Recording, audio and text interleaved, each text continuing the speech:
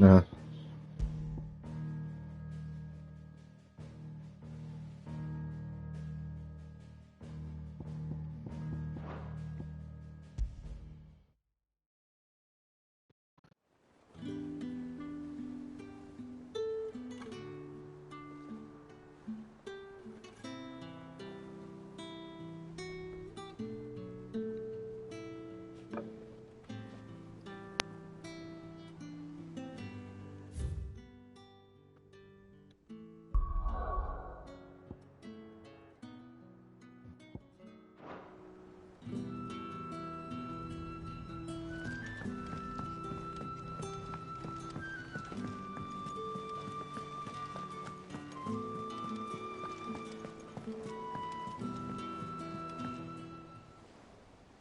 oh, I didn't have to click on them.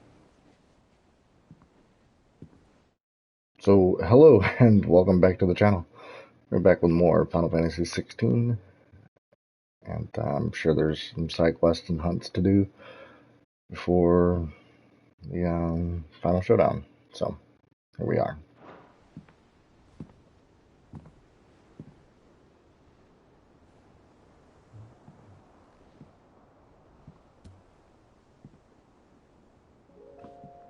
Ultima may have created us, but he doesn't make us who we are. Only we can do that. And if he would have us fight for our survival, so be it. It's what we've been doing all along. Much like Ultima himself, it would seem. His new world being naught but a means to survive.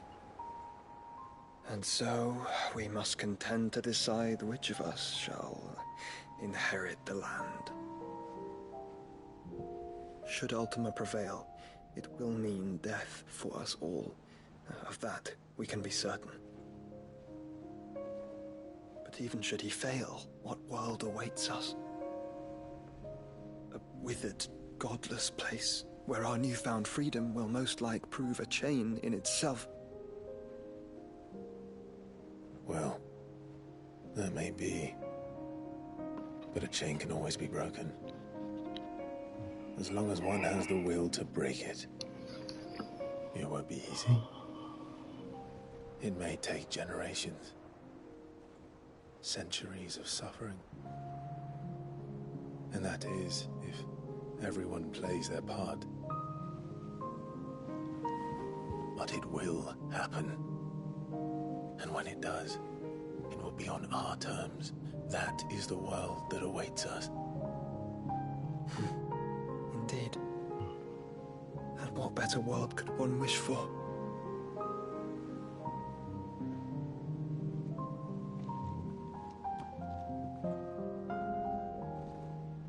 But first, we have to reach that crystal. Then it's a good thing I have wings. You can barely stand, let alone fly. And only the Founder knows what horrors await in those skies. You certain about this? Am I certain?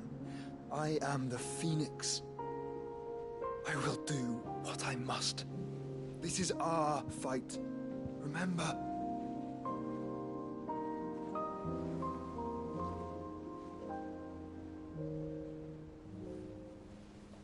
All right. I yield. But only what you must, yes? I am still your sworn shield. That you are. And what of my wings? Lest you forget, you go to stand against a god. I would not have you succumb to fatigue before the fight begins. Ifrit, your brother mentioned that some few of the dominants who had lost their power to you were still able to prime. Is that true? It is. But their icons no longer submitted to their will.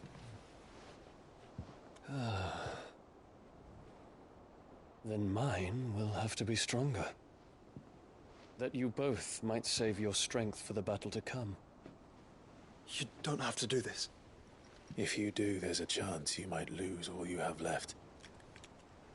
And what have I but regret? My life ended in the Dominion. I fear death no more. Besides, I would have words with Ultima. He has much to answer for.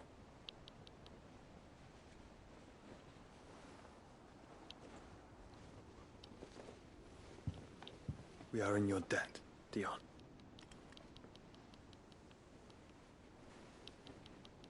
We can speak of debts when this is over.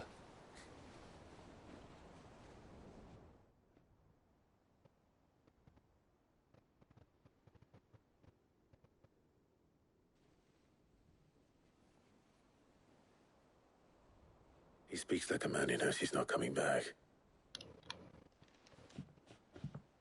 And has come to terms with that. That doesn't mean that we have to, does it, Clive? Time to talk to Jill. I only hope she understands.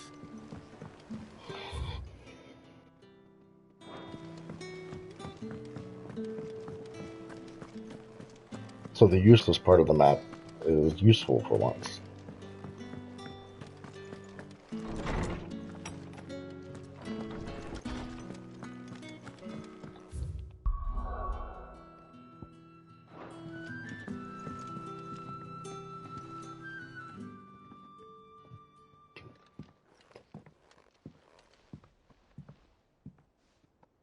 Come to wish on a star. That might not be such a bad idea. This is it, Jill. You know what I have to do. Why I have to do it. There's no turning back now. This is where our journey was leading us. Where it will end, for better or worse. I could pray to Metia for you. But you'll be all right, won't you, Clive? You always are. I did promise we'd watch the moon together. I'll be waiting.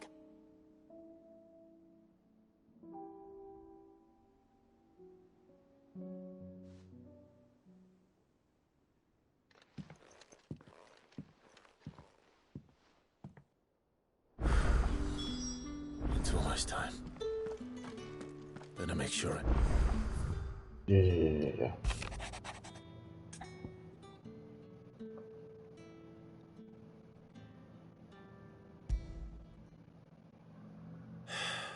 What is it this time, Torgal?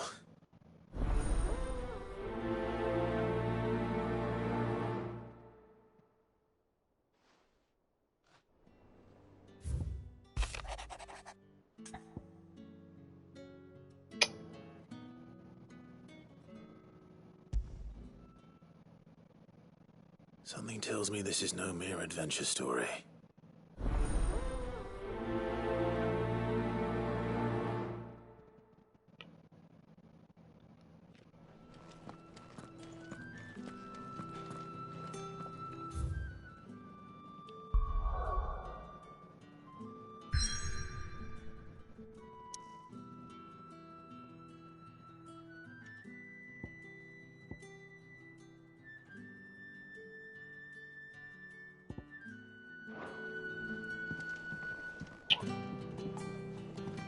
Not too bad.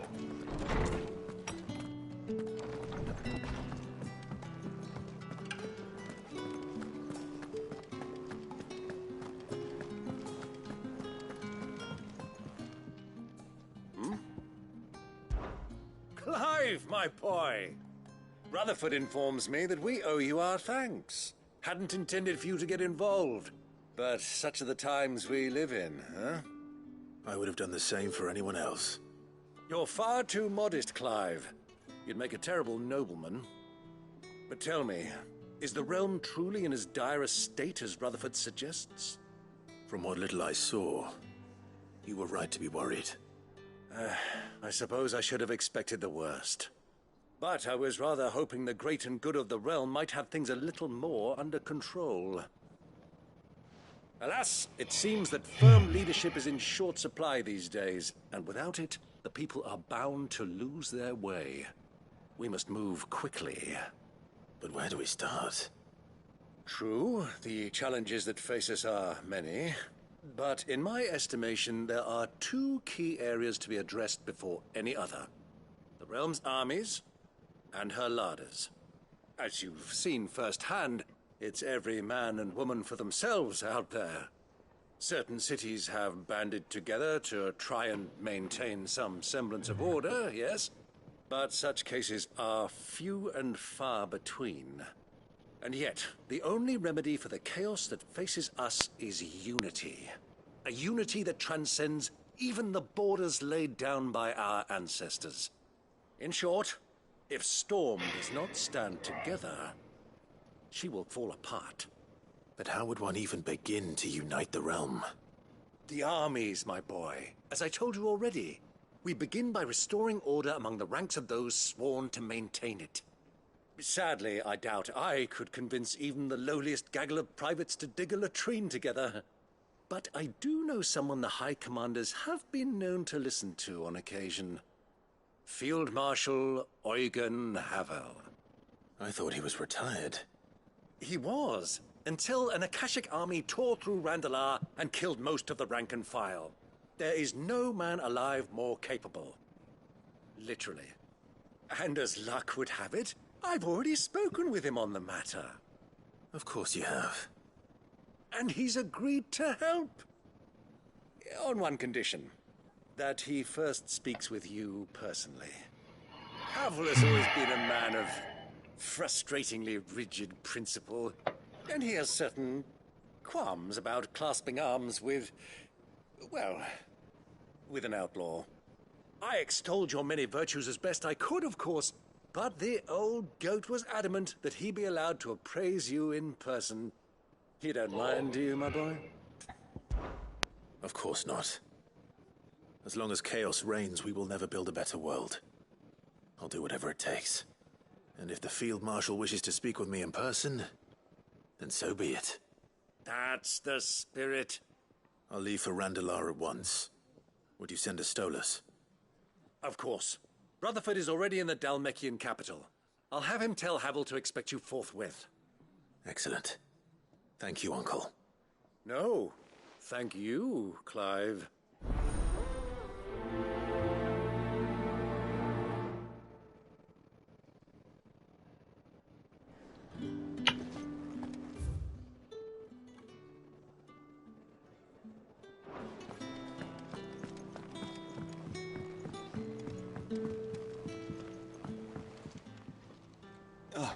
Clive. Joshua, what's wrong? And don't say nothing. It's not nothing. I've received word from Cyril. The Undying have found Father's will, or something akin to it. His will? How? Where? In the crypt beneath Rosalith Castle. After Kupka was kind enough to drive out the Imperials, the Undying took the opportunity to recover what relics of the Duchy yet remained. And in the process of doing so, they found a letter from Father. I'm surprised anything survived down there. Cyril asked that I join him in Tabor at my convenience. I have been meaning to go, but would you join me? Of course. I want to know what's in that letter as much as you do. Very well. I am ready to leave when you are.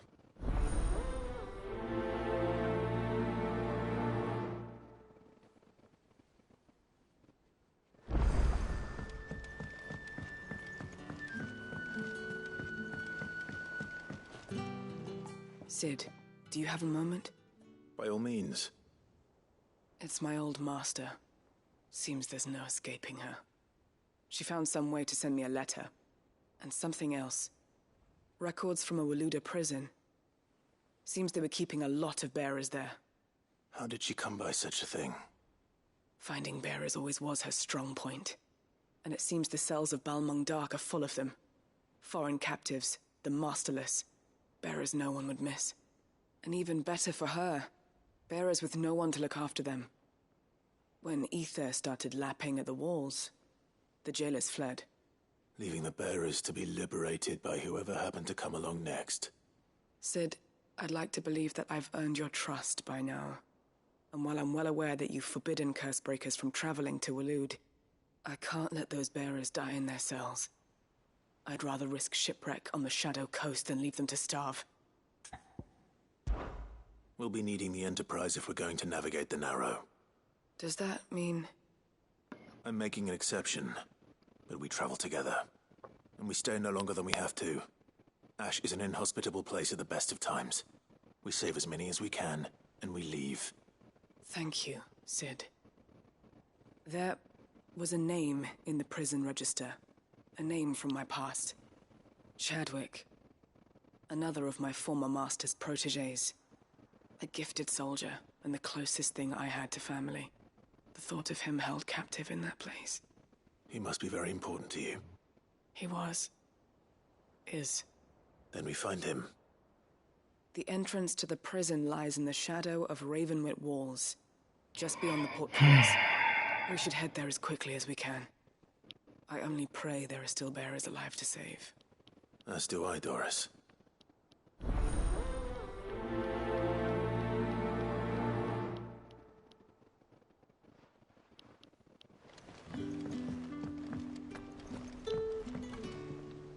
Sid, I was wondering if you could help me.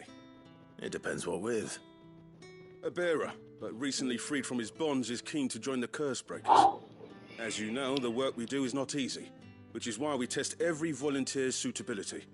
I was hoping you could oversee this one's evaluation. I don't mind, but why this one? Because he wants to be a scout. Our ranks are filled with men and women capable of breaking chains and putting slavers to the sword. But scouting, we're few with the nose for that, which is why we still rely so heavily on Gav.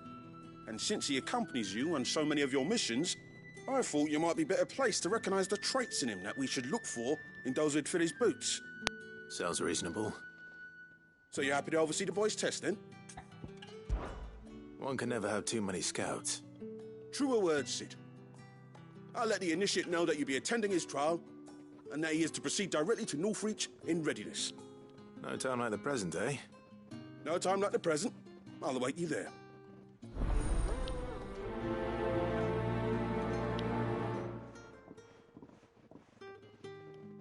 Northreach. I don't suppose they could have chosen somewhere closer.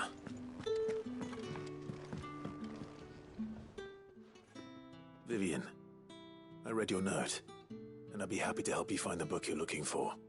Thank you, Clive. But tracking it down will not be easy. Are you sure? Please. You have always granted me your wisdom and insight whenever I asked. It's only right that I return the favor. Or at least attempt to. You are too kind. Alas, what I ask of you is rather more trying than delivering the odd lecture. I spoke with Harpocrates to see if he had any inkling as to where another copy might be found, but perhaps it is best that you hear the details from him. If you say so. Forgive me, Clive, for asking this of you. But this book, it set me on the path to becoming who I am today. Its importance cannot be overstated.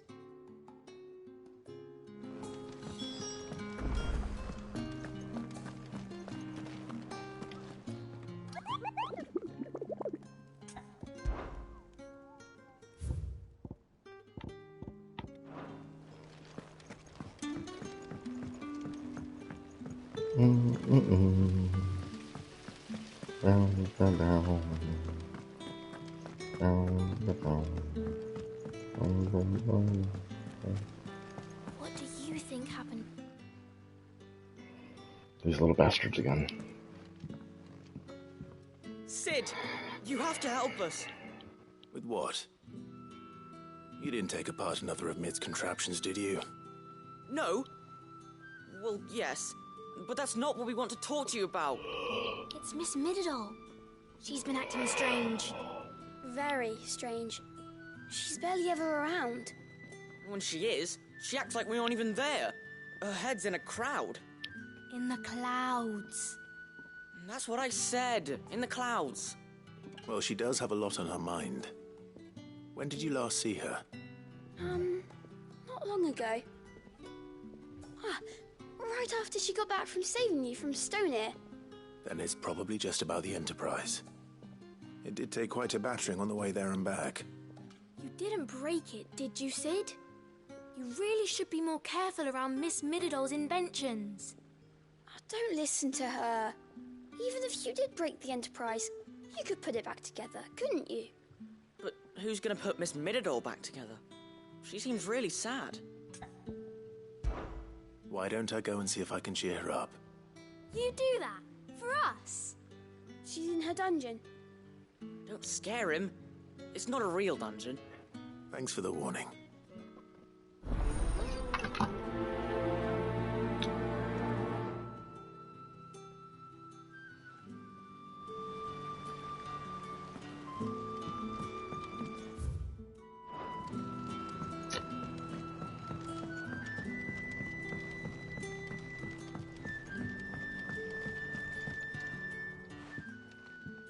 Mid, if you have a...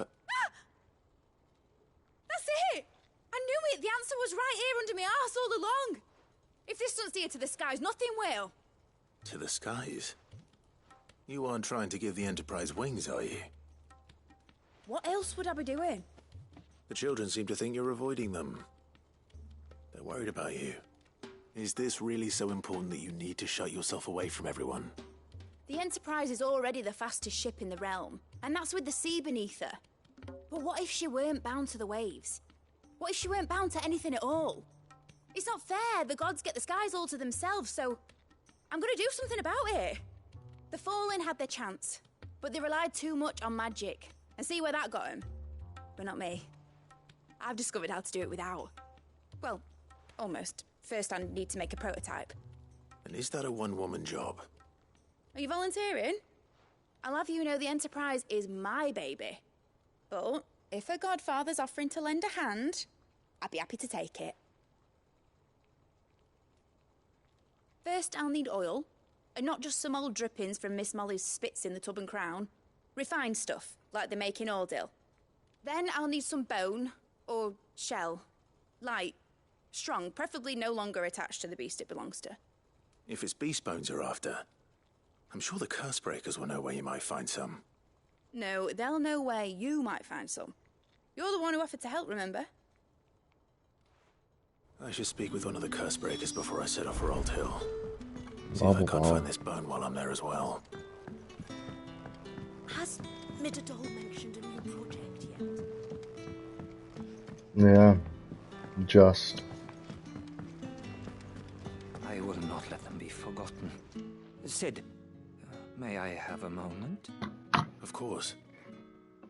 It is an honor to finally speak with you. My name is Herman. I've been with the Cursebreakers for some time now, and I wish to be deployed to Ash. Any assignment will do. No. The lands across the Narrow are too dangerous. I will not send good men and women to risk their lives needlessly. Why would you want to go back? I need to retrieve something. Something important.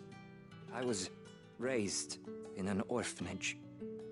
The Badbach Conservatory. Or rather, I was held captive there. It was not a place of nurture. It existed solely to turn bearer children into mindless weapons. We were tortured until we feared no pain. Tormented until our hearts turned to stone. And few ever survived long enough to become tools of the last king. I can't imagine. I lost so many. I can't even remember all their names, but they must be remembered. They cannot fade away, faceless and forgotten. The Institute was run with military precision.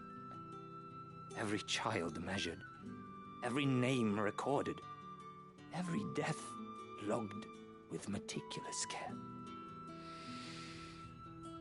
Sid, allow me to travel to Ash and recover the registry, so that my brothers and sisters might live on. You were a good friend, Herman. But the fact remains that Ash is simply too dangerous. Cid, please. Even should it cost me my life. Too dangerous for you, Herman. But not for me. I'll go to Bad Bach and find the registry. You will?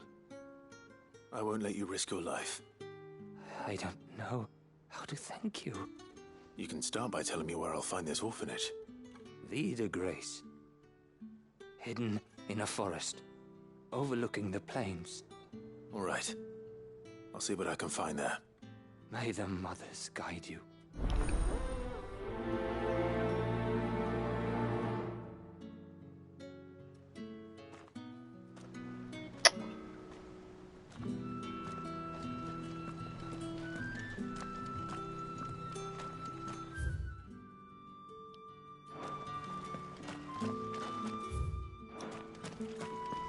Do you suppose it's magic keeping the thing afloat?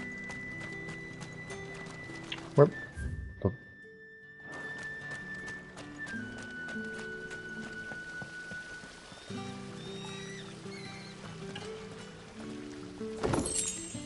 Alright.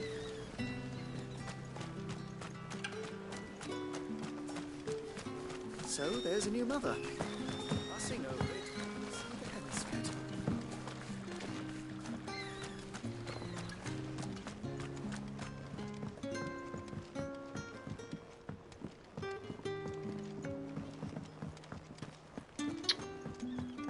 May not have ever been up there before.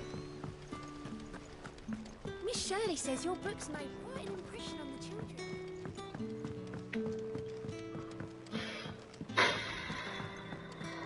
Thought I was ready for side quests. Prepped enough.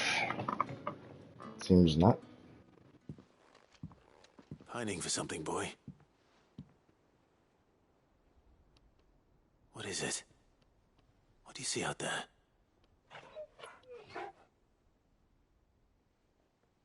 I never did ask where you got that anklet of yours.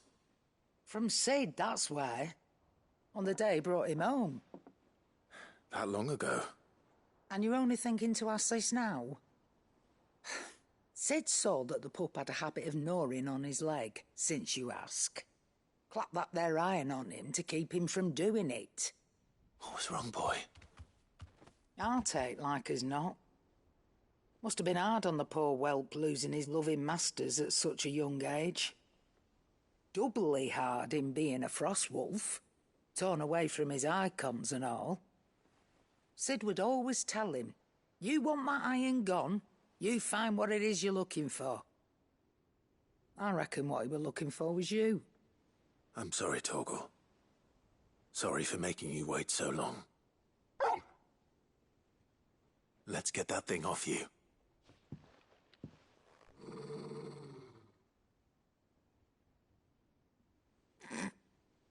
Doesn't sound like he wants it off. Indeed. You miss Cid as much as the rest of us, don't you?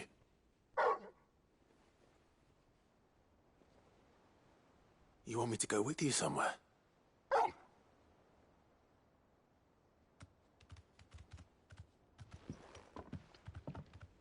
Quick, aren't you? Glad you've been paying attention. Not nearly as much as you have, Lady Karen. Aye, good thing and all. It's not like Gav would have kept him in nuts and rubbed his belly these past 10 summers. Your kindness is appreciated. You've been a good friend to him. Only because he doesn't talk back like the rest of you. Go on now.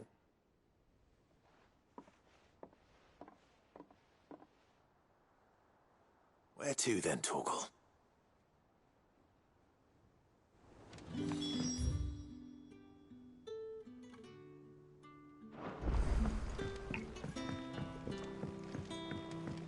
Say what you will, Lady Karen has seen herself.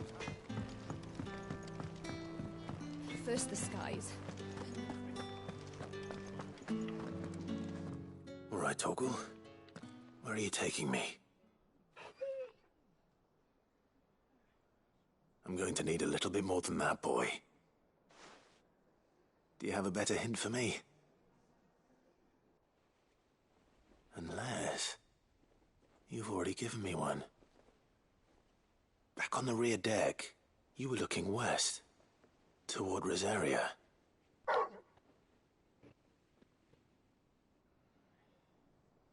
Why don't we try the rookery?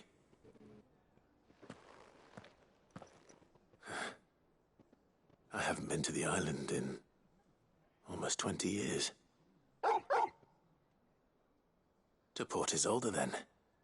Fingers crossed the old mooring is still there.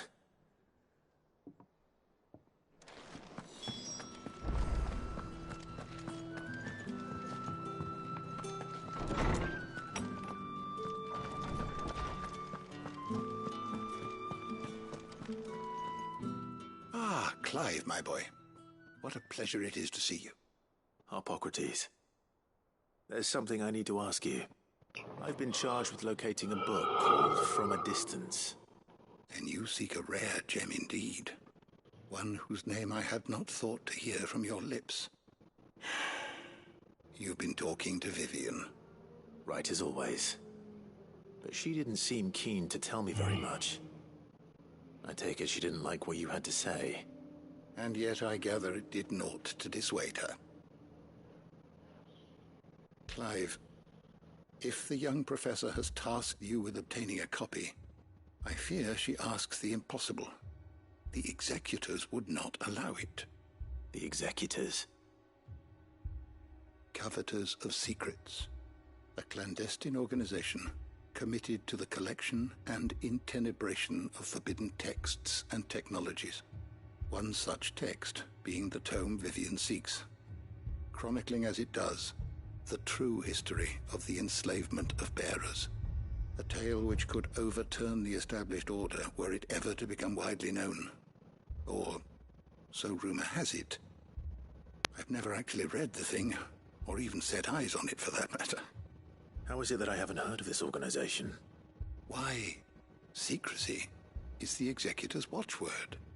They lurk in the shadows, emerging only to seize that which must be seized, be it books, inventions, or people, before disappearing again, leaving nary a trace. Which would explain why Vivian's copy was snatched from her grasp not long after she found it.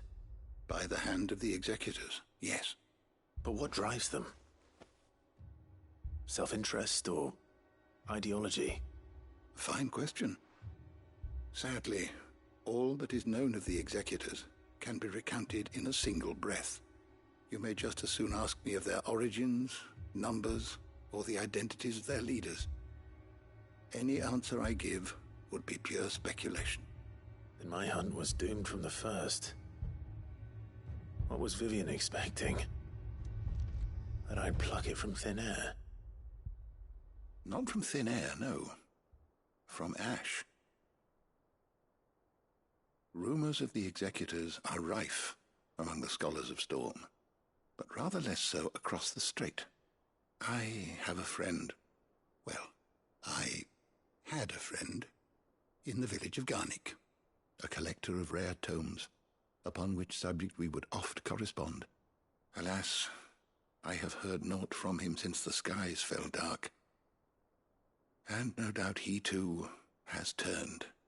But though he did not mention it by name, it is possible that a surviving copy of From a Distance yet rests upon one of his many shelves, quietly awaiting discovery. If you were, by some chance, able to save even a single book from the poor man's library, I know his soul would rest easier. Very well. When I next find myself in Waloed, I'll be sure to pay Garnick a visit.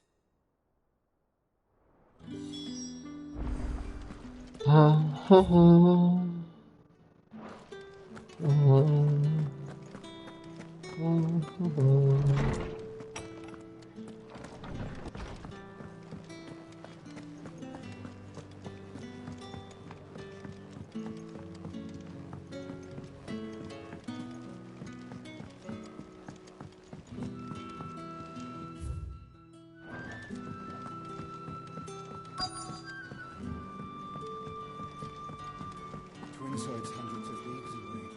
All right, Sid. come to buy us around, have you? Only if you earn it. Mid needs a piece of light but durable bone for her next project. You've encountered your share of beasts on your travels across the realm. Any ideas? Most bones are the same. Whack 'em hard enough and they'll break. If it's durability you're looking for, shell will serve you better. You know what an adamantus is? I do. And I know to give them a wide berth. Will any old adamantus do? Well, with shells, the older the harder. There's a rumour of an ancient adamantus down in Karava, near Ul Bidza, or what's left of the village anyway. But don't expect to make quick work of the bastard. There's a reason it's lived as long as it has. I'll keep that in mind. Thank you.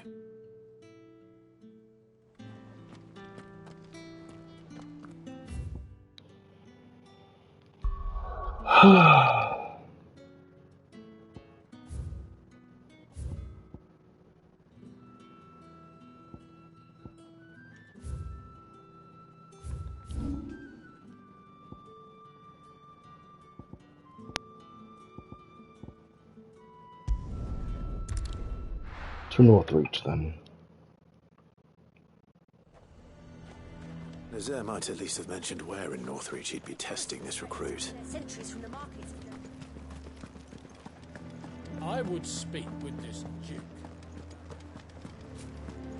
Saw the captain just now.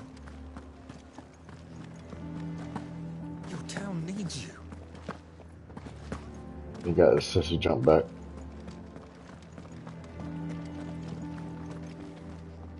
Do you have a moment, Clive?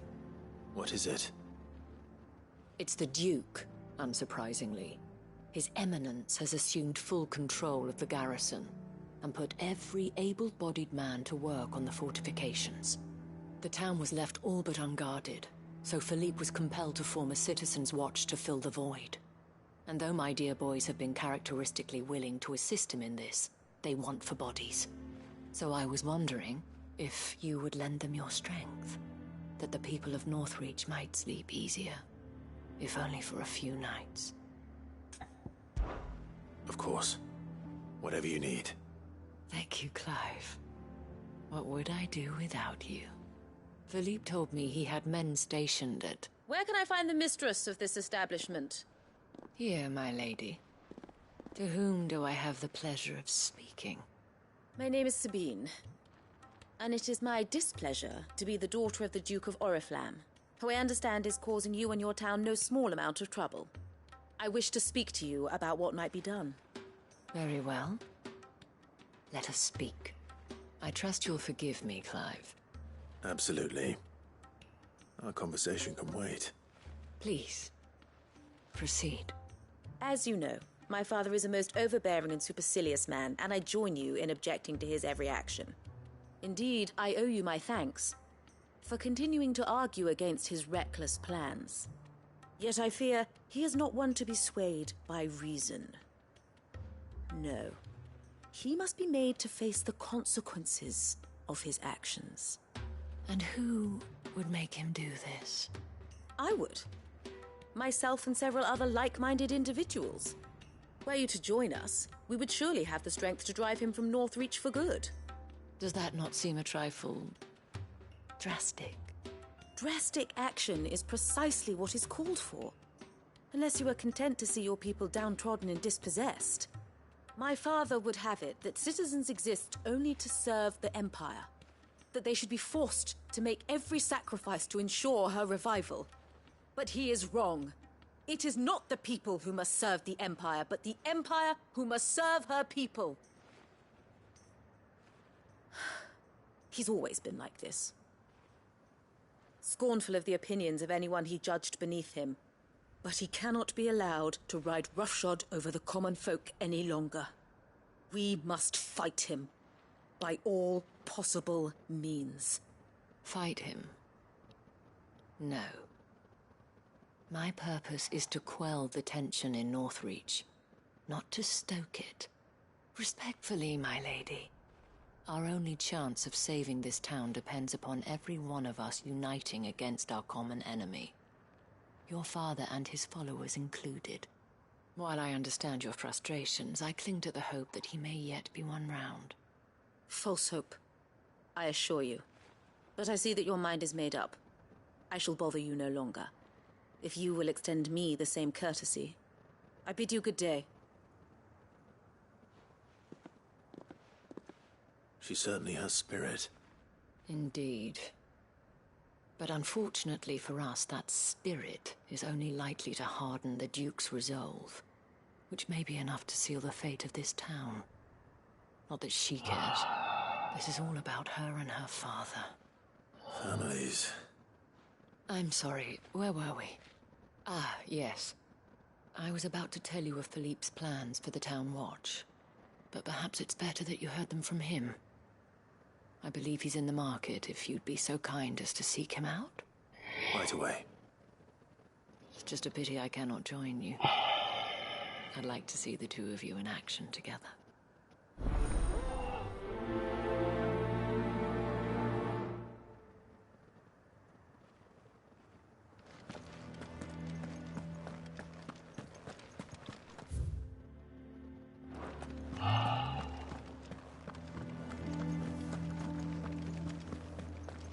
Your town needs you. I saw the captain just now.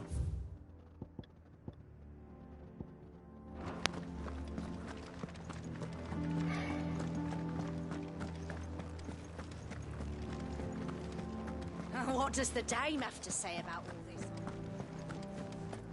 So you are content to abandon the... Please, I beseech you. If you are a true son of Northreach, you must fight to defend your home. That's exactly what I am doing, milady. Or trying to, at least. The land is crawling with fiends. Someone has to keep watch. Even when our true enemy is hiding in the garrison? Fine. You're not the only able-bodied man in Northreach. Thank you so much for your help.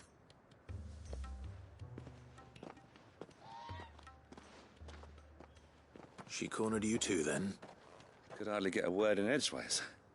Like father, like daughter, eh? She made an uninvited appearance at the Vale earlier, hoping to convince the Dame to join her in fomenting rebellion. I bet that went well. Her ladyship seems to have a way with people.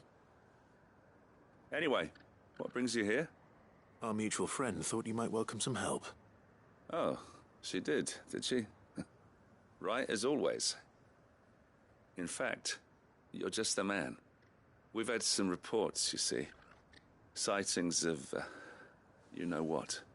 They're back. Seems that way. All over, too. We haven't been able to confirm anything yet, but if you're willing, you could go and see what's what. Right. Where should I look? You know Grieger's Weep? One of the sightings places them somewhere on its shores. I'm on my way. Thank you, Clive. I'm looking to one of the other sightings. Let's rendezvous back here later.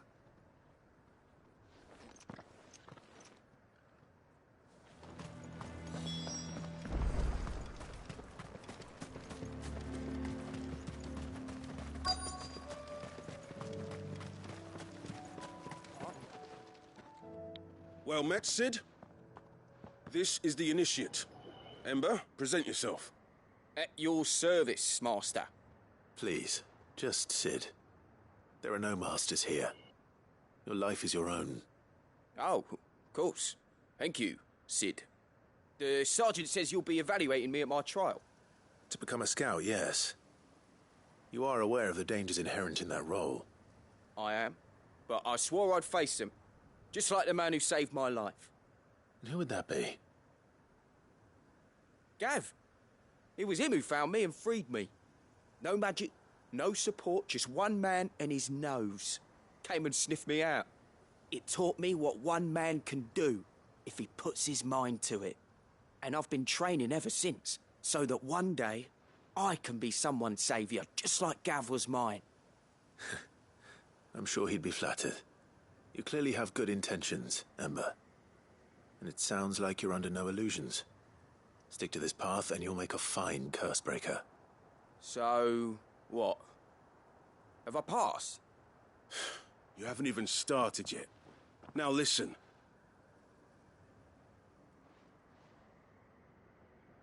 Not far from here is an Imperial lookout, Eastwatch. The guards there record all their sightings in a logbook. You are to find it and bring it here. And bring it here, right. Anything else? No. Sneaking into a heavily guarded Imperial outpost and stealing the logbook would be quite sufficient. You will need to assess the situation, determine a point of entry, create a distraction and effect an escape, all without being discovered and thrown into an Imperial oubliette. Ember, Gav isn't our best scout because he can do everything. It's essential that you know your limits. Know my limits, right. I won't let you down.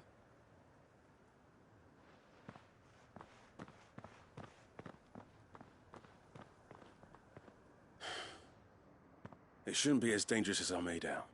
But keep a weather eye on him all the same, would you? On my way. All right, Ember. Impress me.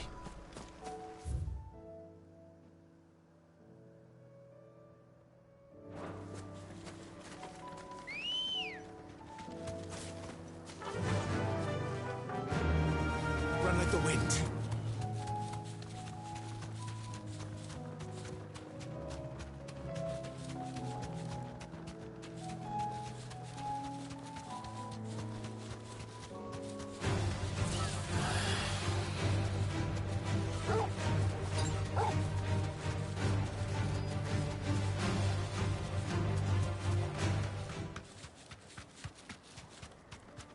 These are clean kills.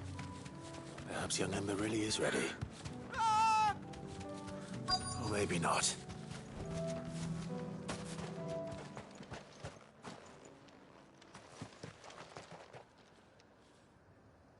Damn it.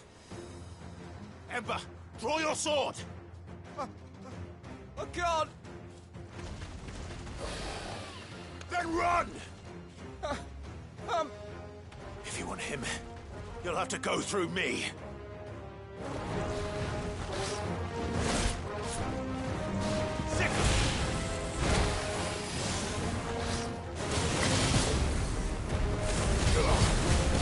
Too slow.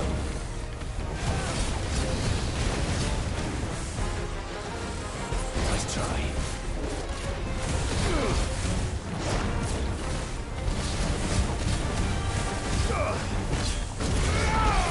Too slow. Nice try.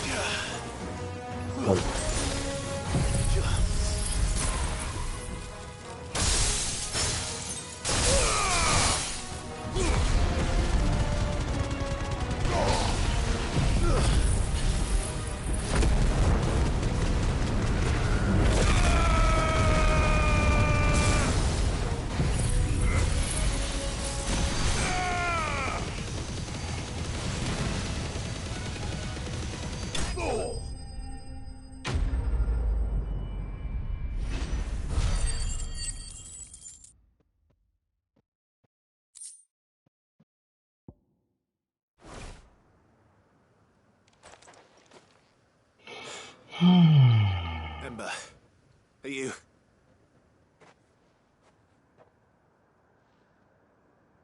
Gone. Of course. Scouts really are a rare breed. Back to Northreach it is then.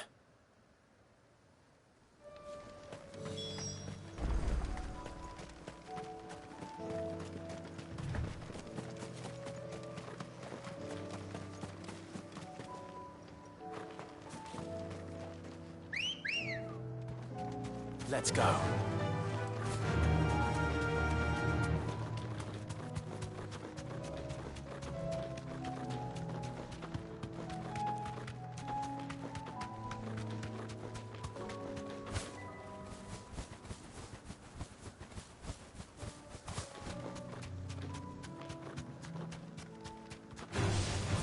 to fight.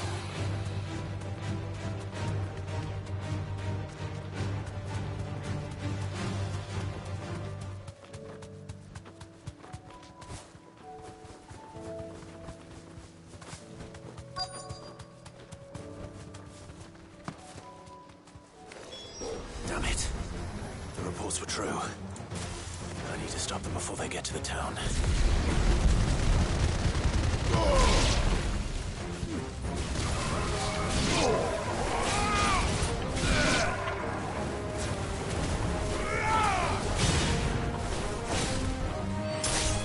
It's over. Blizzard!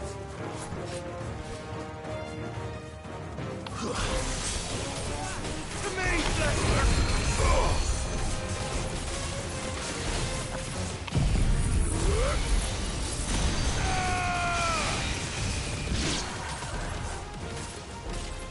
Why is it not hitting that one? What the fuck?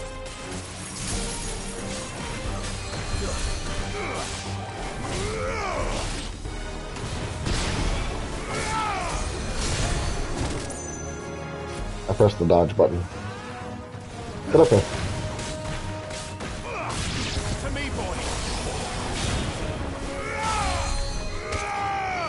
Over here! Attack! Over here! Sick! Go to him! Stay down! Attack!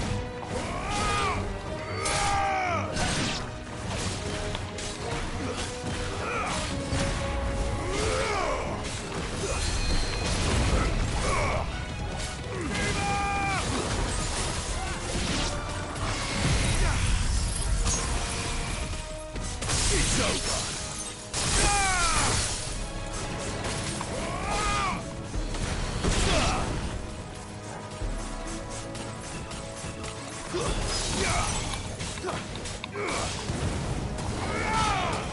Enough!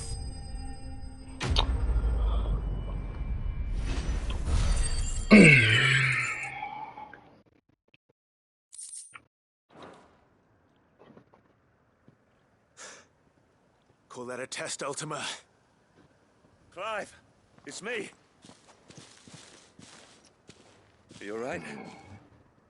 I am. But it seems the reports were true. The thralls have returned. I dispatched the few that I found, though.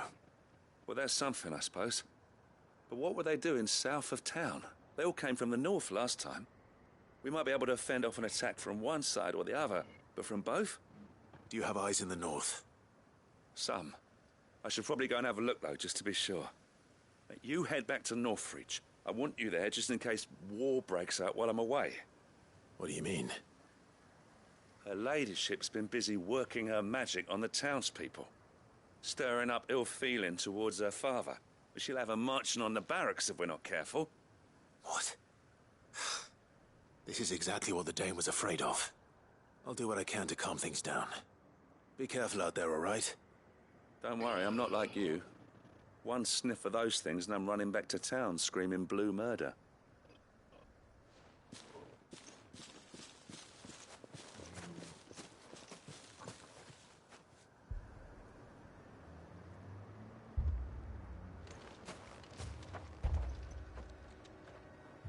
Right.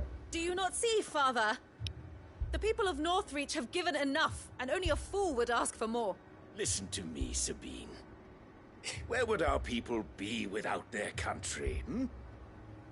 The Empire is their sword and their shield. It is she that ensures they can live without fear. She just brought Dion here. On the brink. Without their sword, how will the people fight? Without their shield, how will they protect their kin?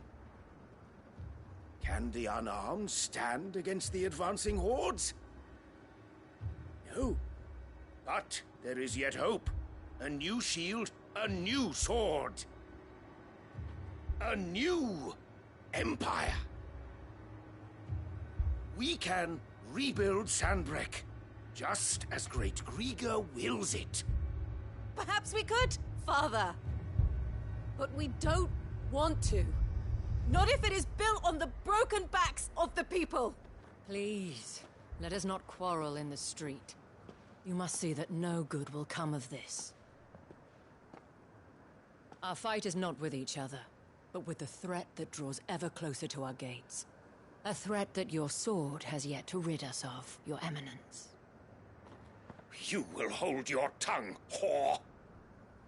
You may have filled my daughter's head with your heresy, but I will not be corrupted. Corrupted? Your daughter's opinions are her own, as you would know if you had ever deigned to listen to her. At least I hope they are your opinions, and not posturing born of a family feud. Northreach deserves better than that. Northreach deserves better than you, Carla. Yes, I know who you are. The slut of Twinside who bedded a Branded.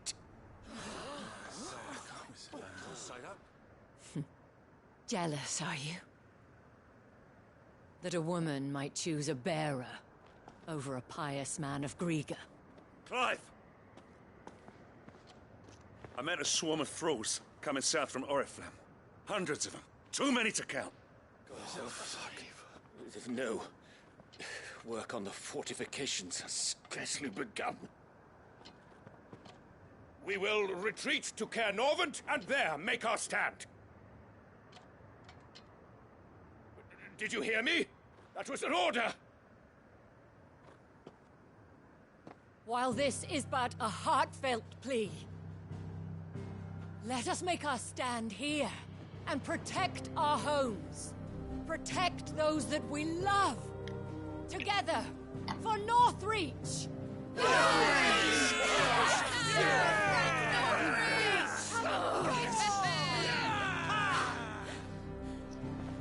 You heard the dame. What are we waiting for? Pikemen to the gates. Archers to the roofs. Quickly, come on!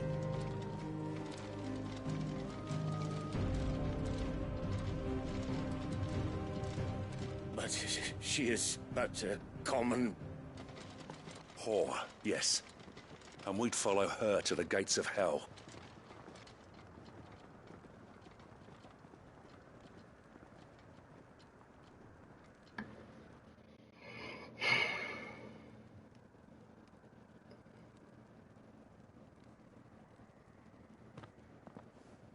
Jesus Christ. The men have their orders, and they look like following them. I got them spaced out at regular intervals. Whichever direction the thralls strike from, there'll be someone there to meet them. Thank you, Philippe. Rest assured the people will play their part. The herbalist has donated her stock of medicines to me. Should any of your men be injured, take them to the Vale. We'll see to them there. Thank you, milady. I will. I'll play my part too. You still want for numbers. Unlike the enemy. I only hope I can go some way to evening the odds. Philippe, can I leave the south in your hands? I doubt the thralls by the lake were the last of their number. Of course. I'll lead a party down that way so we don't get taken by surprise. What about you? I'll make my way up the road to Oriflamme. I fought a few of these things. And while I can't promise to hold them all back, I should be able to thin the herd. All right. But take care. Thank you. Both of you. You can thank us when it's over. Till then, madame.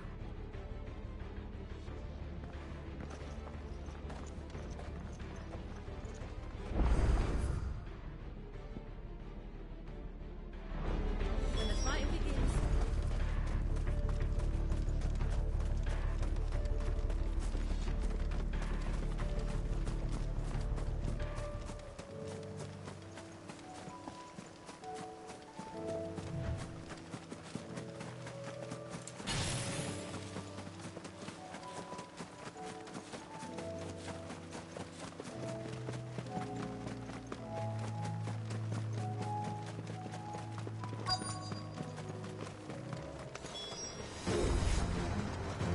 There are so many of them.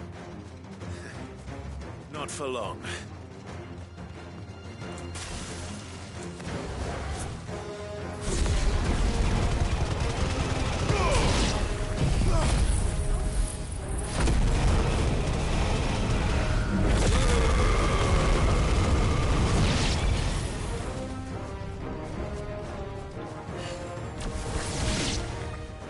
Is it over? No. It's only just begun.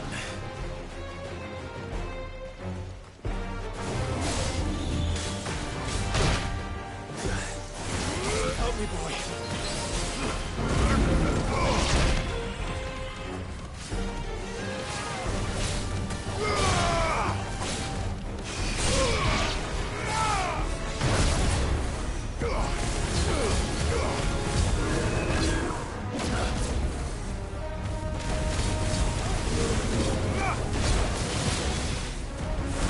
That wasn't very timely.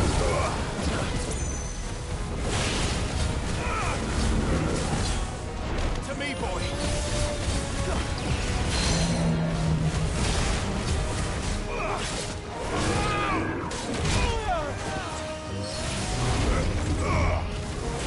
Too slow.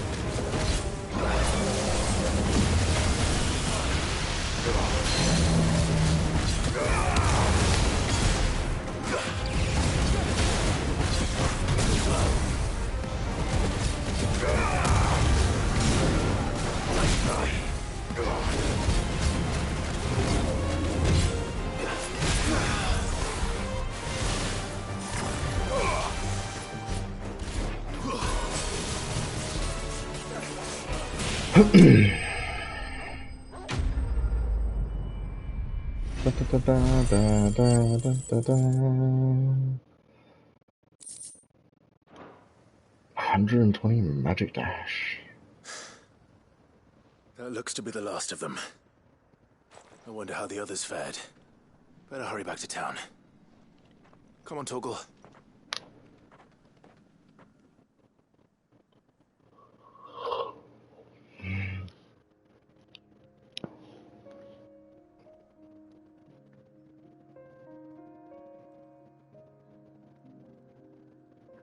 It's been an hour. We haven't finished one side quest.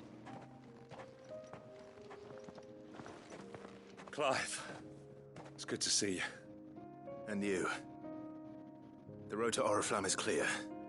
How did you and your men fare? Well, we ended up fighting for our lives down by the lake. Took a few nicks, but nothing the girls of the Vale can't put right. Glad to hear it. Well, it seems we've survived. For the time being, at least. I thank you both for answering the call. You were right. And I was wrong. About everything. I had thought that the only way to unite the people was under the banner of Empire. That without a strong hand to guide them, they would drift apart. To be borne hither and yon by the eddying currents of fate. But you brought them together. Not by force, nor by the exercise of goddess-given authority, but by simply being one of them. By knowing what they feel, because you feel it yourself. Our purpose was ever the same, Your Eminence. You were merely distracted by a loftier vision of empire and glory, while our eyes beheld matters closer to home. You have the right of it again. As did you, Sabine. His radiance said it himself. Sanbreque is naught without her citizens. I forgot that, and I am sorry. I'm sorry too, Father. I should never have taken things so far. I only wanted you to understand how the people felt. How I felt. But my anger got the better of me. Do not blame yourself, my dear. This was my doing. I should have listened to you. To all of you. Your Eminence, your ladyship, I do not doubt that you came here with the best of intentions. But I believe the same could be said of us all. We all want safety, security, prosperity. Not just for Northreach, but for the entire realm. And we may yet achieve it. If only we work together. Will you join us in this? Yes. We shall. Thank you, Your Eminence. Now that that is settled, I must go and see to the wounded. The Vale's doors are always open to any soldier in need of relief. And today there are more than ever before.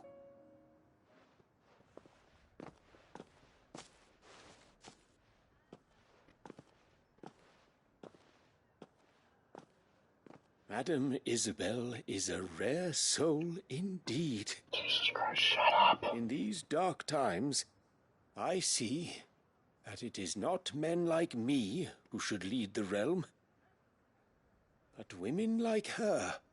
You're right.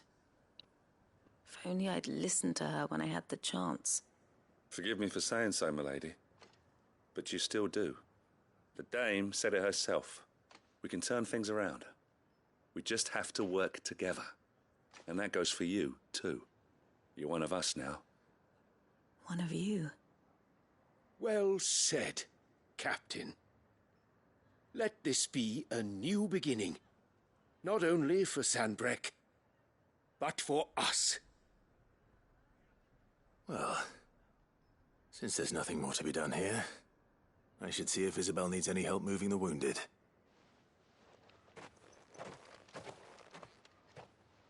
Can we get you anything?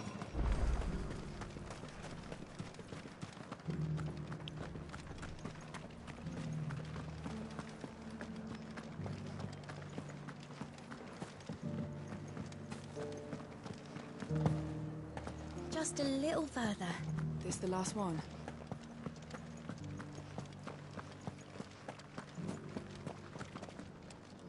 How goes the treatment of the wounded? I'd be happy to man one end of a stretcher if it would help. You've helped quite enough for one day, Clive. Thank you. Don't mention it. Oh, but I must. After all you've done for this town, it is the very least you deserve. Tell me, if Northreach had fallen, a woman of your means could find a home anywhere in the realm. But I sense you would rather have died here. It's a long story. For you, madame, I have all the time in the world.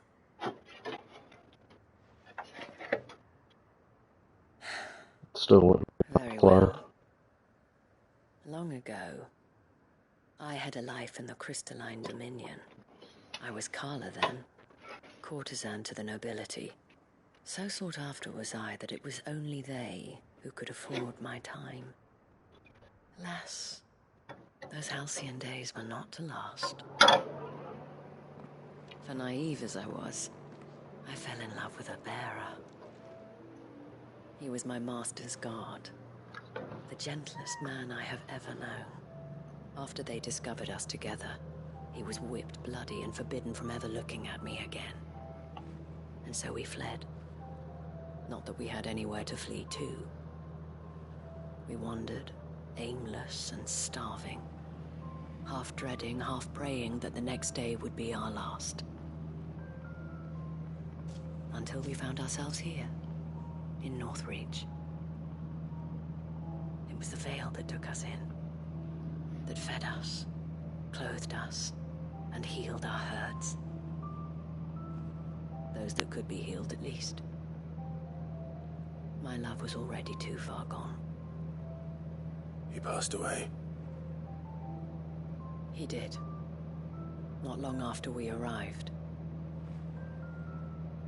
But at least we were able to share a few moments of peace before the end. It was the greatest gift I have ever received. But the generosity of this town and her people did not end there. The men and women of the Vale supported me through my grief. Shared in it, though I was still a stranger to them. They treated me like a sister. And so I swore that I would always do the same. That I would return the kindness that Northreach showed me. That I would repay my debt to the Vale.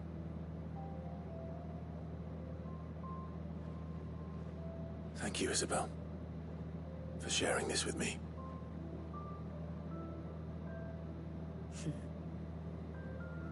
You're a lot like him, you know. Perhaps that is why I have such a soft spot for you. Never stop fighting, Clive. And I shan't either. I know that it will not be easy to keep Northreach together. But our efforts will be rewarded. Just look at us now. The people, the soldiers, even the Duke of Oriflamme and his daughter. All united in defense of this town that we have come to call our home. And what of you? Can we count on your support too? Always.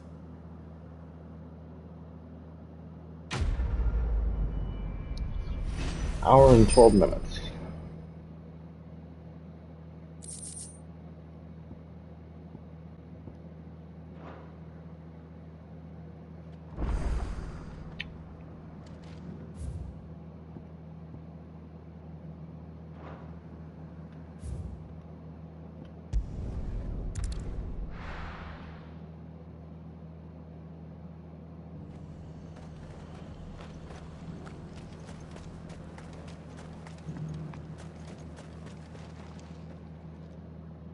I didn't expect you back so soon. Where is Ember? How did he fare? I thought I'd find him with you. He must have fled. I followed him to Eastwatch, where I found him being set upon by a wild Avis. He was just standing there. Didn't even draw his sword. I had to step in and take care of things. But by the time I had, he was nowhere to be seen. I assumed he'd set off in your direction, but apparently not. I'm sorry, Sid. I knew the boy had a nervous streak, but he seemed like... The right man for the job? I believe this is the logbook you tasked me with retrieving. Hey? How did you... Don't you tell me you breached the tower while Sid was busy saving your skin. What? Wasn't that what you asked me to do? To bring the thing back without getting caught? He has you there, Nazaire. And he did it all on his own. But Sid, he did what he thought was best. And now I have to decide whether I agree. Of course. We'll await your evaluation back at the hideaway. Don't you leave my sight. Yes, Sergeant.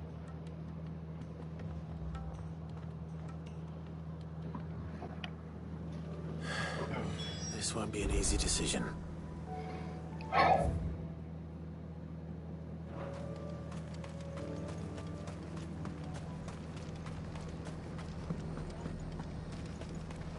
Break it online. Anything you like?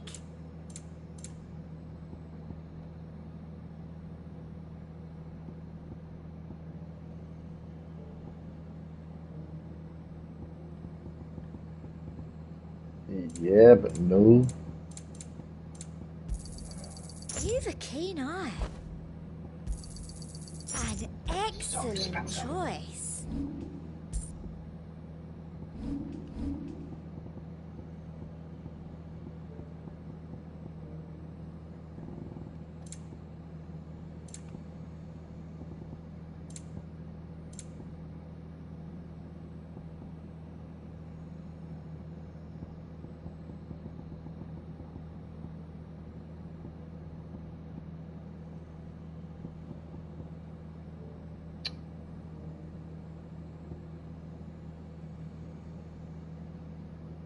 Clearly I won't need 2,000 of these, right?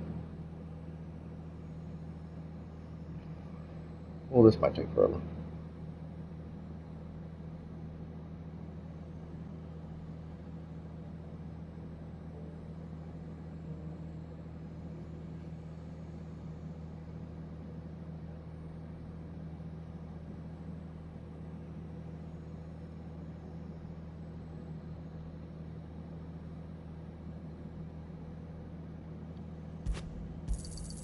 That's the best I can do.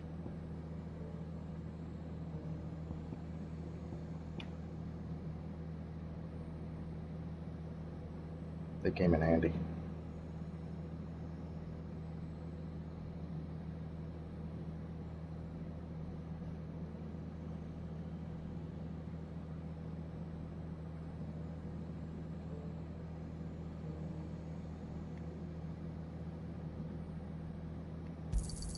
Thank you.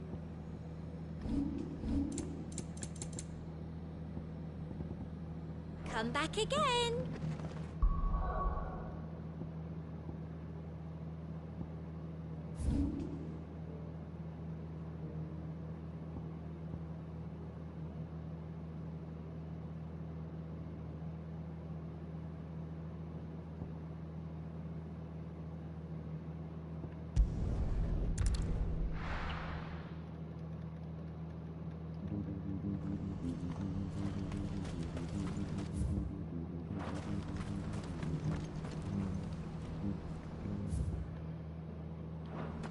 Do you see that too?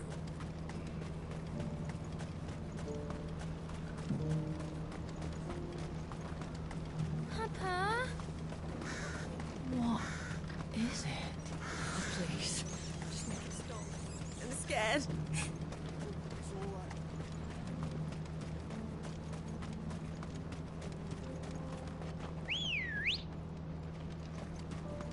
Come on. Fly, Ambrosia.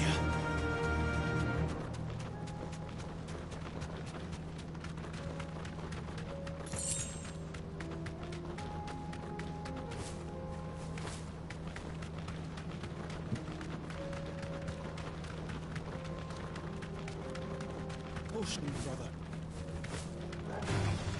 All right.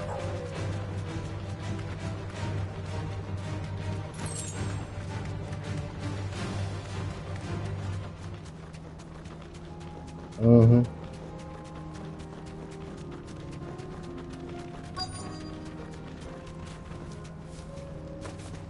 It can't be Rutherford, can it?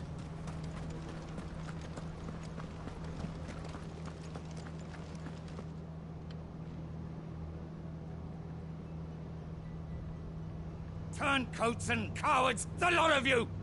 If it's a fight you want, it's a fight you shall have! Allow me. I don't need your... Please, Field Marshal, oblige him. This won't take long. You're right. It won't. Men, finish him.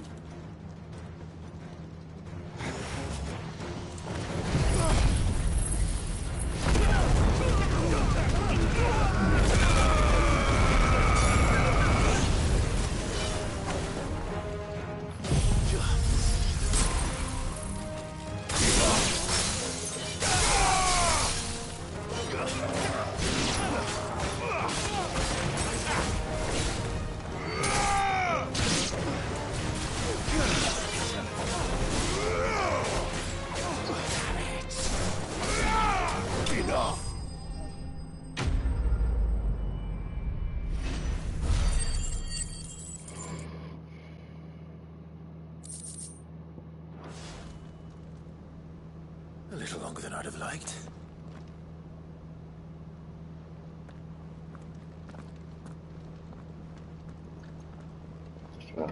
Put that down again if you're gonna talk. Talk. Field Marshal Havel, I presume. Are either of you injured? No, my lord. You arrived just as our escort turned on us. Fucking traitors. I'd heard reports of soldiers in the outlying regions abandoning the oaths they swore. But I hadn't thought the corruption had reached so close to the heart of the Republic. It's a fucking disgrace. Your interfering old bastard of an uncle tried to warn me, of course. My Lord Marquis. Or is Sid the Outlaw more to your liking? Call me what you want. It doesn't change who I am, or the urgency of the message I bring. My uncle has a plan to right the realm, and he needs your help to see it through. Before I agree to anything, I'd have you answer one question. 12. 37. What do you stand to gain from all this? I won't deny that I might benefit from further chaos. But I seek a new beginning for all of us. And while the choices I've made may not always have been the right ones, I know I made them for the right reasons. For so long, so many of us have been told how we could live, how we could die, when it should have been our decision all along. Now we have a chance to put things right. But in order to take it, we must stand together. Even if it be beside those with whom we don't see eye to eye.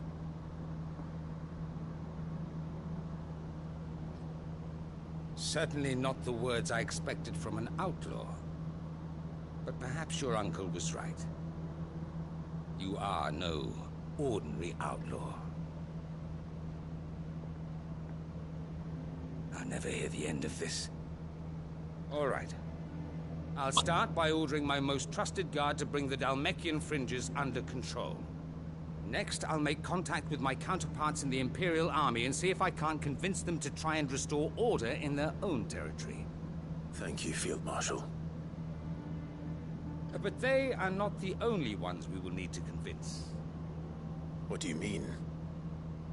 I don't doubt that I can bully some sense into a few generals. But those they answer to require a different kind of persuasion. And when it comes to honeyed words, well, we will need an envoy. One who can court even the most stubborn of statesmen. You, perhaps. I'm flattered. But I'm no diplomat either. And I have other problems to attend to. What we need is a skilled arbitrator. And I may know just the person. Is that so? And would he happen to be an outlaw too? Of a different kind, perhaps. Beggars can't be choosers. I suppose we'll all have to find a little of the outlaw in ourselves if we're to make it through this. Very well. Send your man to me right away. I shall.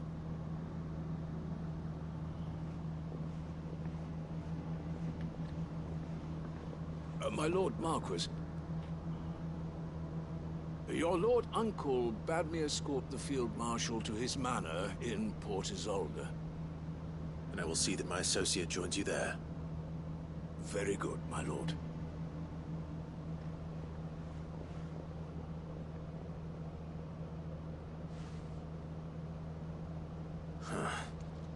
An envoy.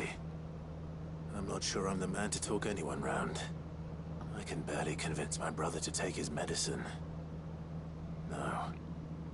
This is a job for someone with experience. Someone like Quentin. I hope I can convince him at least.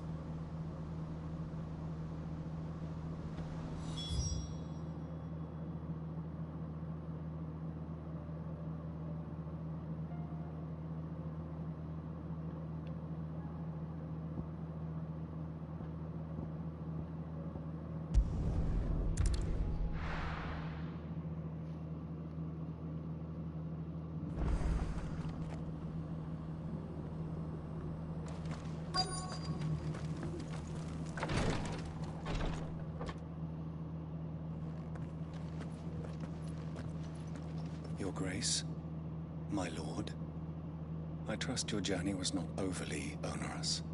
Cyril, you found a letter from Father? Yes, I have it here. —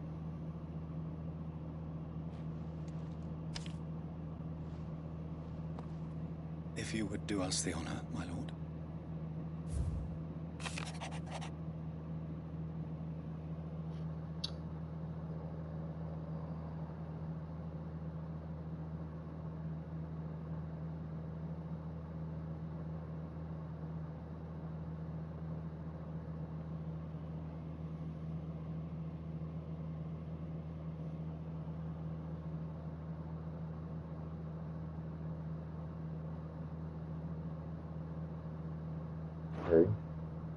An inheritance. Oh, fuck.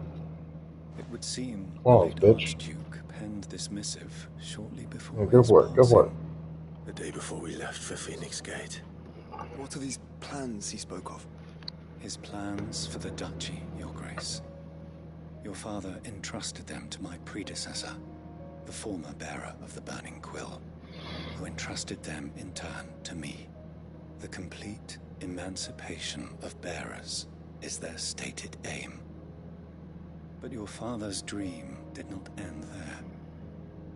His Grace also spoke of building hospices to care for those stricken by the curse, and the founding of a new university to further the development of non-magical technologies.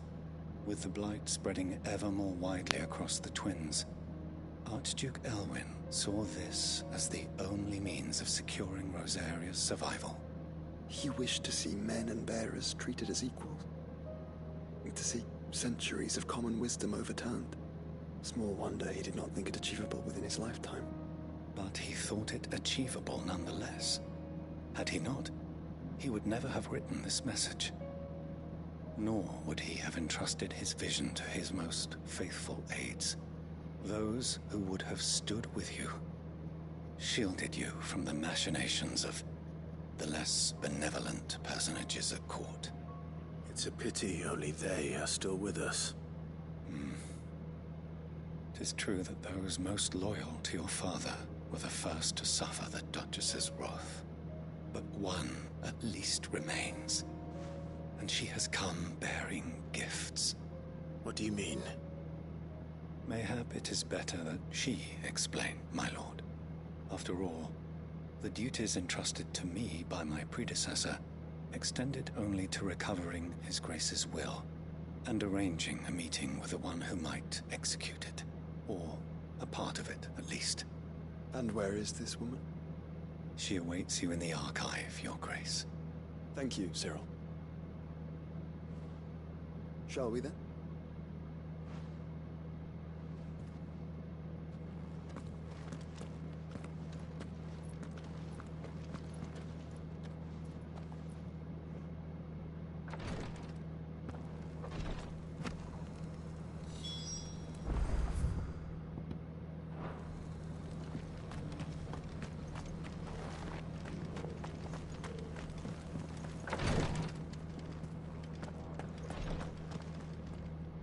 Lord Marquis, if you have a moment. Yeah. What is it, Cyril? I feel like it's going to take 5 moments, One of though. our brethren lately journeyed across the strait in order to pursue a new avenue of inquiry in our ongoing investigation. He sent an owl some while ago, but we have heard naught from him since. Was he surveying another fallen ruin? No. The object of his study was a savior cult that has arisen in Ash in recent years. We believe it may have some connection to the Circle of Malleus, an ancient religion that worshipped Ultima as its god. By gaining an understanding of this new faith, we hoped to learn more of the Circle's original beliefs. And so you sent one of your brothers to Ash? A continent teeming with orcs and Akashic? Fully cognizant of the risks, yes.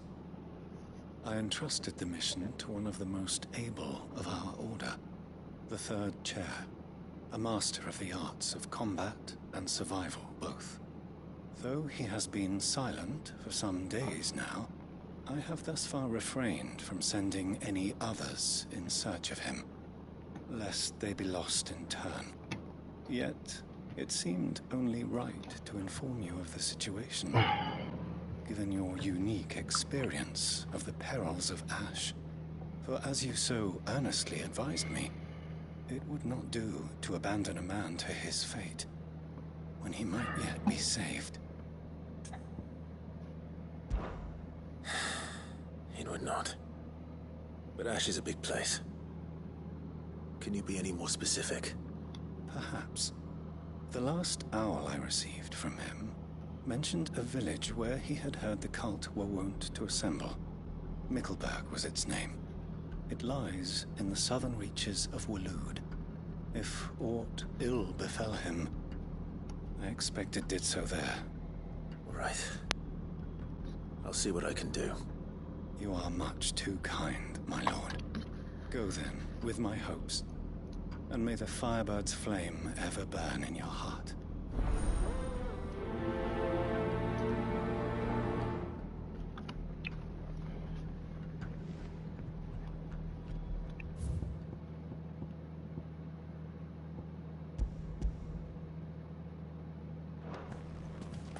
If this new faith really is an offshoot of the Circle of Malleus, then... Let's concentrate on finding the third chair first, shall we?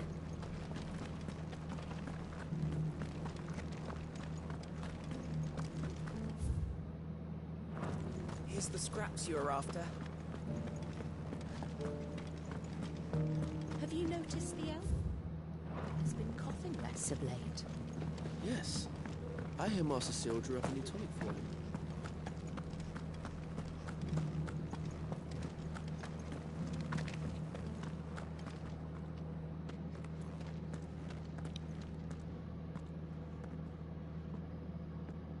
My lord, your grace. I hardly recognize you. I am Goditha, retainer of House Rosfield, loyal servant to the Phoenix and his shields. Your father, the Archduke Elwyn, entrusted me with the delivery of a gift. I only hope you can forgive my tardiness in bringing it to you. Lift up your head, Lady Goditha. You have our gratitude for your service to our house and to our father. I merely did my duty, as any proud Rosarian would. My lady, perhaps you could explain a little more? What exactly is the gift you bring? As I'm sure you know, it has long been the custom for the children of House Rosfield to be presented with certain keepsakes upon their coming of age. Indeed it has. Our father often spoke of the day when our turn would come. And had he lived to see it, he would have presented you with the treasures I bear. Matching armbands for you both. Alas, he did not live. Indeed, he was taken from us even before they could be completed. He had intended to claim the Heartstone with which each armband was to be finished himself, but it was not to be. And his gifts remain incomplete. I see. It saddens me to bring them before you, as they are. It was your father's wish that you be presented with the finished articles, not these works in progress. But with his grace long since gone, and the stone left unclaimed, I had little choice. You are grown men now, and his house is yours. And while I would not presume to insist upon your claiming the Heartstone in his stead, I know that nothing would have pleased him more than for you to do so. Thank you, Lady Goditha. What say you, Clive? What else? Of course, my lady. May our father's will be done. Oh, I am much obliged. Do you know where we might find this Heartstone, my lady? I do. Though it may be a matter of a good deal more than simply happening upon it. It is found in the bellies of elder griffins, you see. We do at least know where to find one. A certain specimen has made its nest in Titan's Wake, not far from here. A certain specimen? You are most perceptive, Your Grace. In answer to your unspoken question, yes. In fact, this is the very same beast your father meant to slay. I have been tracking its movements since you were but a boy. Were you to slay it in his stead, as men of House Rosfield, it would surely make your father proud. What say you, Joshua? What else?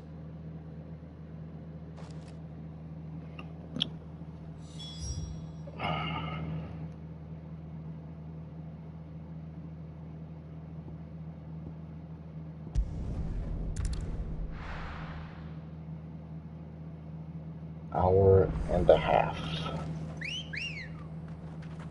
Ready, go? Yeah. On to slay a griffin. Eyes peeled, Joshua.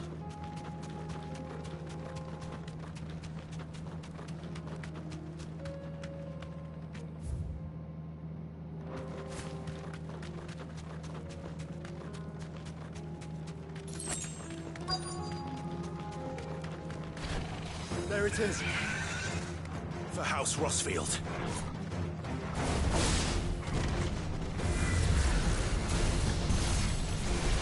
Oh, that's so cool. They're awesome.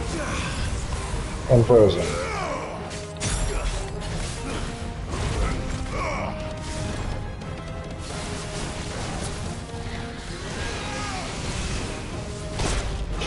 I saw it coming and still.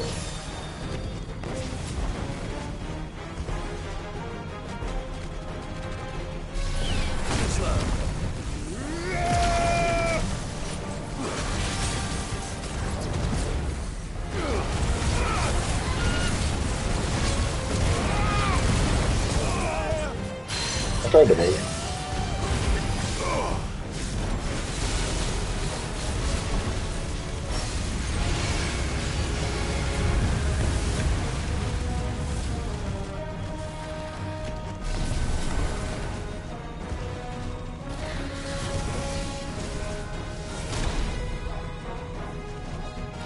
Help me, boy.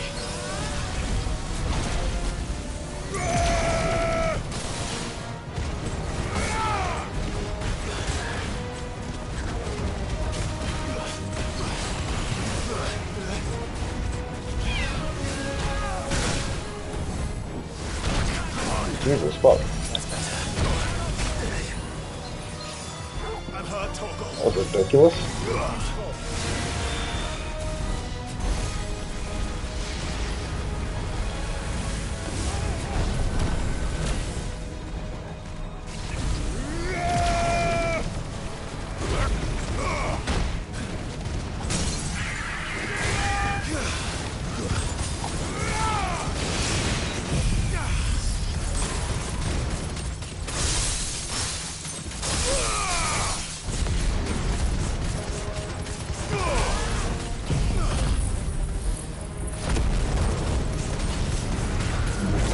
Oh, you're not gonna live much longer, are you? It's fine.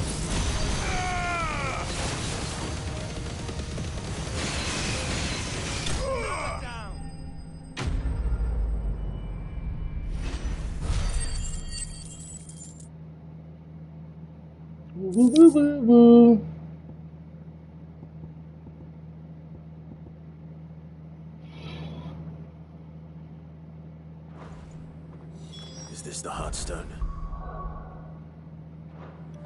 Wrong button.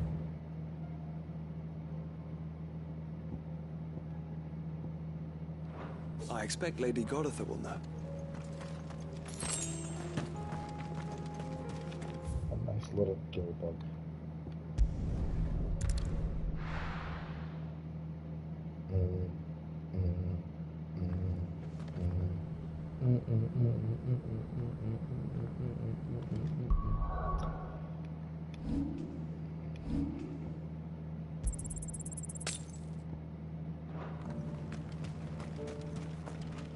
Welcome, welcome.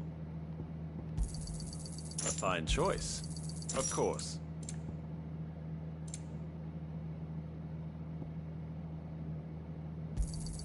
A fine choice. Was it now?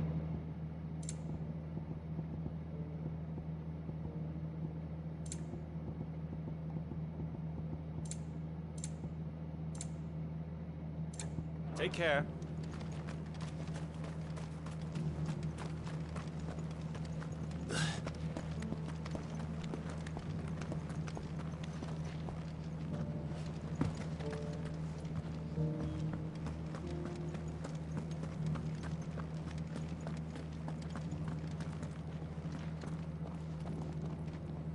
Oh shit. We're on the wrong side. That's fine. How are those new boots treating you? My boots aren't quite so new anymore. Beneath the flood, yes.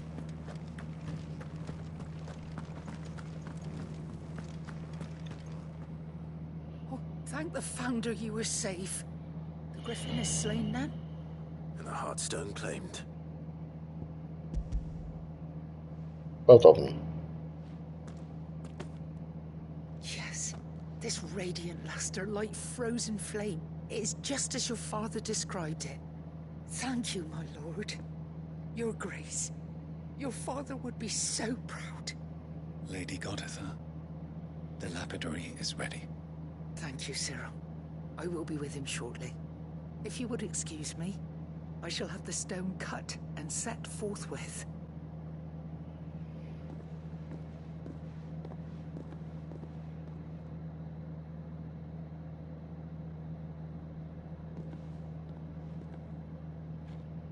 The armbands are complete. Pray, take them. They are yours, after all. Heartstone is harder and more enduring than garnet, or even ruby. It symbolizes unwavering will and devotion. And the graven vines encircling the stone represent the unbreakable bonds between you. It's a message. Father knew we had enemies both inside and outside the duchy. Enemies who would thwart his vision. Only with unwavering devotion would it ever be realized. And only if we stood together, as Phoenix and Shield, as brothers in arms. Only then might those enemies be overcome. Indeed. His Grace knew the enormity of the task he would entrust to you, his heirs. But this was more than just a message. It was a promise. That he would always be with you. Thank you, Lady Goditha, for remaining the steadfast custodian of our father's will. Forgive me, my lady, but there is something I don't quite understand. The Undying told me that after Father died, Mother claimed all of the ducal treasures for her own. Even if the armbands were incomplete, she would surely not have overlooked them. So, how were you able to keep them from her? Because I was the keeper of the vault. Though I was but a lowly servant, your father spoke to me of his intentions for the bands, of the deep love he had for both of you, and his hopes for your future. In the days before the disaster at Phoenix Gate, I discovered that the Duchess had ordered her jewelry be sent away from the castle. It was then that I knew she meant to betray us. I tried to warn your father, but it was too late. When word of the fire reached Rosalith, I knew my time was short. So I took up the armbands and I fled into the night. And thank the Founder you did. Yet my duty to your father was incomplete. Not knowing what else to do, I followed the Griffin, thinking I might claim the Heartstone on its passing. And so my pursuit continued, until Lord Cyril appeared before me. He informed me that his Grace's will had been recovered, and that his sons were alive and well. Lady Goditha, on behalf of my father and all the people of Rosaria, I thank you for your loyal service. As do I. Thank you, my lord. Your Grace, for coming back to us, for giving my service meaning.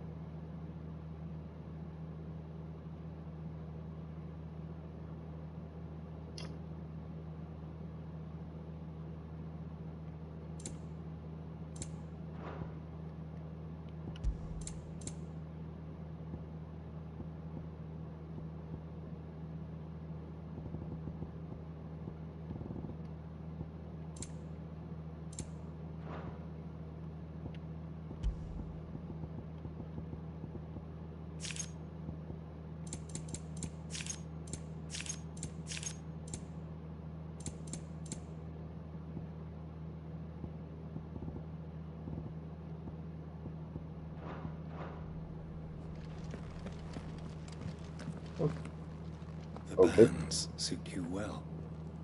Not done talking. Right. It must be gratifying to finally receive the inheritance that was denied you for so long. It is. And we thank you for the part you played, Cyril. If you would permit me to play my part a little longer, might I suggest that you make your way to your father's memorial atop Hawk's Cry Cliff? Let him see that you have received his blessing, and that his vision lives on in you. I suppose it would be churlish not to. What do you say, Clive? Shall we pay Father a visit? I think we should. I was hoping to be able to offer him my thanks before we left for Origin. Your father's helm is enshrined there. It has been since the day we recovered it from Phoenix Gate.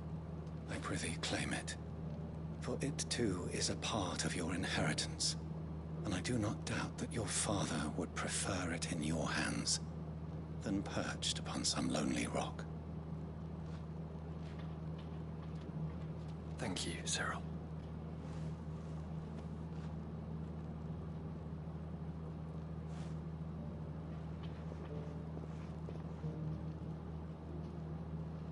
Come on, Clive. He's waiting.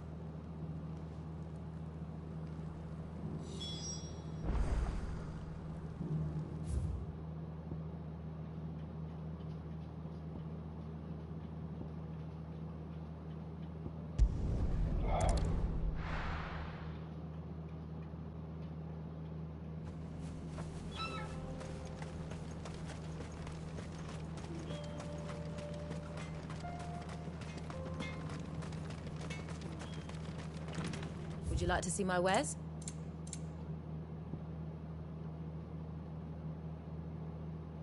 Wow. Farewell, traveler. Traveler. Are those bellows easy to...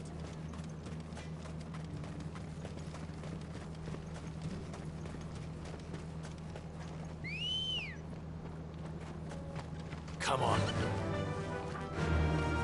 Faster!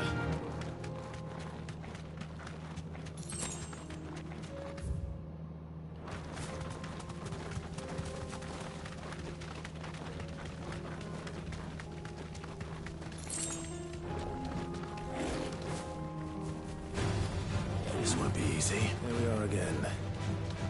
Karava. If you were a tortoise, Torgor, where would you hide?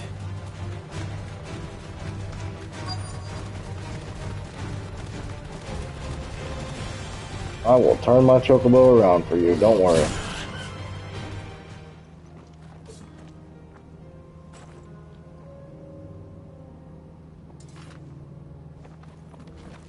Okay. It looks like we found him. That was the wrong button. Hopefully I won't press it again. Nice try.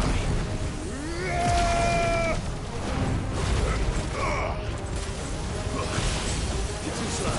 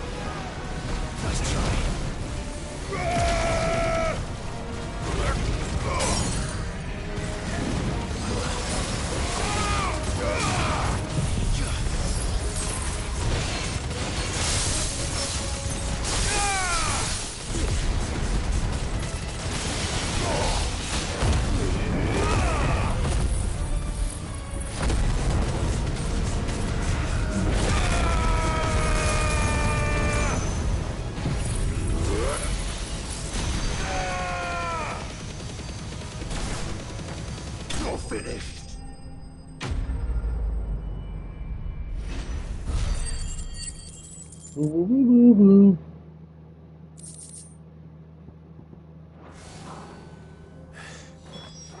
If Mid needs another, she can come and get it herself. Easy. Hard for it not to be, wouldn't you say? Is Lubor still here? That wouldn't make any sense.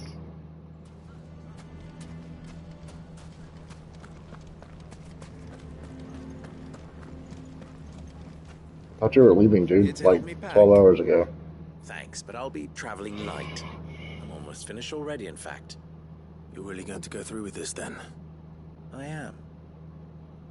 But before I go, there is one small issue I'd like your assistance with. Well, two, in fact. If it's within my power to help you, I will. It's the children.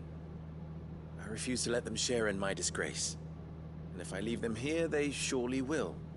Our friendship would see them ostracized forever. But I can't take them with me either.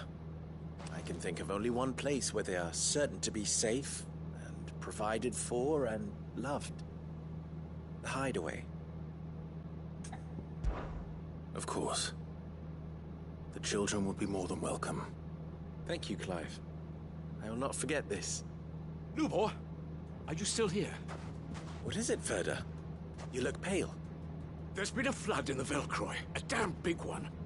The League of Outlaws encampment was completely submerged in ether. What? Every last one of the bastards has turned. And they're headed this way. Bandits are one thing, but Akashic bandits are quite another. The town guard won't stand a chance against them. We need to evacuate. There's no time to lose. Ferda, gather the men. The Akashic may strike at any moment. We must make ready to cover the townspeople's escape. Well, what are you waiting for? Yes, my lord. Clive, change of plan. The children stay with me for now. I need you to find Conrad and Natalie. Tell them to prepare for a full and immediate evacuation. Understood. I'll do what I can to convince everyone else. Wish me luck.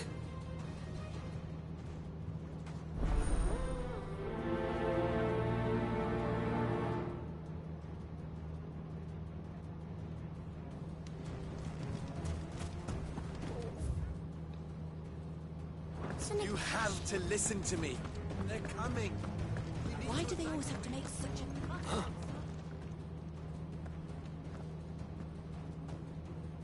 Ah, it's you. What do you want, Lord Underhill? To pass on an important message. There's been an ether flood out in the Velcroy. The camp where the so-called League of Outlaws were gathering has been swallowed. They're no longer just bandits. They're Akashic now, and they could be here at any moment. You need to begin preparing for a full-scale evacuation right away. Oh, do we? And who was it who gave you this disturbing news, might I ask? Lubor, perhaps? The man spreading the same poison out in the square as we speak. You may believe his lies, my lord, but we know better. But why would he lie about something like this? Some twisted attempt at revenge, perhaps. If he had not been unmasked, he may well have been elected our leader. A great honor for one of his kind. One he might well feel aggrieved at having been denied. Lord Underhill, forgive me, but it has become all too evident where your sympathies lie. Lubor cannot be trusted, and neither, therefore, can you. You may not trust me, but for the sake of your people, ask yourselves if there is any chance that this is true. There isn't. You can be certain of that. Now be off with you. You're making a mistake. Come, Clive. If our words will not move them, then we must find another way to help save the town. Right. Let's speak to Lord Ferda. No! know your place, bearer.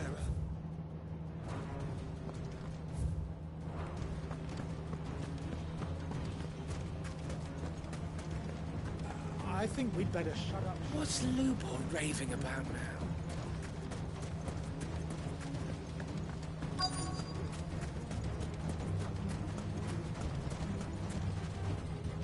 Lord Furder. Cid, what's wrong? I went to warn Conrad and Natalie about the Akashic, but they wouldn't listen. They've convinced themselves that nothing Lubor says can be trusted. The bloody fools. Which means the town guard can't be counted on for support. But I can. If there's anything I can do to help you defend Dalamil, you only have to ask. I appreciate it. Cid! Further! I've been looking for you everywhere. Victor, I thought you'd left. I couldn't abandon a friend in need. And Lubor is in need at this very moment. Come quickly.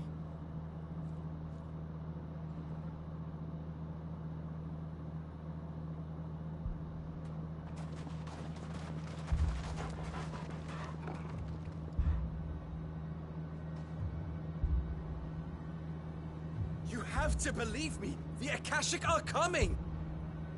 They don't eat, they don't sleep, they don't tire, and they don't care who they kill. They're unlike anything that's come before. There won't be no parley, no mercy granted. We may have saved the town once, but this is different. I do not ask that you forgive me, but please believe me. If you do not run, you will die. You will all fucking die!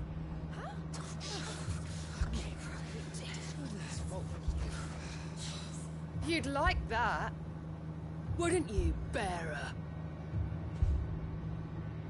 Yeah, with us out of the way, your kind will be free to claim Dalamil for yourselves. You should run! Run, bearer! Yeah, run! Far, far away! Run! Just go on! Yeah. Yeah. Yes! Go! Come on, then. Go on! Just go. Lubor. Wait. Someone's coming. Go. Come on! Stop! You're hurting him! Ah! Ah! Oh. Oh. Ah.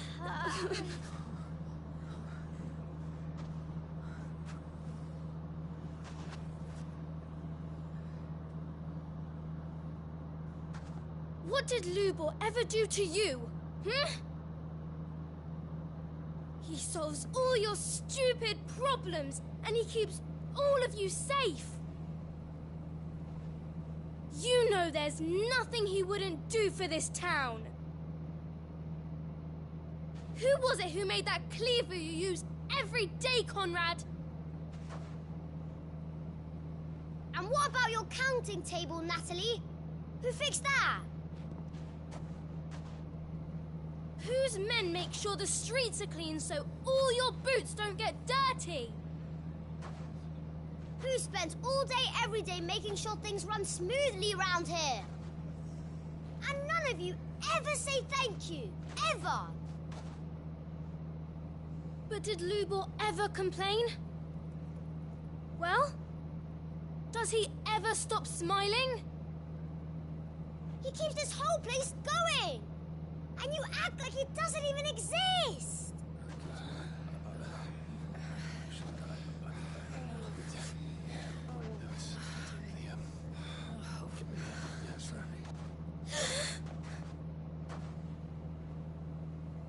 Lubor, we've heard enough. Wait! We will not run. The town guard will not abandon the very place it is sworn to protect. And I will not give up for lost the stores that we labored so hard to fill.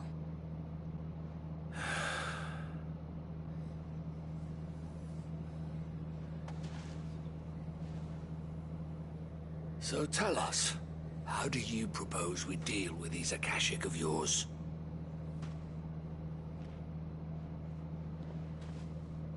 We won't run, but we will fight. All right, then.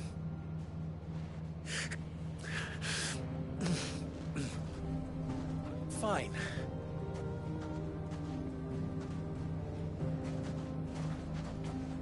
Gather round if you don't want to die.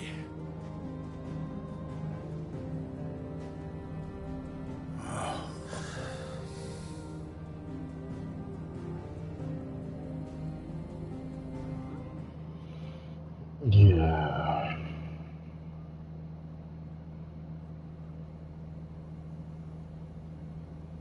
Allow me to explain the situation. No, the situation's explained. I was there. The ether flood occurred near the village of Cheratina, deep in the Velcroy.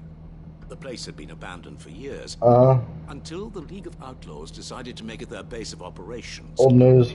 Now they're all turned, and if the scouts' reports are correct, Older news. heading in this direction. Yep. They are mindless monsters, driven only by hate and rage. And they are utterly unpredictable. With the bandits, we at least knew how and where they were likely to attack. When these creatures come, Dalimil will have the bitterest fight it has ever faced on its hands. The town guard will muster at the north gate. The rest of us will take the south. Both forces will provide men to serve as scouts and messengers, ready to spread word of the size and nature of the Akashic force as soon as it is spotted. And as soon as it has been, we will converge on its position and see that it is driven back from Dalimil at all costs. Conrad, can I count on the support of the town guard? Always. I leave the selection and coordination of the messengers in your hands, Victor. And the command of our men in yours, Ferda. If you would both be so kind. Consider it done. As you wish. Natalie, I would ask that you and your people have the townsfolk barricade themselves inside the bathhouse. And tell the merchant not to waste time securing anything beside the essentials. Preserving life is our one and only concern. As long as we survive, it doesn't matter what trinkets we might lose. Our riches can be regained. And if anyone doubts that, let it be known that the Briar's Kiss stands ready to cover any losses. Very well. I shall tell them. Where do I fit into this plan? Where else but the most perilous place of all? I would like you to travel to the home of our erstwhile League of Outlaws, Cheratina itself. The main host is most likely still there, and Dalimil will not be safe until it is eradicated, root and branch. A little gardening. How pleasant. I doubt it. I have a feeling these weeds will be particularly stubborn. Luckily, so am I. So you are. All right then, we all know what we have to do. Now it's simply a matter of doing it. For Dalimil.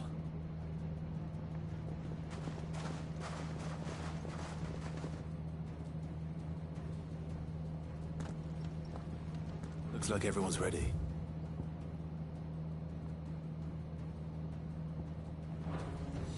I'd better not keep them waiting.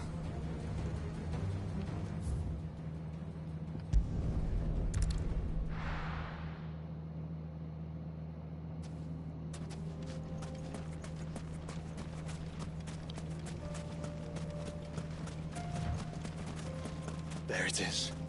The flood. But what's waiting for us inside?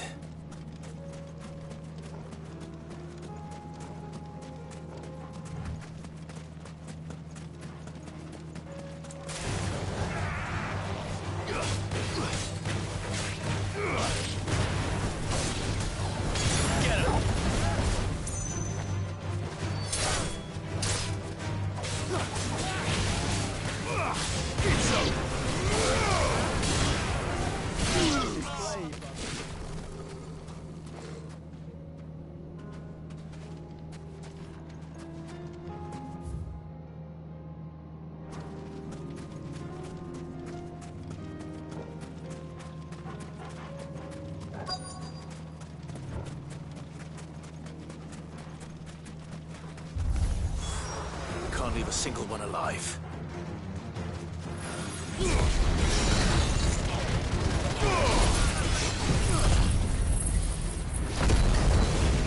So shall it be done.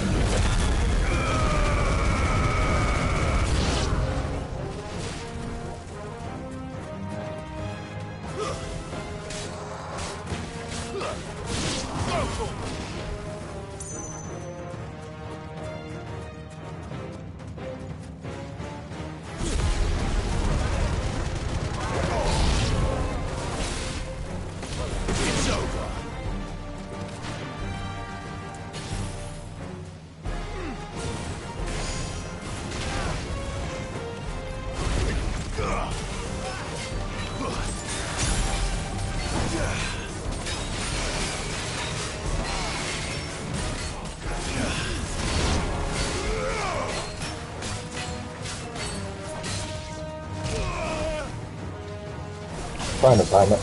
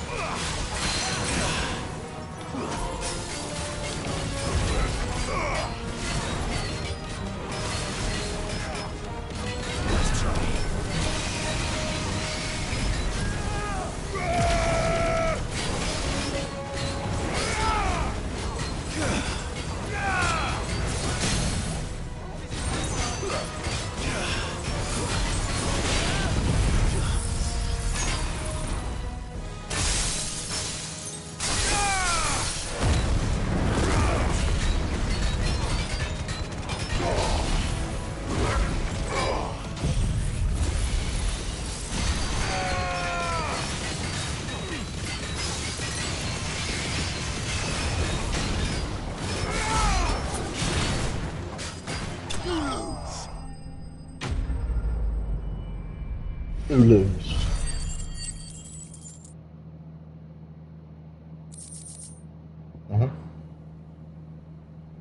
The League is disbanded.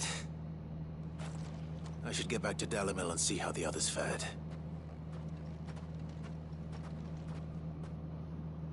Wasn't nearly as long as a fight. But oh well. What's 14 minutes of combat? Almost 2 hours worth of dialogue. All the Akashic we were able to find have been dealt with. Seems that might be the last of them. Last of them here, perhaps. Lubo, Sir Clive has returned. Clive! What news from Charatina? It's done. Root and branch. I knew you wouldn't let me down. Thank you, my lord. Friends, the Horde has been driven back. The Akashic have been defeated. And we need not fear the arrival of any more, thanks to Clive. Victory is ours. We bloody did it! We saved Dalimil.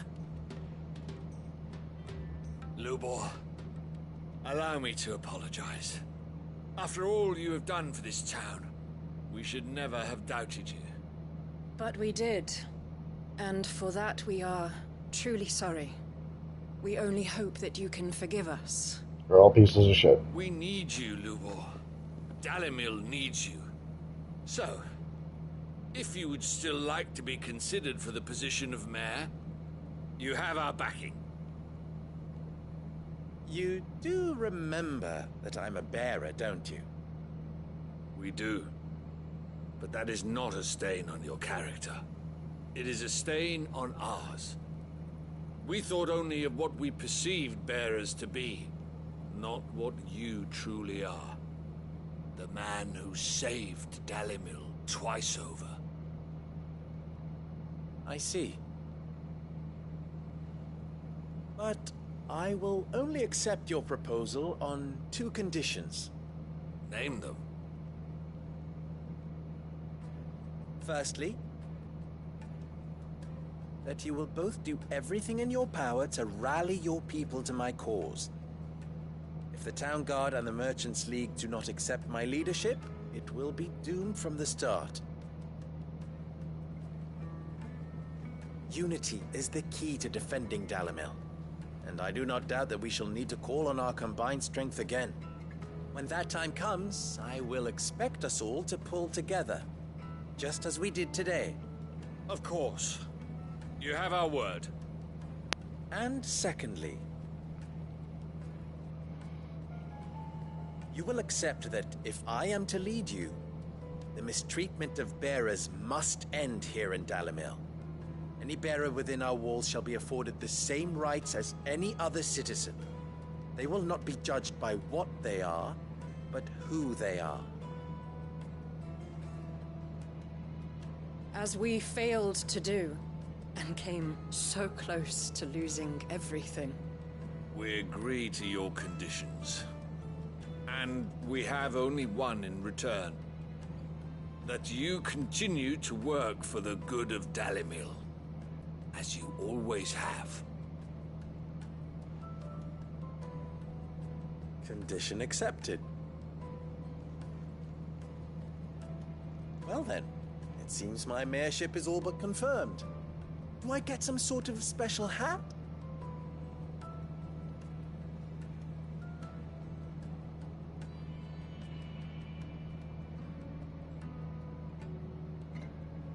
How fickle fate can be. Not so long ago, I had resigned myself to leaving Dalimil in disgrace. And now, I find myself her leader. Here. For everything.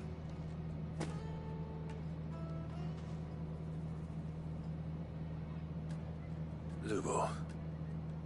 About the children. Fear not. You are, of course, relieved of your responsibility. I would sooner face another horde of Akashic than see them brought up as outlaws. I'll make sure they're safe here. I don't doubt that you will. And not just the children, but everyone in Dalimil. I'll do my best. Can't have all your hard work going to waste.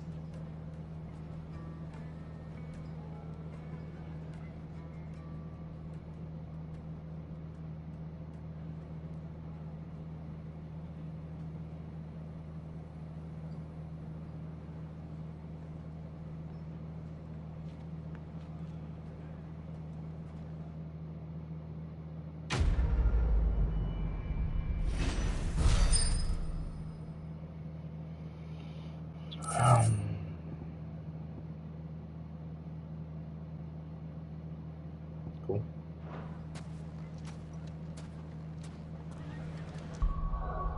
Cooldown's good enough for me though.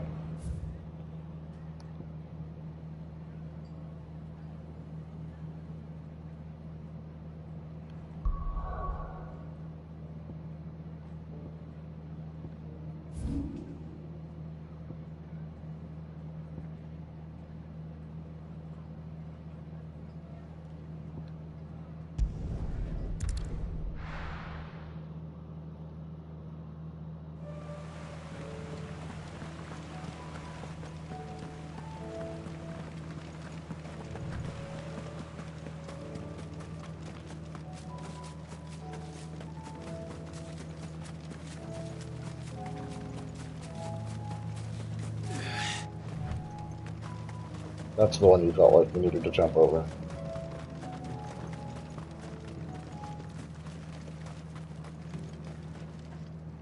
Quentin, I have a proposal for you. Do you now? Something tells me you'll be asking more of me than a cask of Gotand gold. Go on then. Propose.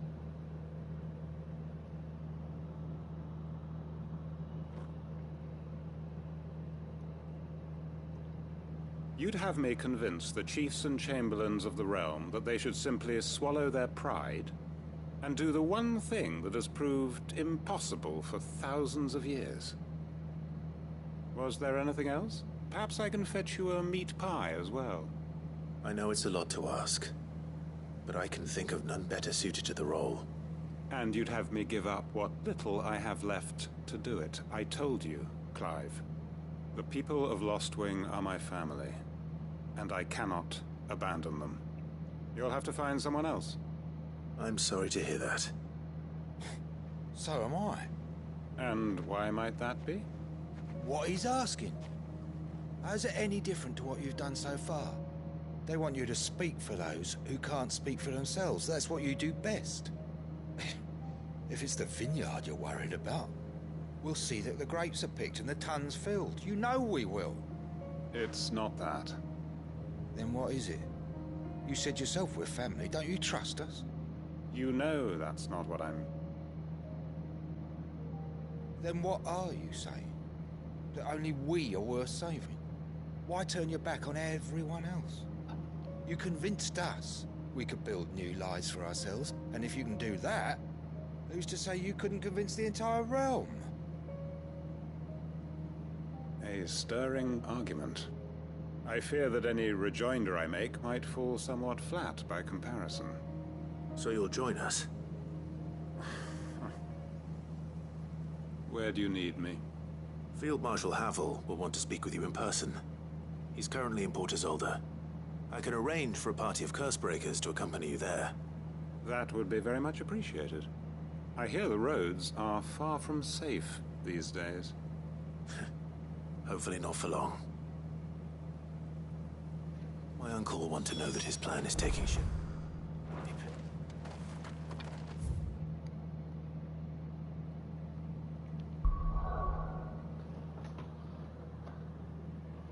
Mm-hmm.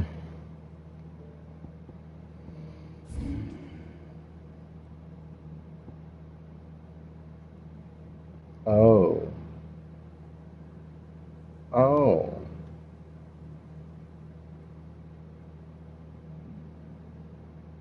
Well, why wouldn't it just tell me that was dear old dad's fucking tombstone? Ready, go? Unwavering will and an unbreakable bond. Do you really think we're strong enough? Save the world? Of course. To have overcome Father's political enemies.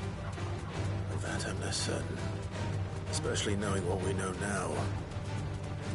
What Mother was truly capable of. Perhaps these bands would have helped. Knowing he was with us. It's just back there.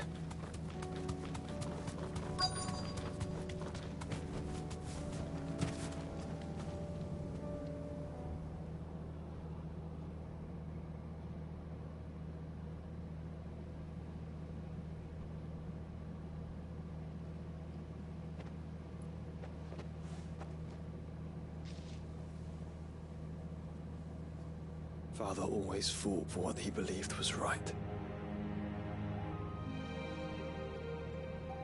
It wasn't until that night at Phoenix Gate that I realized I had never fought for anything. I always had someone else to do the fighting for me.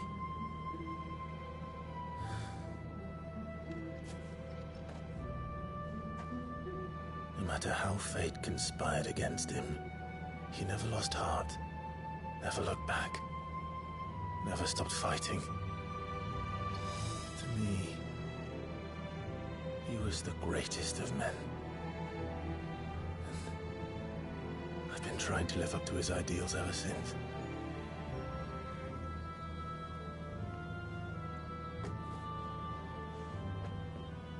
We all have, Clive. We all have.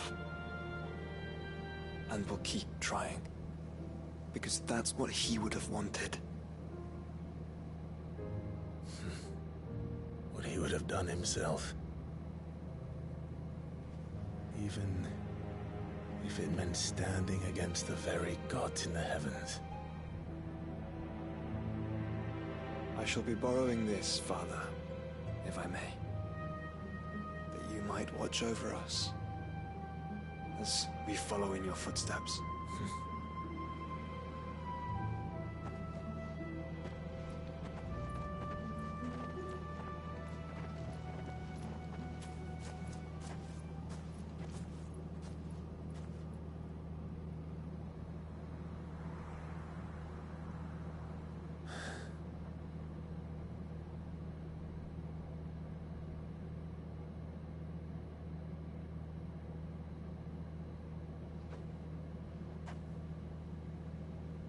We won't lay you down.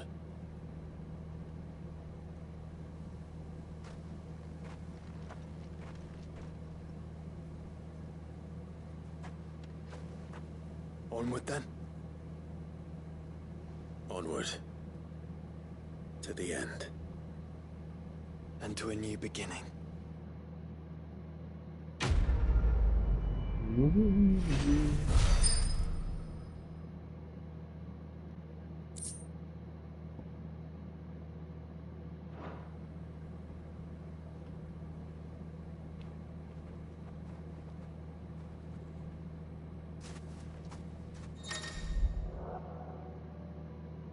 Joshua is joining Flash Party and will remain with him until the party for Origin. She's been in my party since before then, but yeah, okay. All right.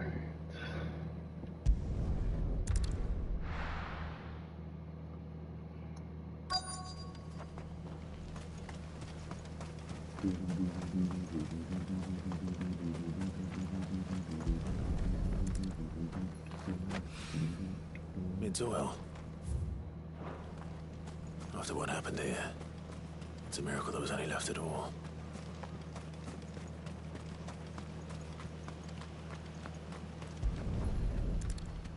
I better get these materials to Mid so she can finish her prototype.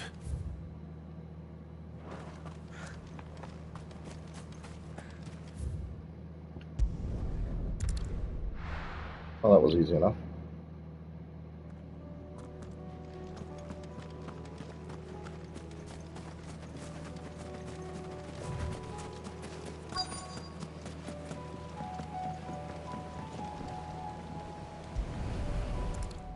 On the rowboat. It's still here. After all these years. Lot smaller than I remember. And you're a lot bigger. You might have to swim, boy.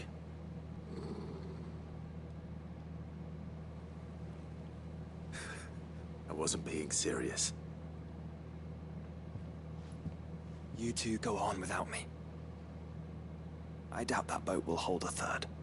If you're sure, we won't be long. Hop in, boy.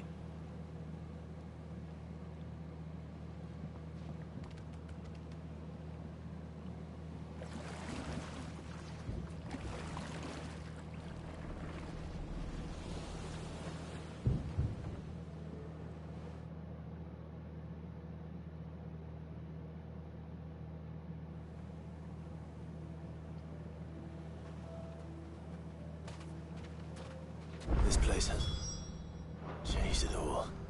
The rookery's right through those trees. Come on. Race you there? I bet I could still beat you.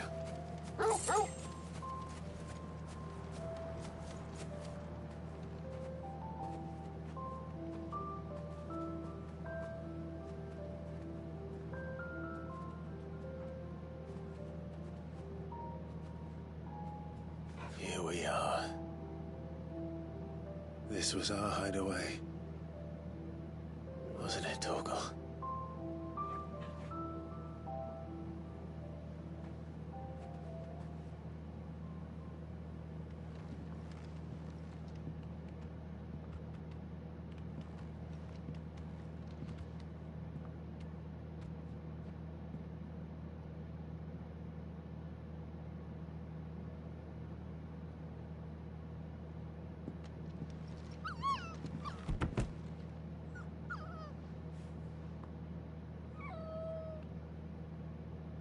Coming here helped me to forget who I was. Or wasn't. Prince, Shield. Son his mother could love. Had I been any one of those things? Perhaps.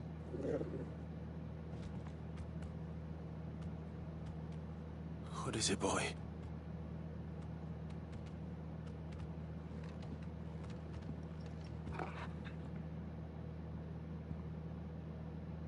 This is all from the castle. And Phoenix Gate.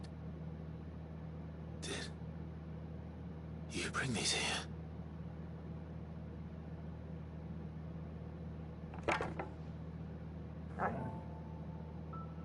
My sparring sword.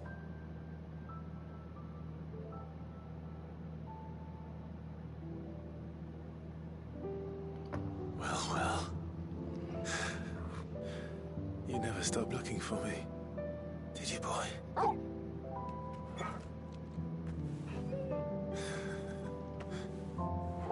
Thank you, Torgal,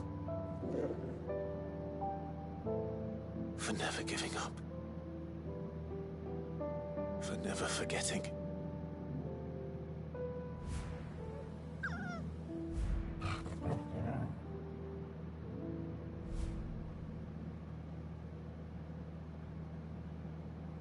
Let's take this with us, shall we? So I don't forget either.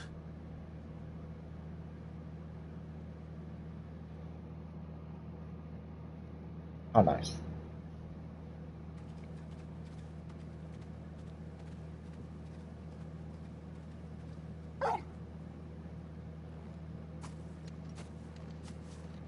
That's not the way back to the boat, Torgal. All right. I'm coming. I think I know where we're going.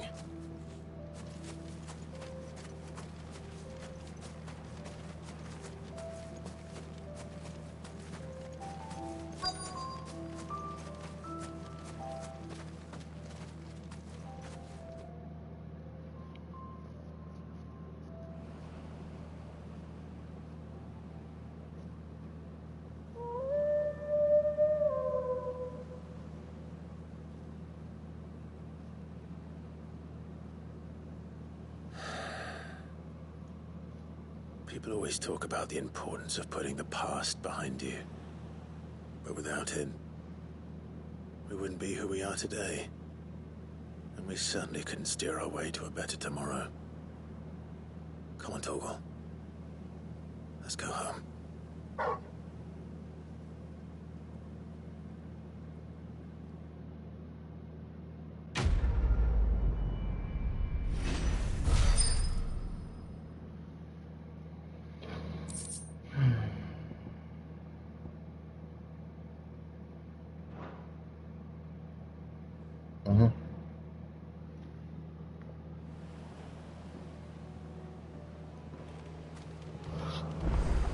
Oh, God. Sorry for the wait. We're ready.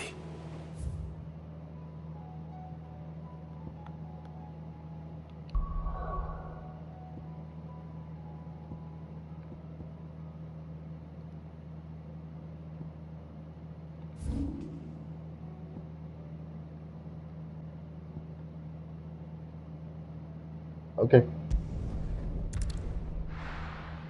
I'm not gonna go to the hideaway until it's all done.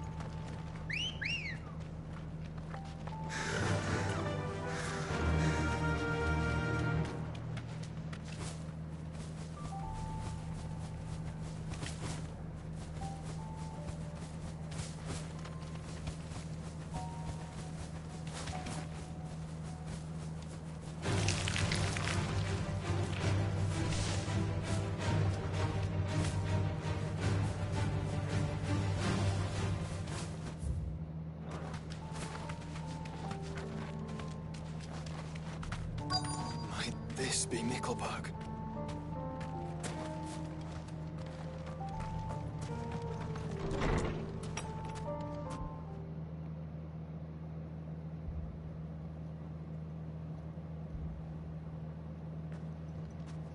These people aren't turned. And the village seems safe enough at least.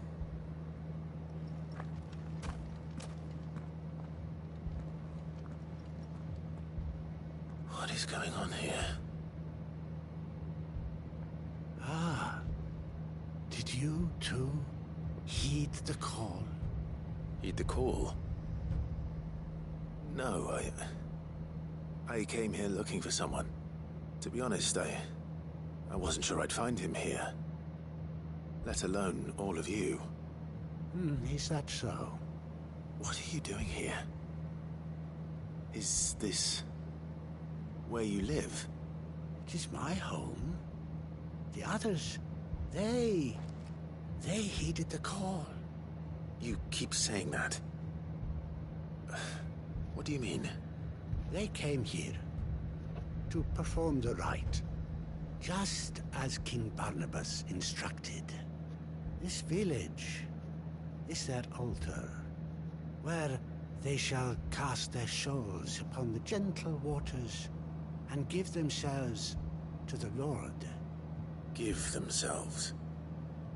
Oh, Lord, cleanse us of our sins. Let us be reborn in your loving arms. Free us from the torment of this mortal realm. They want to be saved. Forgive me, but did another foreigner like me come here? He was probably wearing a cowl. You mean the traveler from Storm? Yes.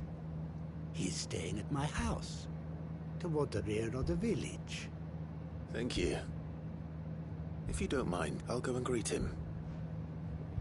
They seek the same salvation Barnabas did. At least the third chair still lives. Let's go and find him.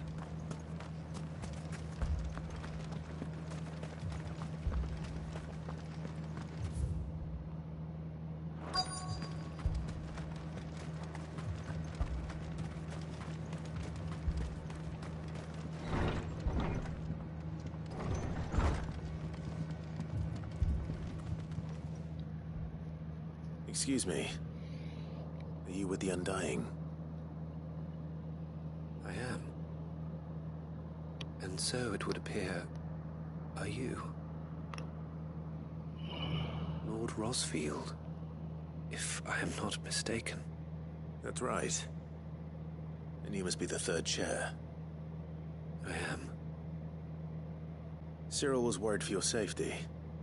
He sent me to find you. Then I must apologize. I did not mean to trouble the bearer of the burning quill. Much less you, my Lord Marquis. He said that you had failed to report. Is there a reason for that? I came here to study the followers of this new faith. But the more I learned of them, the more my own faith began to falter. You have seen them at their prayers, have you not? They devote themselves to the veneration of their Lord with a fervor I have never seen before. Praying night and day that they might be rid of their wicked wills and reborn in their Savior's light. Not that they might be granted respite from their worldly woes, but so that they might continue to serve him. Serve him with all of their beings. I too swore to devote my life to the service of my Lord and Master, but this... it is different. It is more. And so I would see it through to the end. See these people safe, that they might achieve their dream. That they might do their duty to their Lord. Even if it should keep me from doing my duty to mine. You do understand what their dream is, don't you? I do, my lord. They would cast aside their wills and become Akashic. I know that it may be hard to believe, but to these people, that is the very essence of salvation. Forgive me, my lord, but I must remain here. If you are to return to Master Cyril, I would consider it a great... Did you hear that, my lord? Something is happening.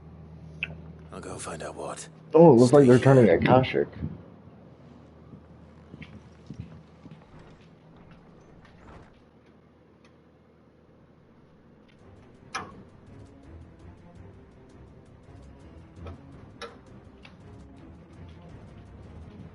Beneath the flood. Oh no. There must be something I can do. Kill them all. Let God sort them out. Echoes as well. Found her. Ready, brother? Ready.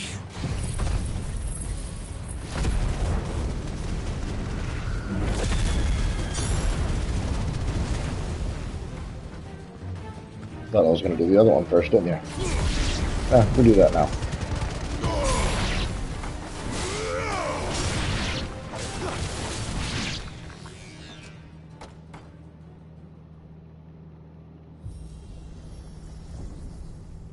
What now?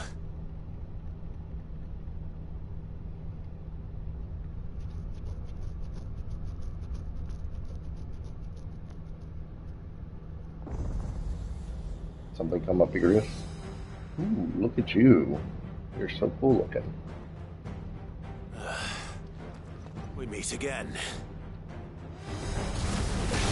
I've killed your kind before.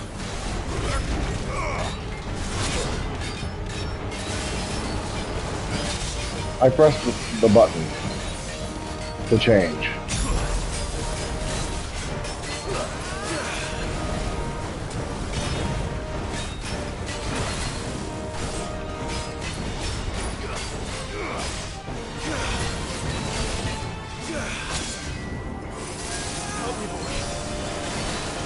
How are you hitting me? Wait, not there. I understood that one.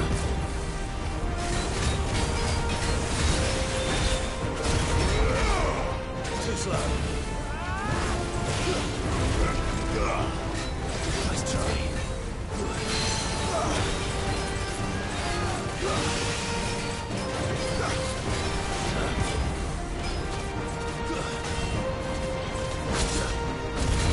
To me, boy.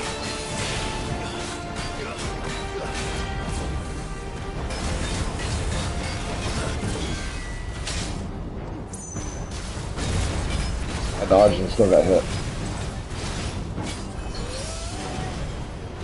Nice try.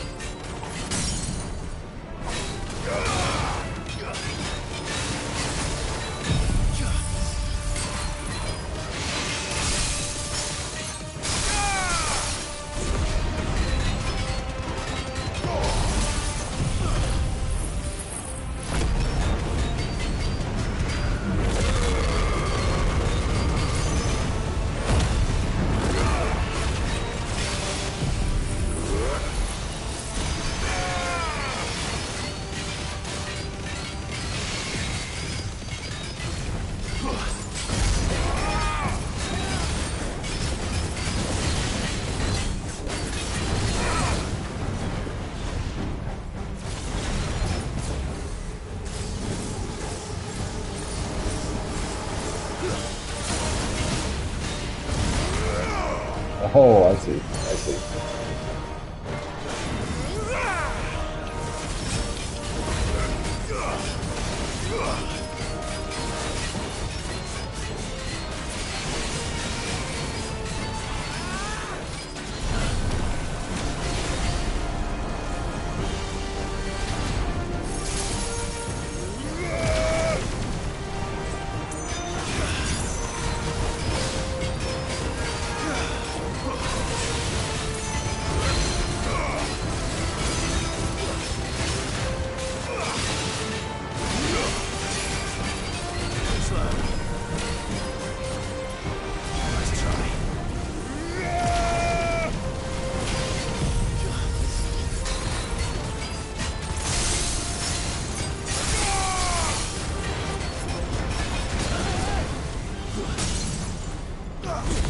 Time to die.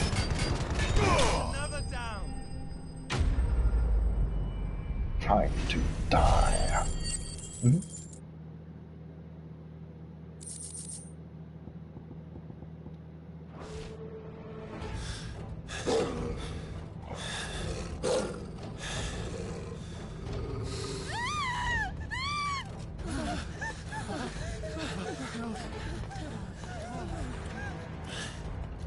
Damn it!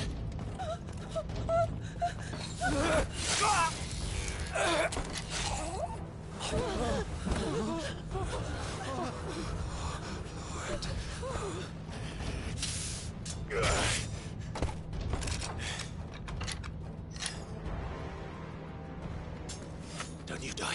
Come on, speak to me. I had to save them, that they might have a chance to find true salvation by devoting themselves to the service of their Lord. Just as I did when the Undying plucked me from the gutter and gave me a cause to believe in. A duty to serve was everything to me, and I would not deny them that fulfillment, even if they must become a Kashyyyk in order to achieve it. Forgive me, my Lord Marquis. I did not mean to trouble you with this. My findings. Could you deliver them to Master Cyril for me? Of course. Your duty will be done.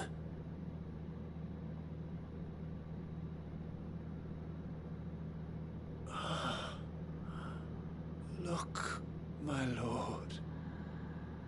They are saved.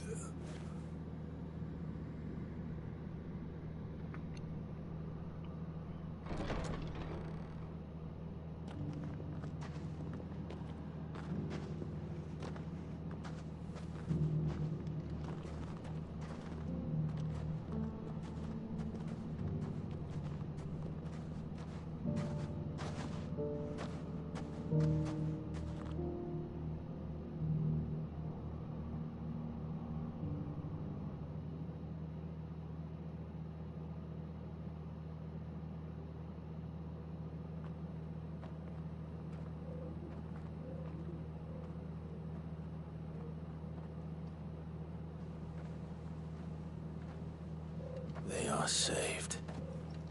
Found her. I should get this report to Cyril.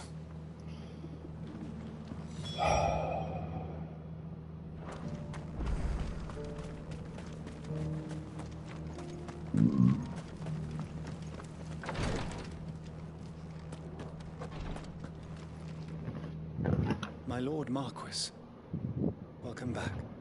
I'm glad to see you hale and whole. I met with your third chair, Cyril. He bade me deliver his findings to you. It was a bit crazy. I have to press a button, don't I?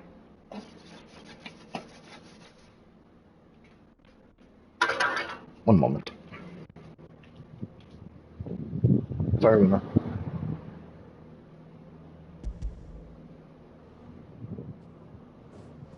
Thank you, my lord. Mm-hmm. He remained in action. He died protecting the villagers from an echo. I buried him in Mickelberg. I'm sorry that I couldn't save him. If you could not save him, no one could. The villagers, they were believers in this savior cult. They prayed to their god that they might be unburdened of their wills.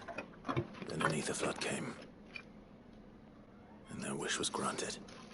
Your brother sacrificed himself that they might live, even knowing that that life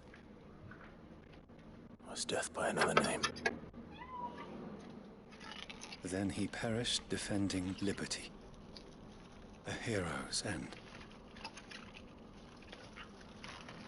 For the right to choose how one dies is no less sacred than the right to choose how one lives. Sid would agree. He wanted to build a world where people could die on their own terms. A noble ambition. To die for one's cause is the most perfect expression of one's faith. It matters not how misguided others might judge one's decision to be. Only that the decision is one's own. We live according to the teachings of our order. We believe in them. We protect them. And yes, we die for them. For better or worse, that is our creed.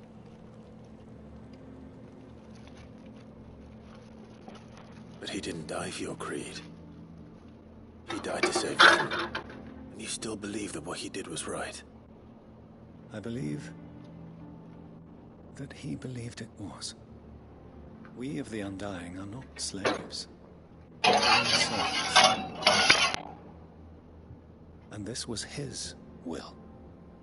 The ultimate expression of it. All right. I'd like to know this man's name, Cyril. To know the names of all the Undying who've fallen in the line of duty. They died serving my house. It's only right that I remember them. That is my duty. Of course. I shall fetch the Book of Martyrs at once.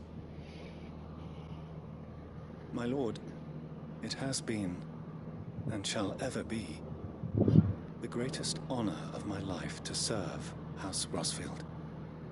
Though our duties may differ, yours is no less important. I pray with all my heart for your success.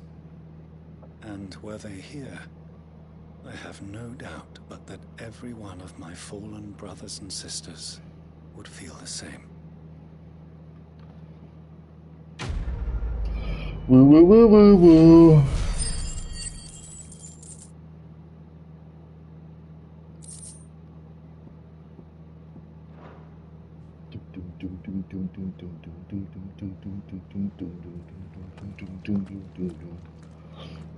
Alright, maybe the last two will be.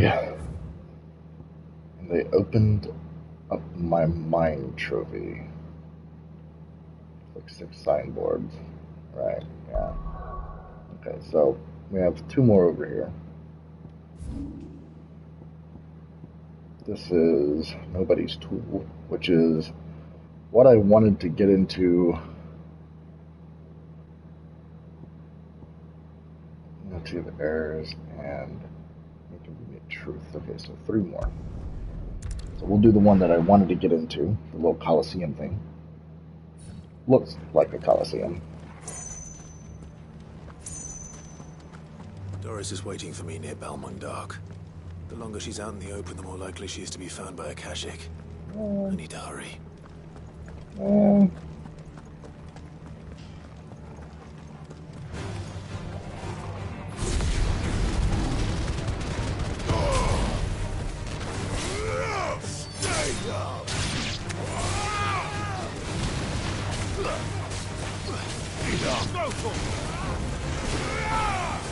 Get him!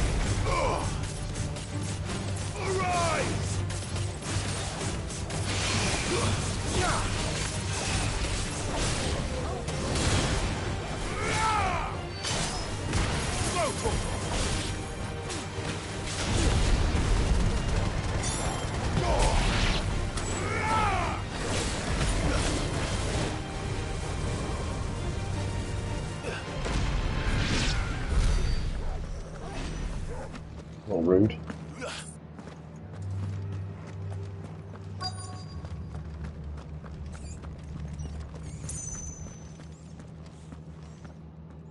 So this was the prison. Guards, I take it. None manning the gates. No. Bombs. It's a different story inside, though. The corridors are crawling with the Kashyyyk. Most likely guards left behind when the Wardens ran. If Chadwick was being held here, I worry that he may already be. Don't give up hope just yet, but let's move quickly. Let me check the ground floor. The ether stick is there. Then I'll search the upper level. Good luck, Sid. Stay safe. Finally, the gates will be opened. Just how bad are the floods inside the walls? Bad enough to turn a bearer? I hope not. We're risking a lot. Yeah. Skipped your dialogue. Locked up tight. Didn't we just fucking use a key?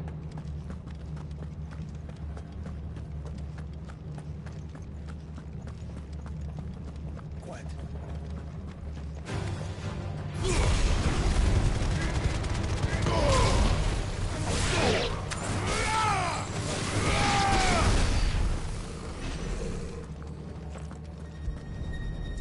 Inspect. Kingdom of Wu hereby designates this facility a prison for the containment of bears, both foreign and domestic. The purpose of this facility is to rear and train a Kuza beast for deployment in the field. The aforementioned purpose is a matter of strictest secrecy, and any mention thereof is to be punishable by death. Captive bears have been provided solely for the pursuit of the aforementioned purpose. Express permission is required for use of bears in any other capacity. So this place was no ordinary prison. It was a training And I doubt they'll have taken the creature with them when they fled. Mm.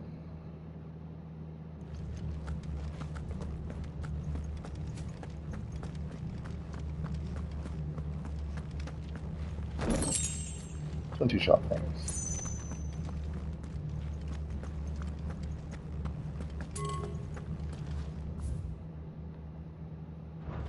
If I want to go up.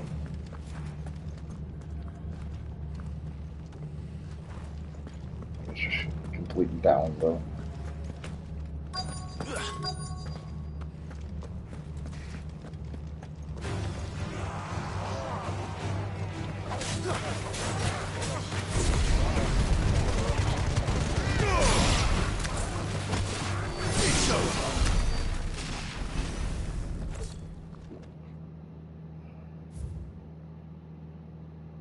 Concerning Kuza beast deployment. Kuza has long been recognized as an especially aggressive species. This being the case, it's hoped that successful deployment on the battlefield might be a means of inflicting heavy casualties on the enemy. An exercise conducted thus far, however, the beast has proven incompatible of distinguishing between allied and enemy combatants. As such, deployment alongside regular troops is not recommended. It is proposed instead that bears, captives, be employed in order to draw enemy focus and the beast then driven into the fray in order to achieve maximum benefit with minimal loss of Waloeder lives. Minimal loss of Waloeder lives. And what happens when they run out of bearers? Even the Imperials take better care of their branded than that.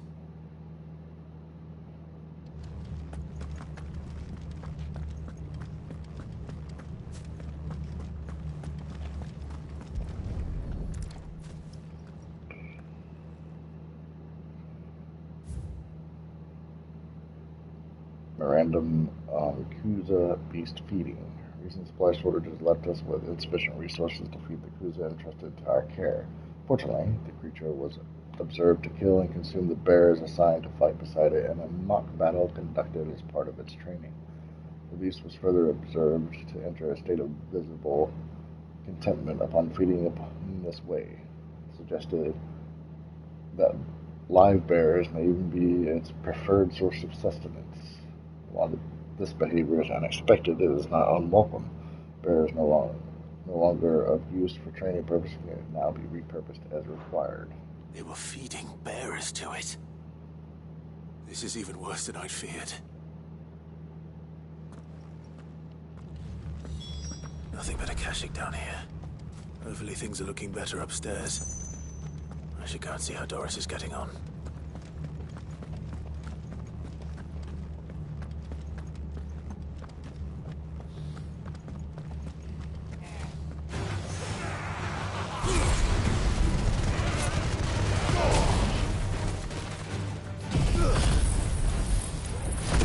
hoping you'd live.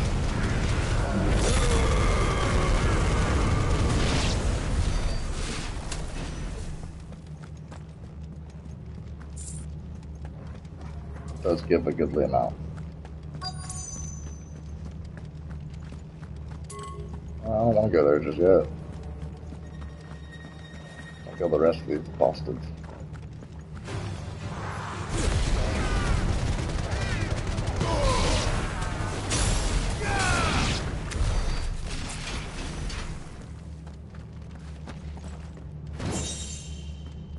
Collect all your stuff.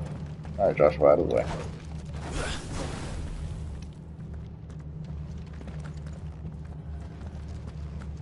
What's that?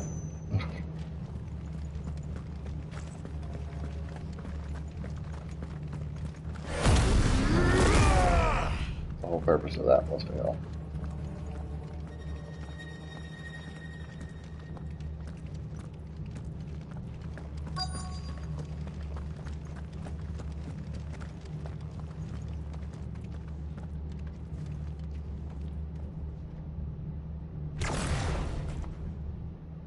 Downstairs.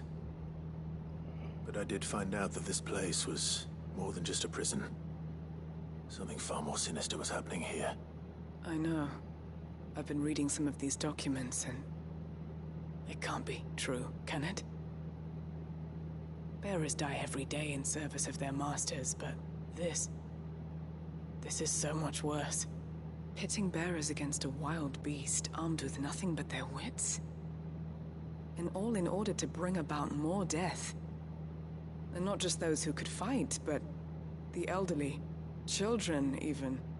And those who wouldn't or couldn't were disposed of. Whatever that means. I'm afraid it means they were fed to the monstrosity they kept here. Then we're too late. And I was a fool to bring you here. Don't say that. Did you find anything else? A key. But it doesn't fit any of the locks on this floor. Perhaps it will fit one of the doors downstairs. There's a corridor I haven't searched yet. Finish up here, then come and find me when you're ready. All right. I'll be there in a moment. Taylor's key.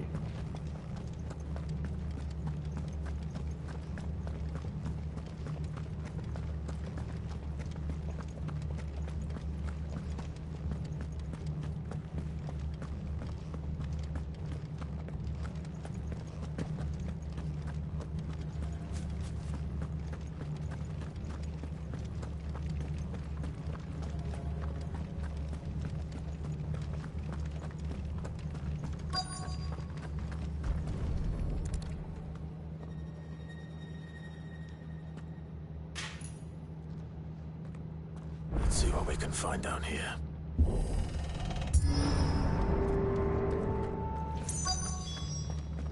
Still stupid. You can go that way, yeah. Amber. This was a syllable, I believe. A survivor. And she sounds close. Mm-hmm. Hi, Luna.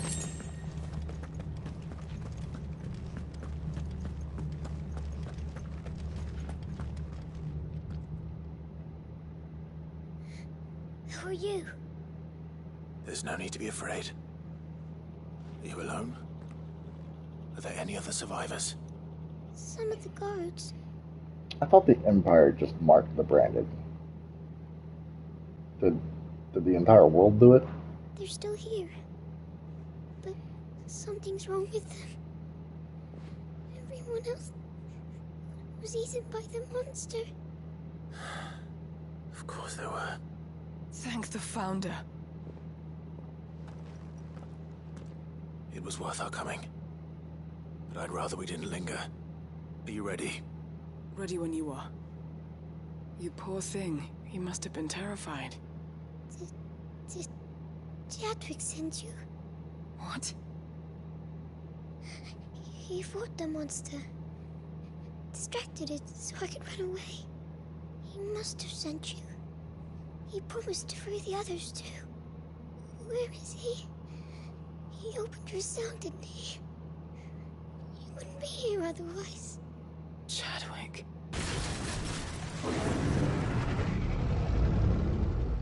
Was that? Monster's back! Chadwick, help! We have to get out of here. Doris, keep the girl safe. All right. You put that bearer-eating bastard in the ground.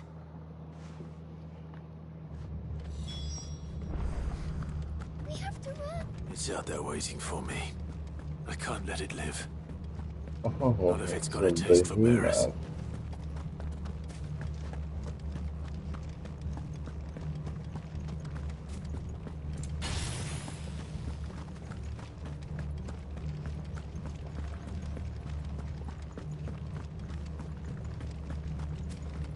Fair enough.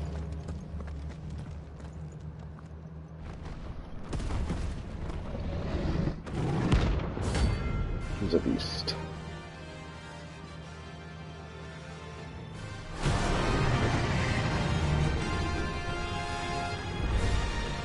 The beast will wreak havoc if it ever leaves the prison. I can't let that happen.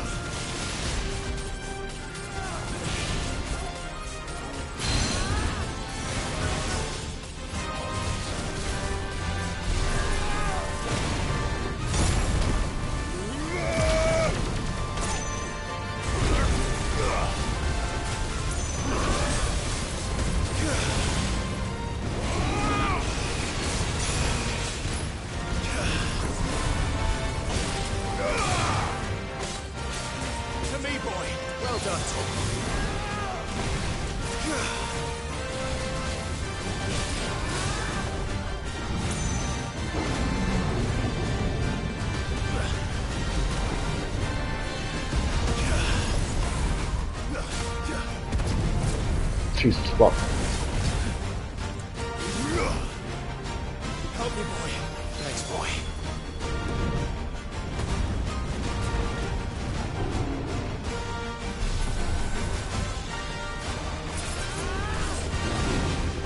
Let's try.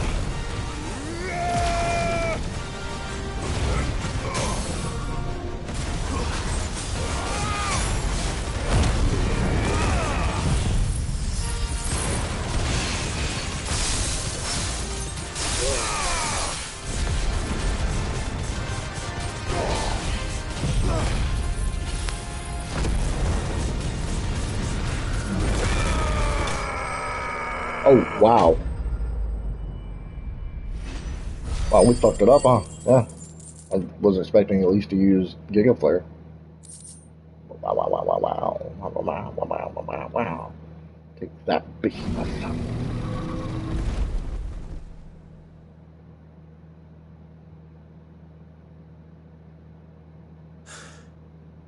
Finally. Sid, are you hurt? Nah, far from it. I'm fine. I think. I know.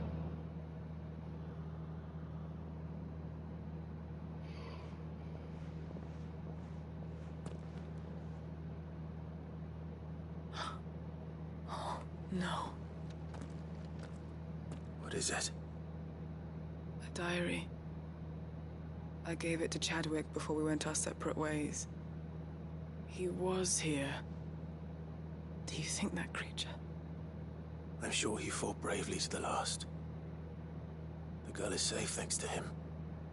Chadwick. You fool. Come on. We have to get her back to the hideaway. We don't want his sacrifice to have been in vain. No, of course not. And we have Genji gloves waiting for us. Yes, yes, yes. I'll see that she's looked after from now on. It's the I'm least I can do. expecting that to be an accessory.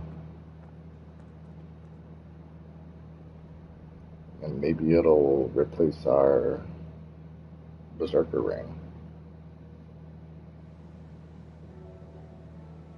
No, I don't want to be at the hideaway yet, but okay. Finish up your little story. Teleport anyway. From what I hear, you've barely left the girl's side in days. I hope she's recovering from her ordeal. She is. Slowly but surely. She's far tougher than she looks. I thank the flames we found her. If we hadn't... I know. But we did. I'm sorry we weren't able to save Chadwick. There's no need to apologize. Without your help, I would never have found out what happened to him. How he fought to the bitter end to save her. To save Haida Marie. That's the man I remember. The man I thought of as a brother. I wish I could have met him. I'd like to hear more about your past. If you don't mind, that is. Of course. You already met my former master. She trained Chadwick and I to do two things. Kill and obey. We were supposed to be sold to We the didn't mean highest right bidder when now. the time came. But no bid was ever high enough to convince her to part with us. For years we were her daggers in the shadows. But we could never quite shake our doubts about the things she made us do. And then, one day, we just couldn't do them anymore. So we escaped. But staying together was out of the question. They would have found us too easily. After so many years of training, the pull to serve was always strong. It scared me to think he might have taken another master, become a dagger in someone else's hand. But even in captivity, the battles he fought were his own. And he died not as someone's tool, but as a hero. Haida Marie is proof of that. Bearers can cast off their shackles. And the Cursebreakers will show them how. I'll fight until my dying breath to see it done. For Chadwick, and for all of us. Thank you, Doris. We'll be counting on you.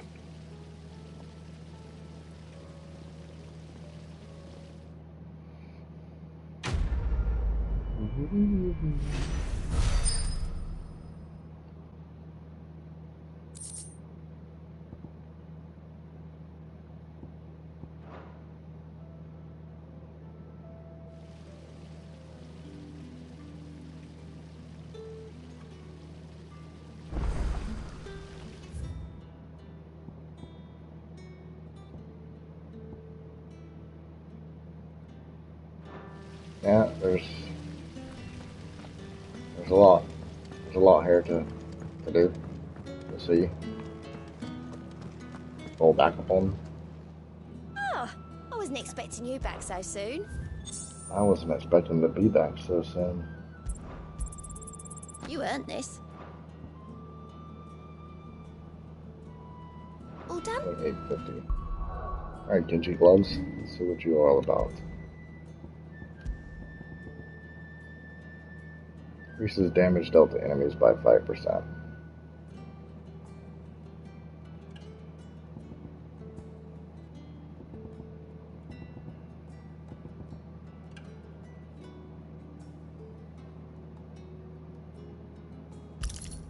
Yeah. It's a base 5%. It's nice. You have new hunts, I suppose. Just took out that one. Yes, yes, yes. Ooh.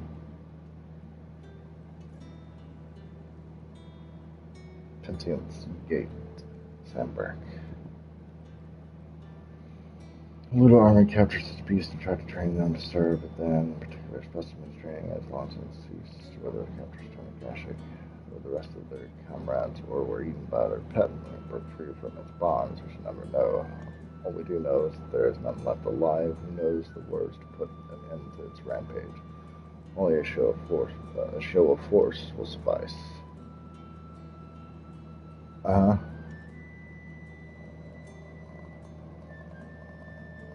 So somewhere in Woluder space. It's not that big. Cape Orseri, Sandbrak, Dance Gate.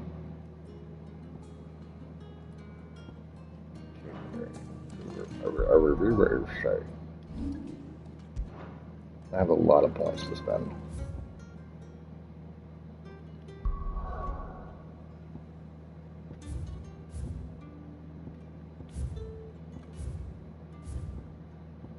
Okay, let's see where those are.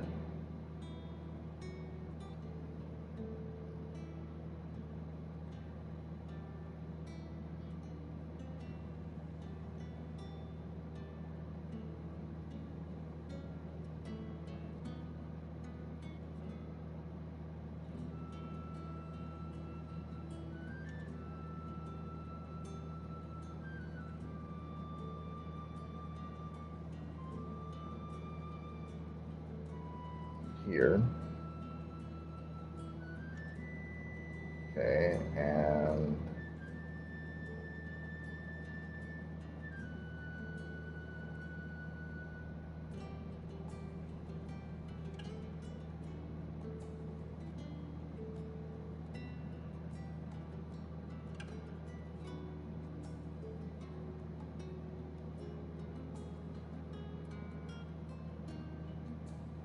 what was the other place called?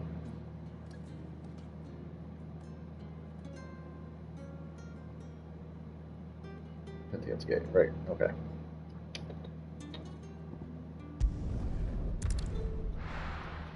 Let's go do these two.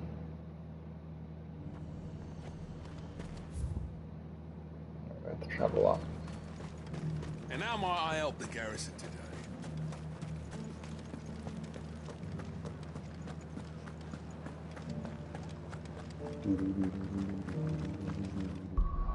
What kind of thingies are we wearing? So ignition damage and impulse damage. So damage, yes. Okay.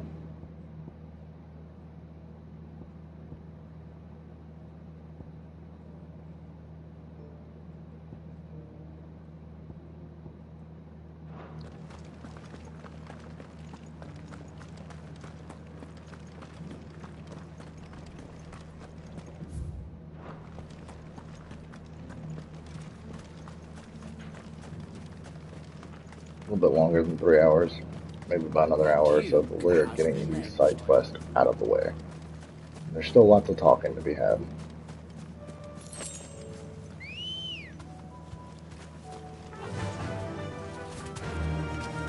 For now, we have some hunts to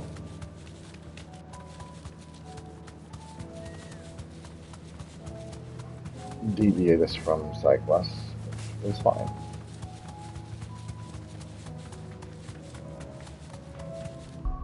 Be right back.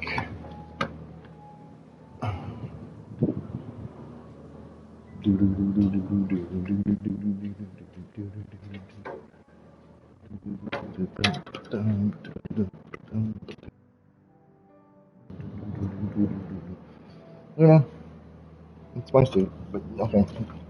I have my seat. I'll be a little closer. Yay.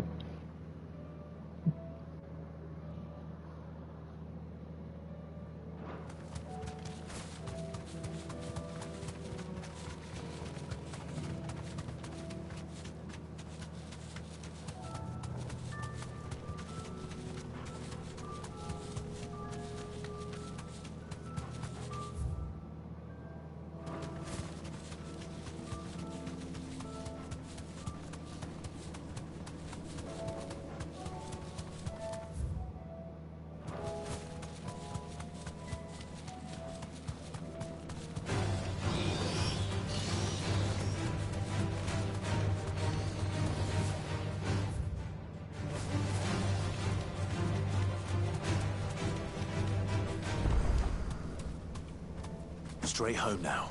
What? must be Bahamut's. Okay. No, I'm at your cape. Sorry, though. Come on. And not touch every square inch. Yes, that is most important. Touch every square inch. At least you won't find what you're looking for.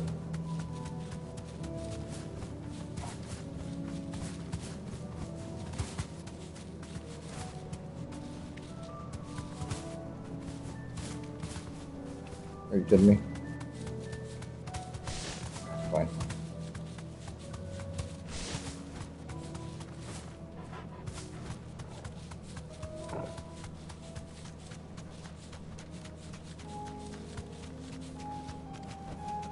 Be safe.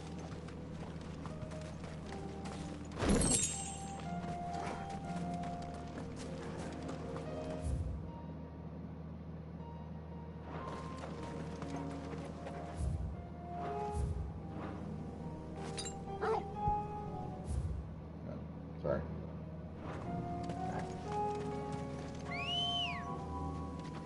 Ready, go? Faster!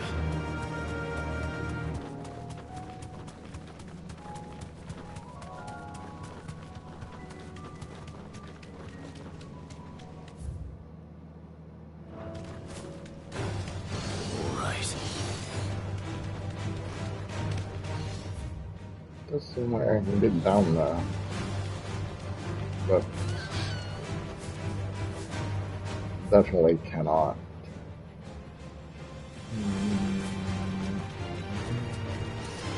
You know what? They're gonna bother me.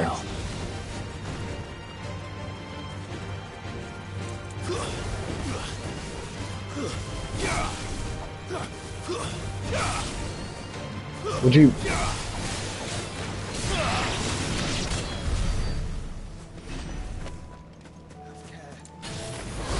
This won't be easy.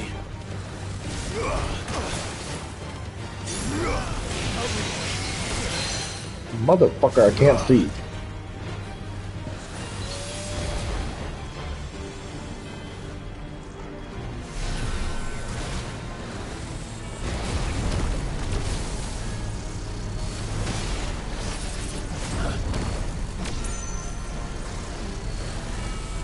Nice try.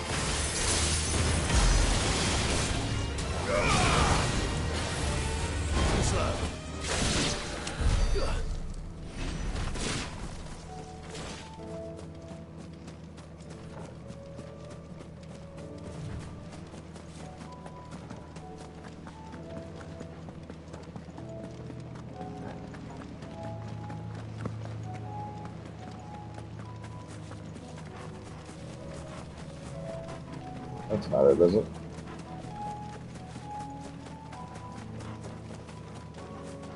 That is definitely it. The Lich turned bad.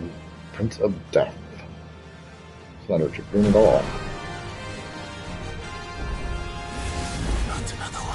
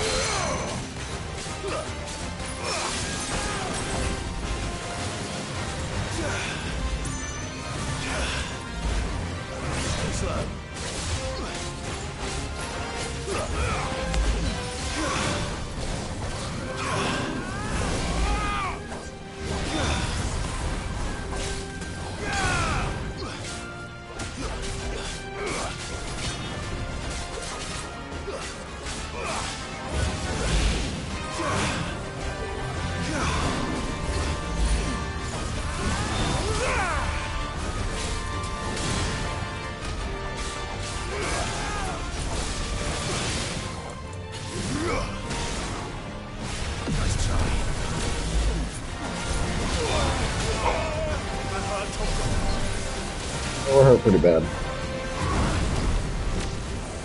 Still good though.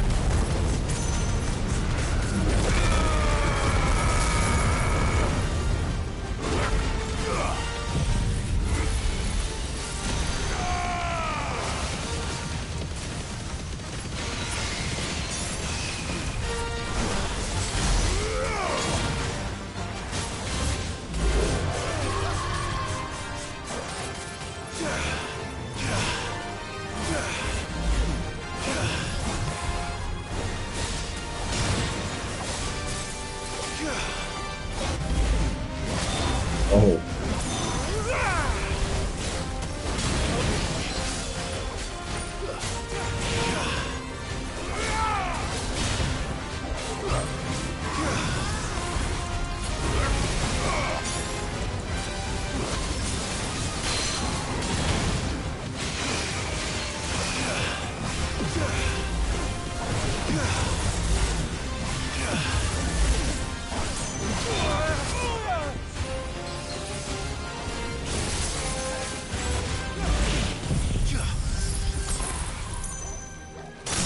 The dust review.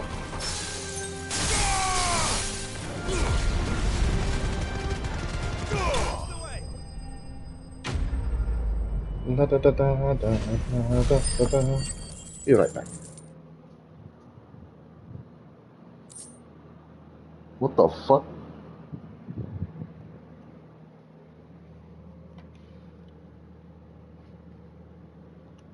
Stupid thing. Dark stuff. Hit my goddamn TV remote. And it was like, oh, I'll press a button now. Well, it didn't hit you that hard, you fuckhead.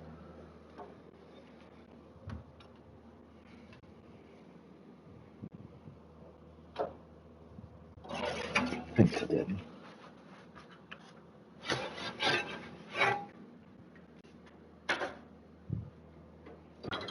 I guess that's all that matters.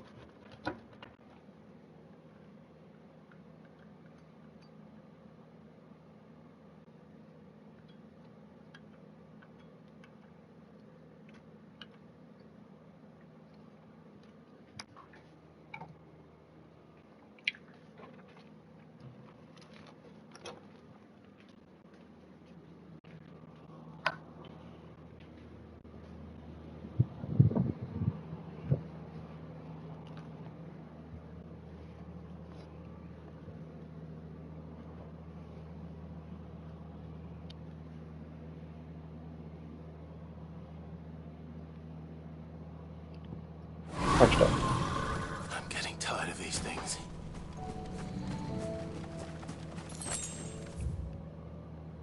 The other one is all the way up here. Run like the wind.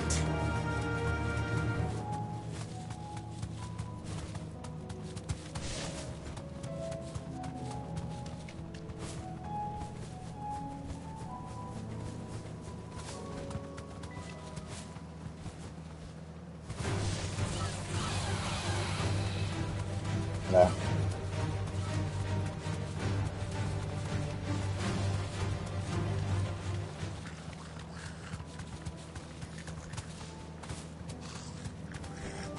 Straight home now.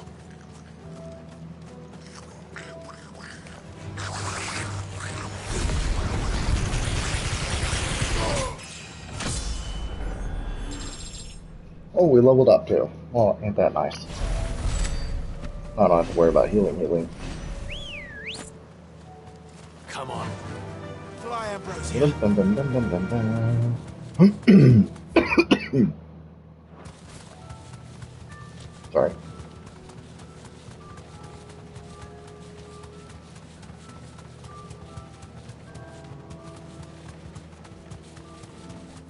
So, if I keep going this way, I mean, it says there's land, but there's not. See?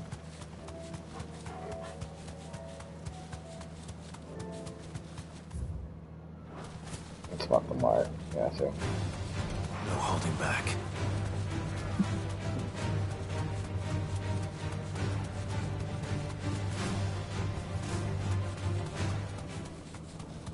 Maybe this is the dragoon.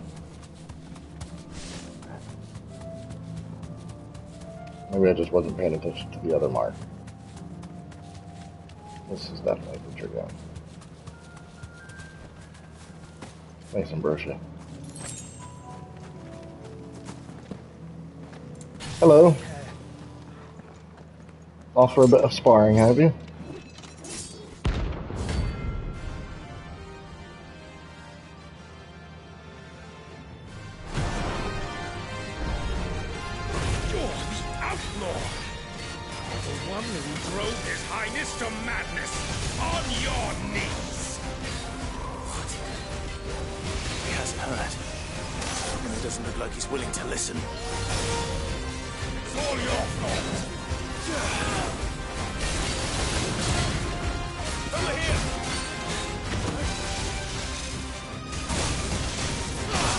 Jesus fuck.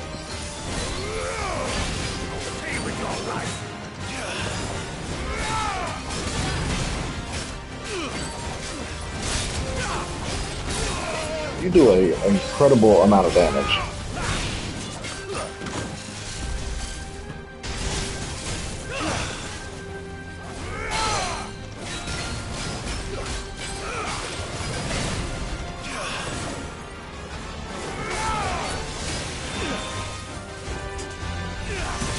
What the fuck was that?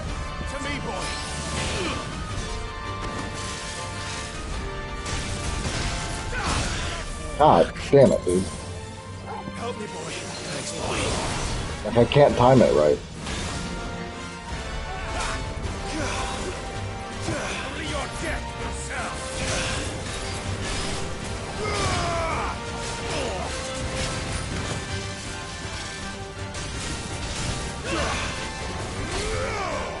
To me, boy. Got it.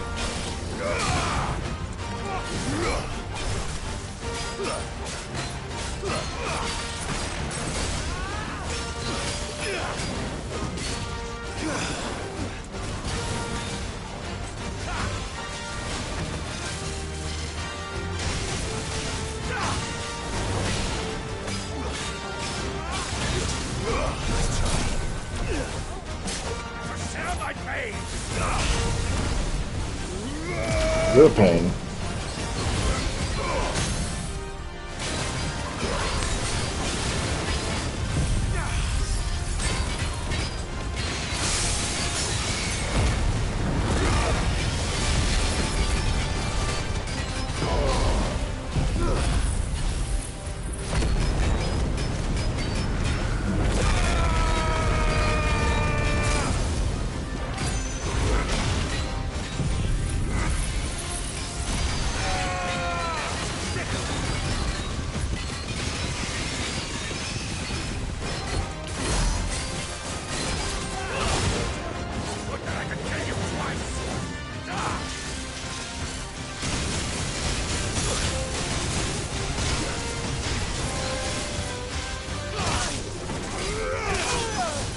Jesus.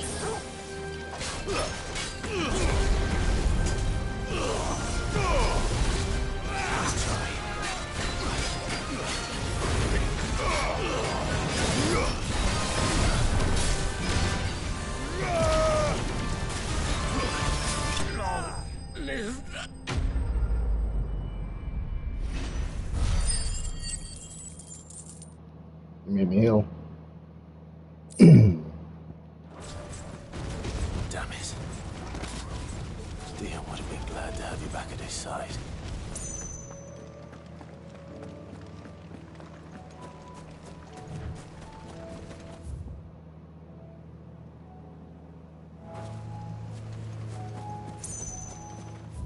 Alright.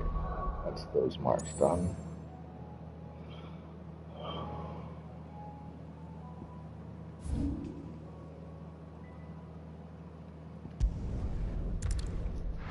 Two side quests.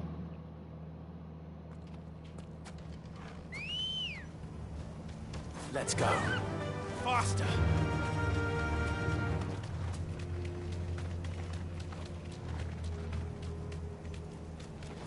That's a fucking behemoth. Be safe.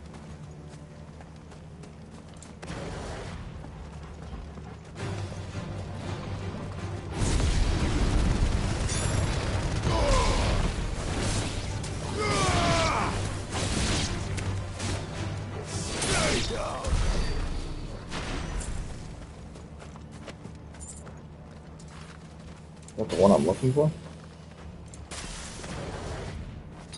Let's roll ready. Only one way to find out.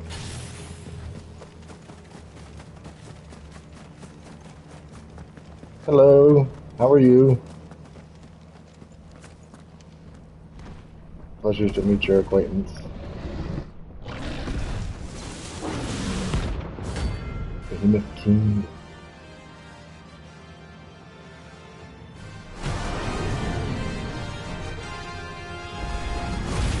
Another of the Royalist guard dogs. Quite a specimen, these two.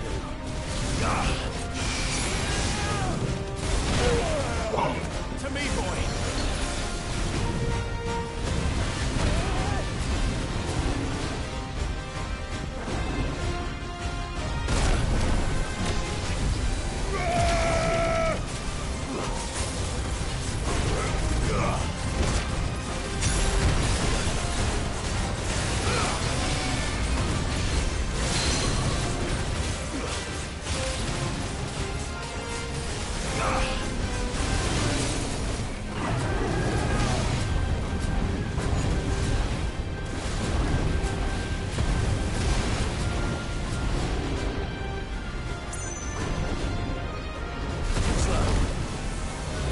Jesus.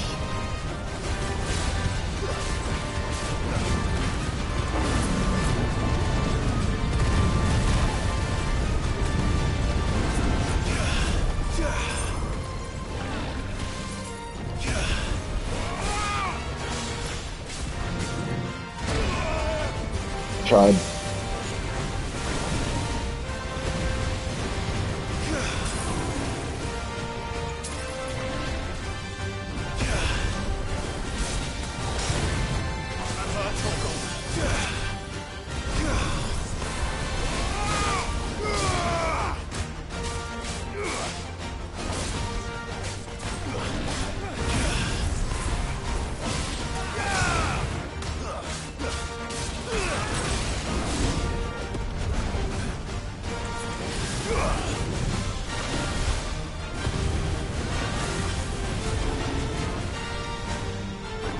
You're so cool.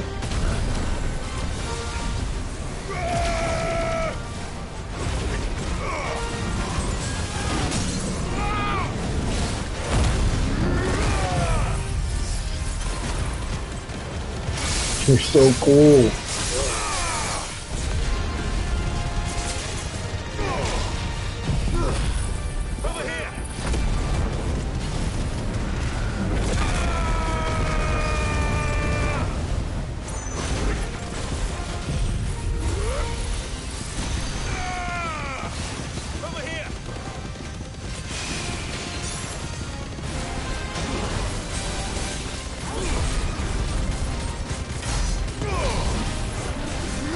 $151,000 damage.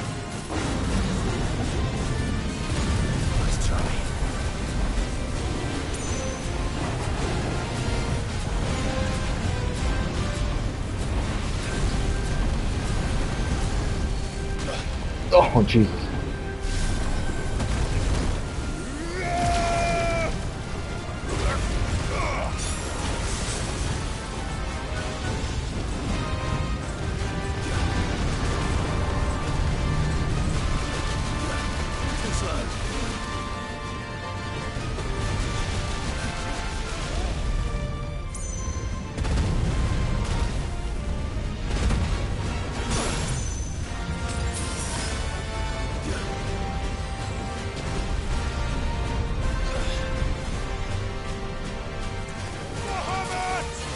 Wow.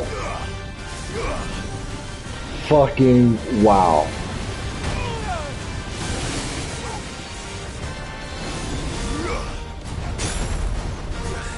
God damn it.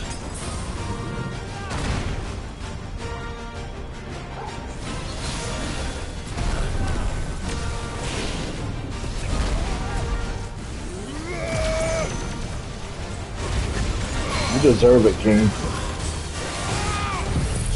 You deserve all of it. You're so fucking cool. You're so fucking cool. But it's time to die.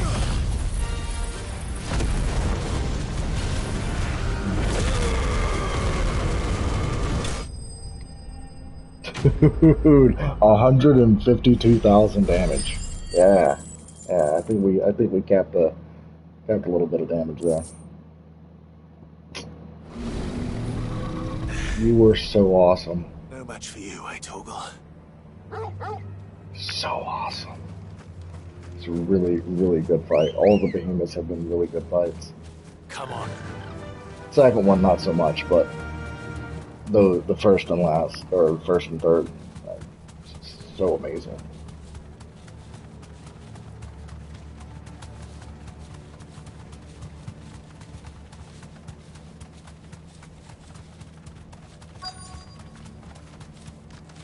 The entire village looks abandoned. Now, which house would a bookworm live in?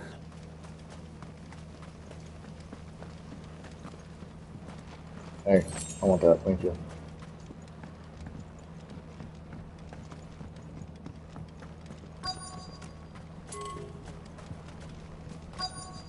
Yeah, I know.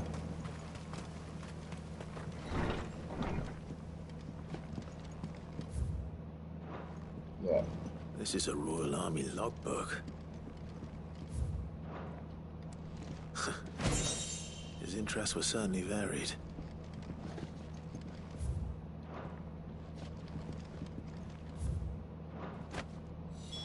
This is it. But if what it says is true, I need to get this back to the hideaway. I feel like we're gonna get stopped by something. Dun dun dun. Leaving so soon, stranger? We've been watching you. From a distance, so to speak. Subtle. I know who you are. And we need not waste time on introductions. Hand me the book. Leave it in our care and return to your life. Your care? Do you mean to burn it or bury it? That is not my decision to make. But by one means or another, its contents shall be removed from the common record. Then I'll have to politely refuse. I won't let you erase our history. Then we find ourselves at an impasse. Very well. The book can just as easily be pried from your dead hand.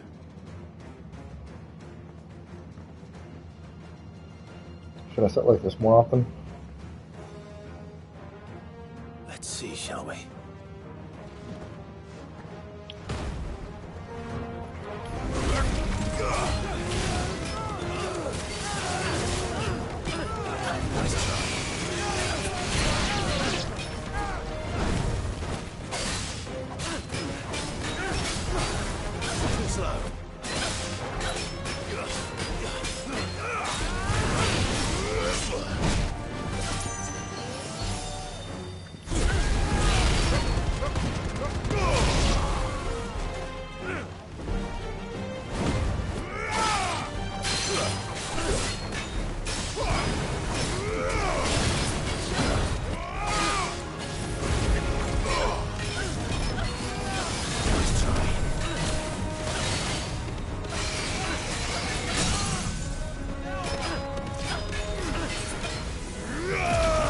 Oh damn, I was too early.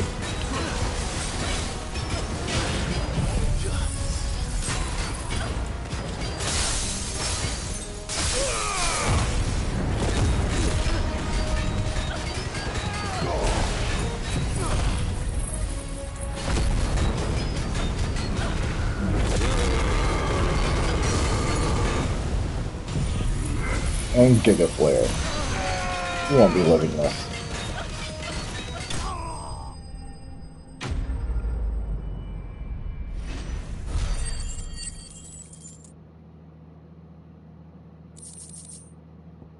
Watch my info. I do need those for Diamond Sword level 2. Impressive. But we have other means. We shall claim the book yet. Why do you want it so badly anyway? It lays out in no uncertain terms the vanity and avarice of mankind. It tells the shameful history of the persecution and oppression of a gifted few by a giftless many. Would you say that this interpretation was correct? I don't know. You don't know. Your sword may be sharp, but your wits are dull. So let me answer for you. There is no correct interpretation of history. That a series of events took place may be proved beyond a doubt. But there can be no single, immutable explanation as to why they came to pass. It is a question of numbers and of belief. If enough people believe that a set of events occurred for a reason, that belief becomes the truth. So you're trying to control the truth? We are trying to protect people from themselves, from knowledge that would bring them naught but pain. That is all. You may keep the book, for now. The world is small. We shall meet again. Until then. Wait. Damn it. Let's get this back to Vivian. Perhaps she can explain what that was all about.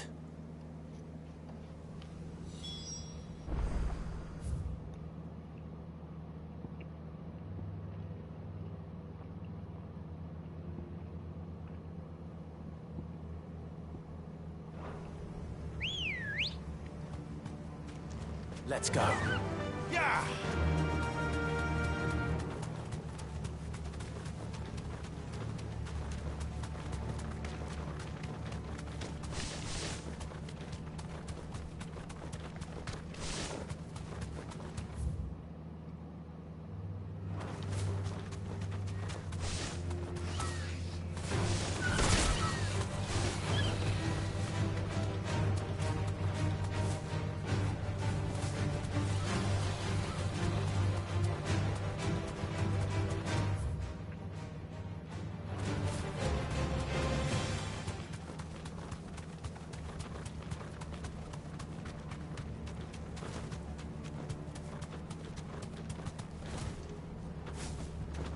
Jumbo Drift.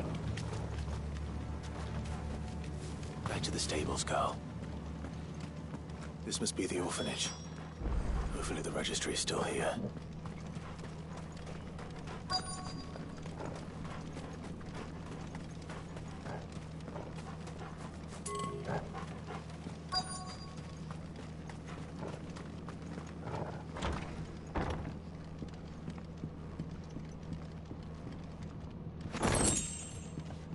Potion.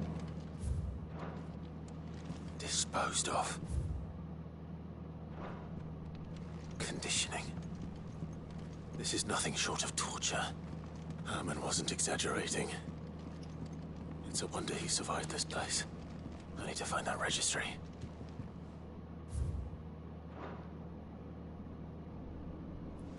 This reads like a suicide note.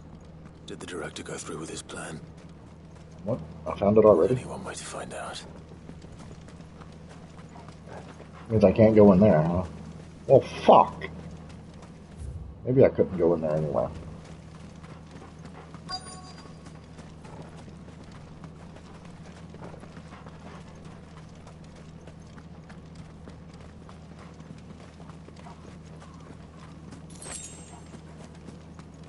A forked white tree. This must be the place.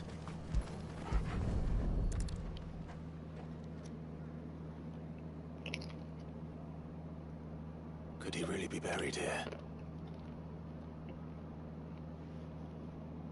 something hidden among the roots. Let's see.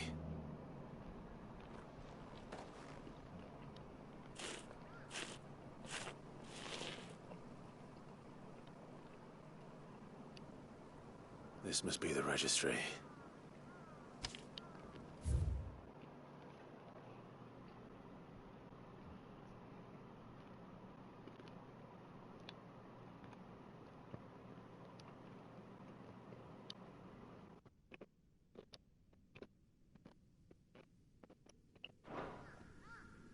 So many names. This place was a slaughterhouse. But where is the architect of all this misery?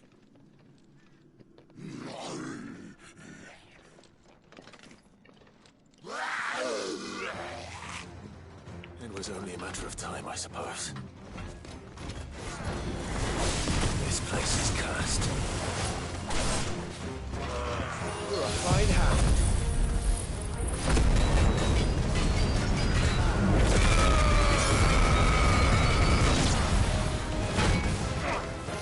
Wow.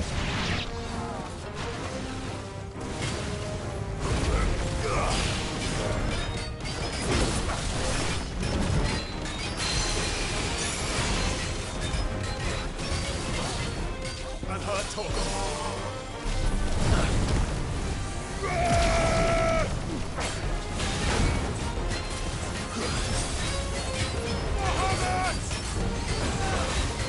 Let's try.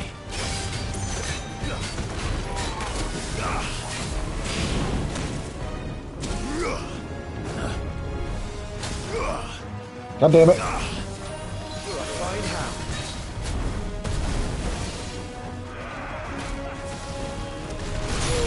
What the fuck?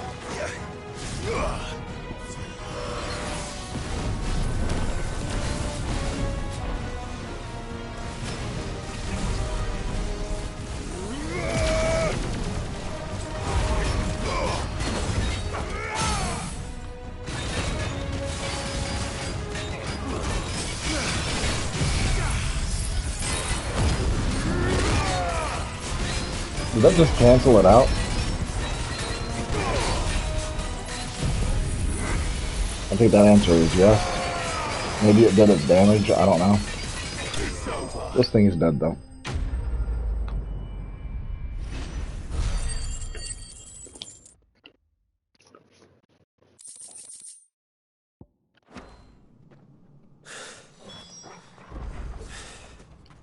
I'm done here.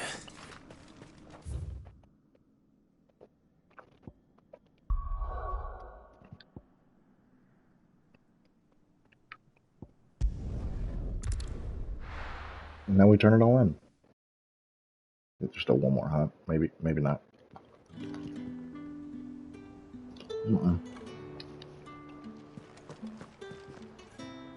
Uncle, I bring good news. The Field Marshal has agreed to your plan. Of course he has. I didn't doubt you for a moment, dear boy. Rutherford is accompanying him back to your manor in Port Isolde as we speak. They will await your return there. As will one other. One other? Who, exactly? Lord Havel was concerned that even if he could get the realm's armies to agree to an accord, he might not be as successful in convincing those with political power. He asked if I might have a solution, and I suggested a certain Imperial Lord Magistrate turned Liberator. One of your co-conspirators? Master Quinton would probably call me one of his, but yes. Another outlaw, then. Just the thing we need to put these rotten politicos in their places. Good thinking, Clive. I'm glad you approve. The more the merrier, eh? Uncle, assuming Havel and Quinton can solve our problem with the armies, you still haven't mentioned how we might manage the grain shortages. Oh, don't you worry, my boy. The 7 high houses will be seeing to that. They have all agreed to make the most generous of donations. Oh, of course, it did take a little persuasion, but luckily I had some unexpected help. From who? Why, you, my boy. rumor has it that you rescued the Lady Ariane's head steward Rockford from a horde of bloodthirsty bandits. It was more of a handful. Well, the old battle axe was so pleased. She had a shipload of talents delivered to my private docks by the next new moon. And when the other houses saw the parsimonious old crone's purse strings finally loosen, they as good as tripped over themselves in the rush to follow suit. I'm happy to hear it. Now, I must be getting back to the manor. Join us there at your earliest convenience, would you? Of course, Uncle.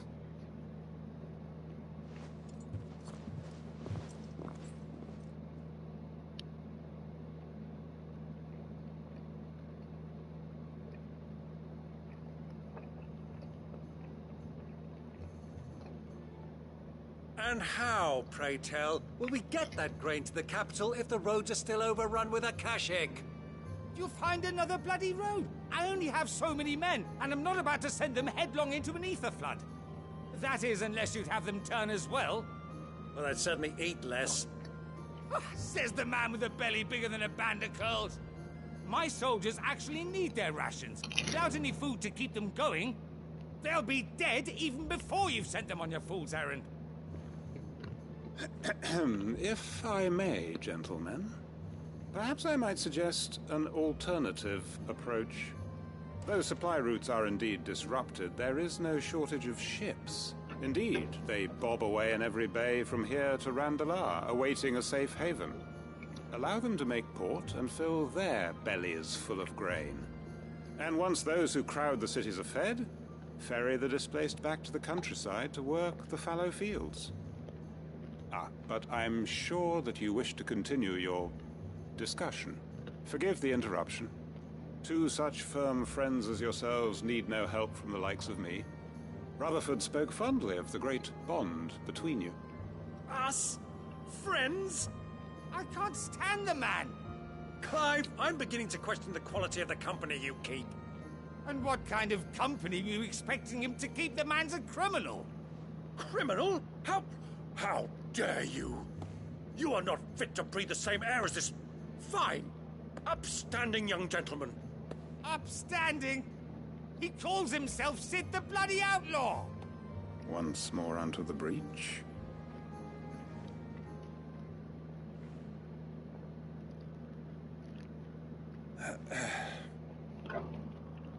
Shall we begin again? What we seek here is not to create a new nation, nor to claim the thrones of those that already exist. We wish simply to bring stability to the realm that mankind might weather the current storm. And to do that, we must convince those in power, the generals, the statesmen, the nobles, that our cause is just. There will be disagreements, yes. And I imagine some resistance, much resistance. But we cannot let that deter us. If we show them the path, show them that we walk it ourselves, then I am confident they will follow. The fate of the world lies in my nephew's hands, but the well-being of her people lies in ours. And we must not squander the chance that Clive has given us. Uncle Byron, Now, with that settled, let's move on to the signing of the Accord. For what great moment in history hasn't been accompanied by a little ceremony?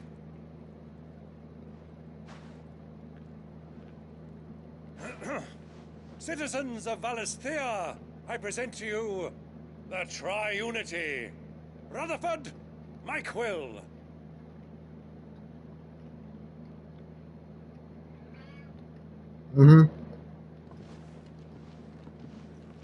Well, my boy, the stage is set.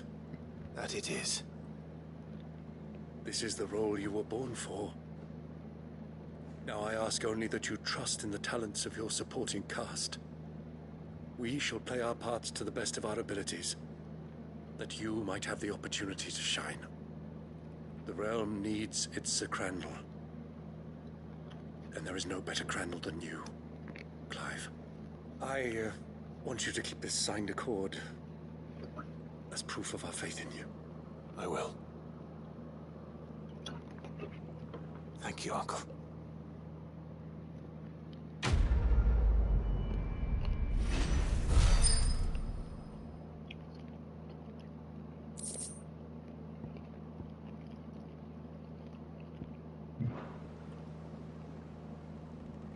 Okay.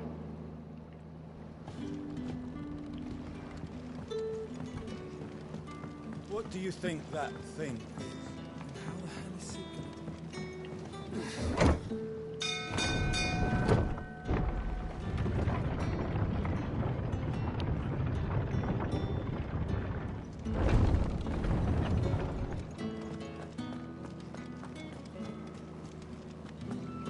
There's something about it. You should have seen. Welcome back, Sid. Welcome back, Sid. Yes. Welcome back. Trip wasn't too much of a pain in the arse, I hope. Truth be told, it was me who suggested roping you in to help with the trial.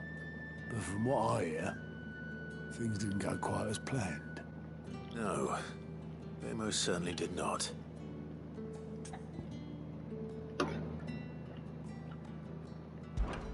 Ember lost his nerve in the face of a beast of prey, but he didn't lose heart. He pressed on, and he achieved his aim. And is that not what we ask of our scouts? Indeed it is.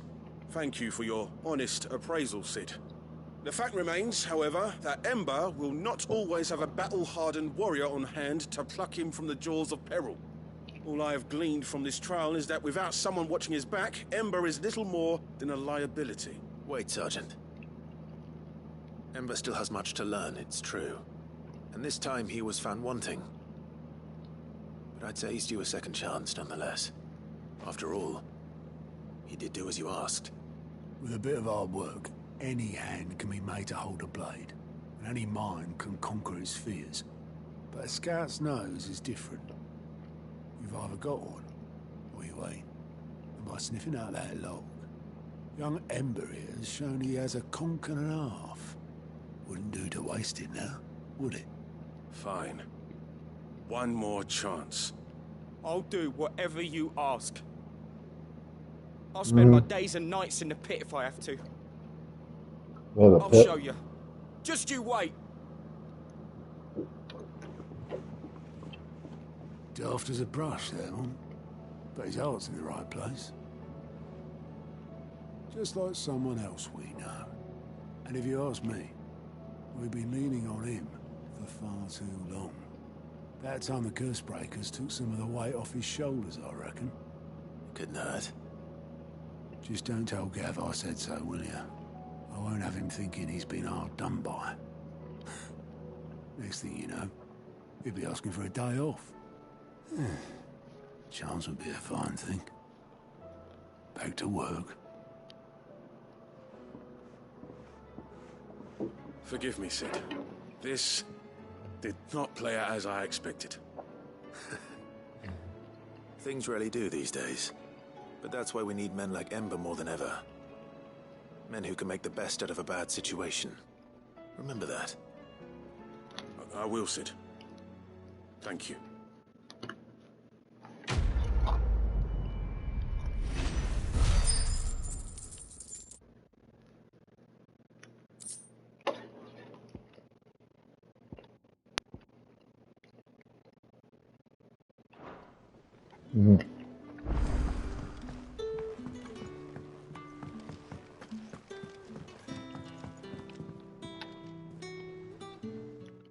Vivian. I found it. The book you lost.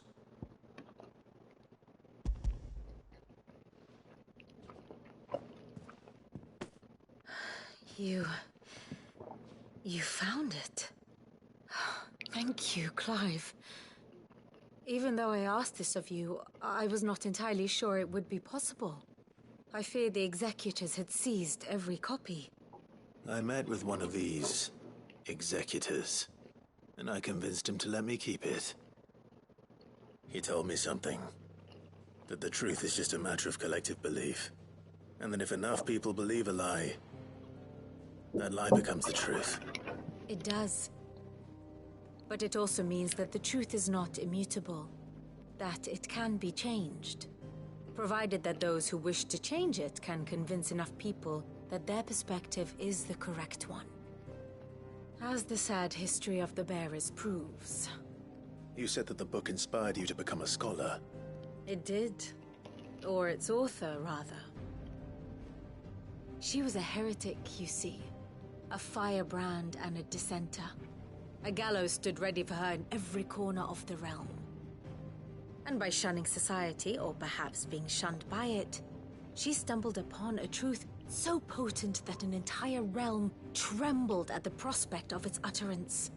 I, too, have always felt somehow set apart from the world of men. A stranger to my own species.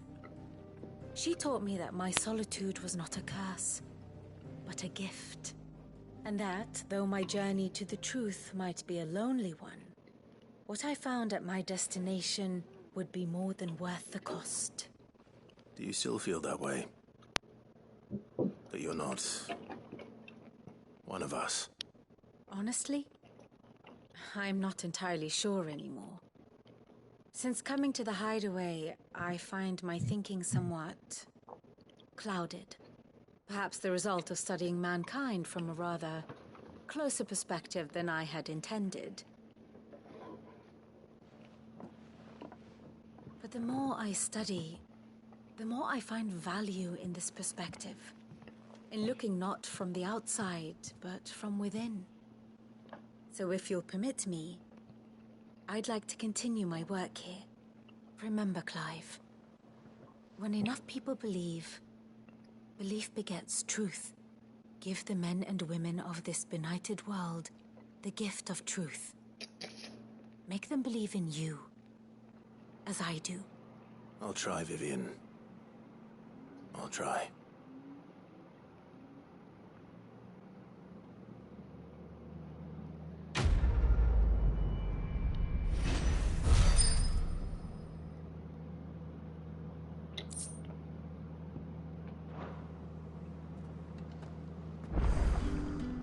That was pretty worthless. How may I help you today, Clive? Your benefactors are a generous lot. You earned this. That's the last one, huh? Just got the trophy. Come again. I may have more. I honestly don't know what else it gave me. Nothing I can equip. Why isn't he up there? Like, we literally have one last thing to do. Up total. Yeah. Hi.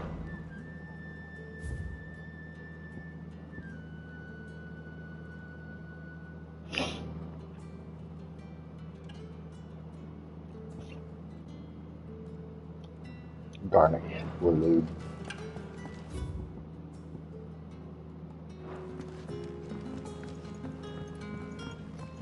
We'll have time for one more fight. Rather, I'll make the fucking time. Yeah, right. I got nothing else to do. Talk, turning all the quests.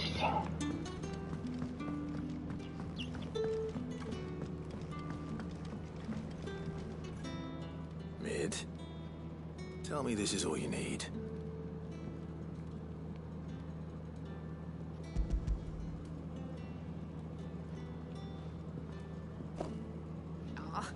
You make it sound like I asked you to save the world or something. Tell me this is all you need. It's most of what I need. After you left, I went over the figures again, and I realised I'd forgotten a 1 and a 0. And a cogwheel. Just a tiny one. Though, that's the problem. Gears that small are a bastard to make, and I may have lost the one Blackthorn spent a fortnight toiling over. wait. The children. When they took apart your scales, there was a tiny brass gear. Now that I think about it, they didn't use it when we put the scales back together. The young'uns? But why would the... You know what? I don't want to know. I'll keep working on the model. You go and find that cog.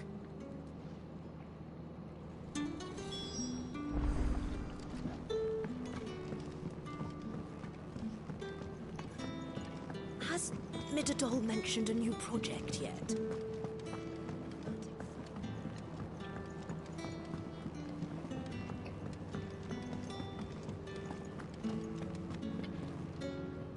I hear that you traveled to Ash.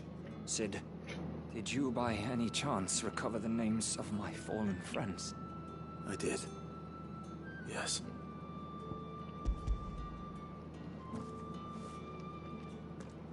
If I may? The bearer registry.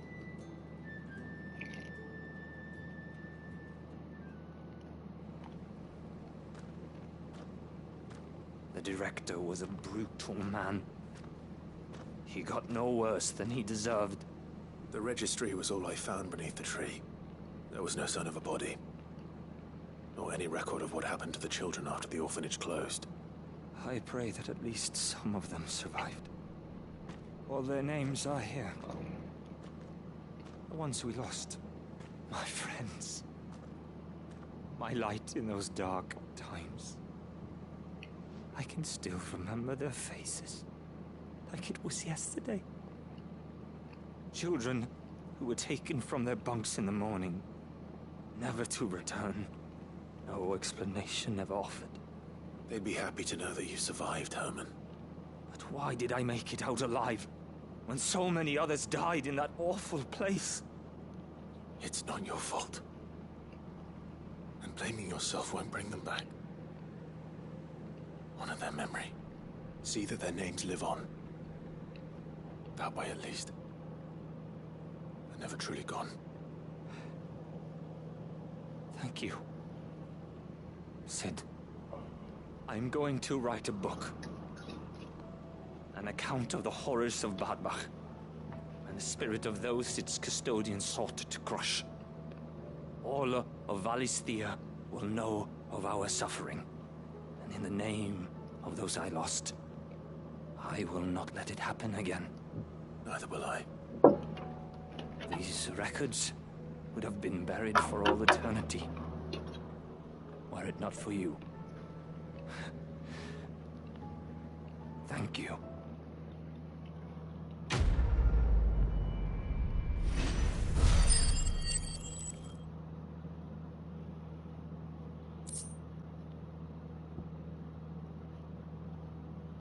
Oh.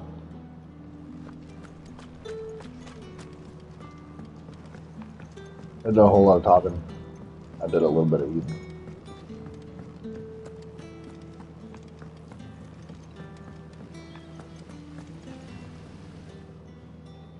Cid!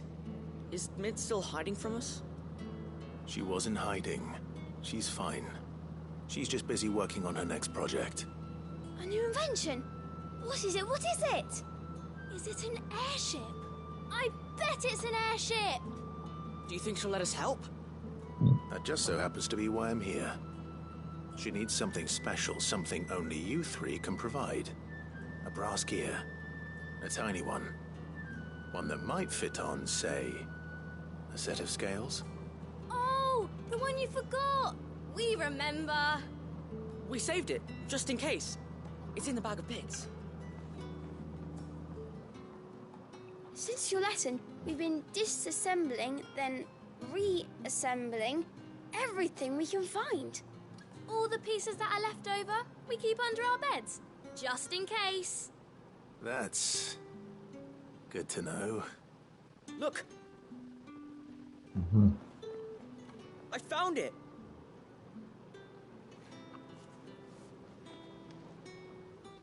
Is that all? Just the gear? We have more parts if Mid needs them. That's all for now. But I'll let Mid know about your hoard. Just in case. Thanks, Cid.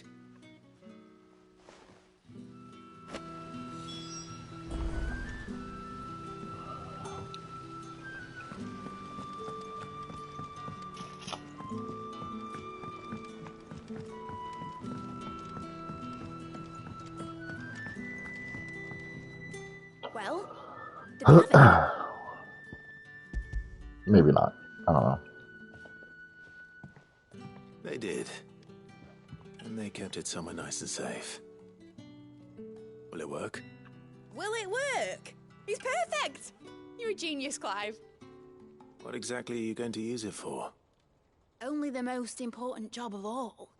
The wings aren't going to move on their own. But with the right cog in the right place?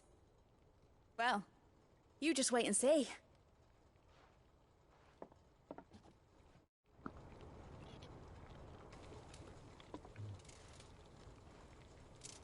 That should do it.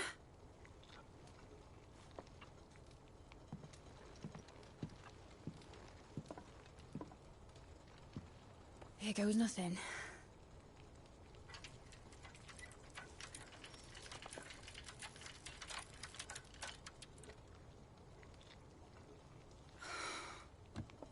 Titan's tits. It wasn't supposed to fly, was it? Of course it was supposed to fly. Wouldn't be much of an airship if it didn't. Honestly, these bloody engines are driving me mad. I was so sure this would be the day she soared. The Mithril engine was made to make dreams come true. But maybe this is one dream the world's better off without. Show folk how to take flying. It won't be long till they're raining death down on each other.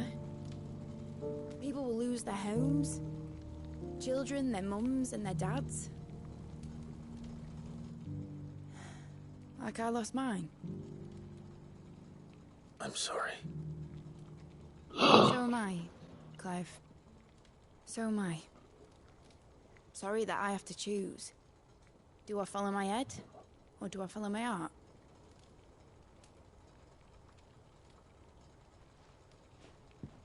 Good question. The first time I stood on the deck of your ship, felt the wind in my hair. It was like I was flying. But imagine how it would feel to actually do it. My dad always said there were two ways of living life. Chasing a dream or shuffling to your grave. And he were right. Right about a lot of things. Not that I like to admit it. People need dreams to chase. Especially in a world like this.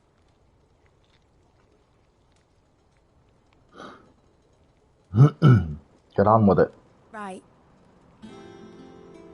When this is over, I'm gonna take all my Mithril engines to Zemeckis and sling them over the edge. I won't have my dream end up turning into someone else's nightmare. But all that hard work... All that hard work will not be used for war, Jamie. But it ain't like it'll be gone. Tell me, Clive, have you ever been on a treasure hunt? Not since Joshua and I were boys. Why do you ask? Because I'm gonna bury the engine schematics and leave behind a little riddle telling people where to find them. A really hard one, so that only the most dedicated dreamers will ever be able to work it out.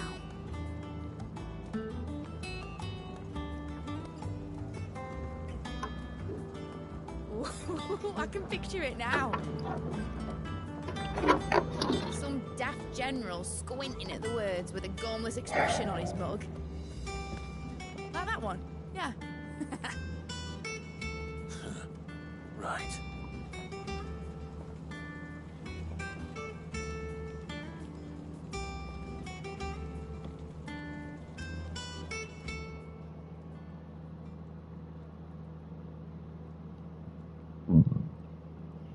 Of course, if I'm putting this engine at the end of a treasure hunt, I'll still need to make it a treasure worth hunting for. Won't be much of a prize if it couldn't even make a toy boat fly after all. My dad always said, dream big. And talk small, yes. It isn't the size of a dream that's important, is it, Clive? Only that it's a good one. And I reckon I've got a fair few good uns left in me. I'm sure you do.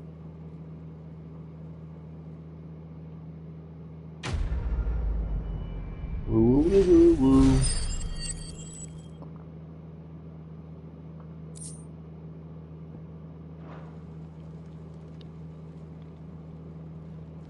Jesus, who the fuck else? Was that all of them?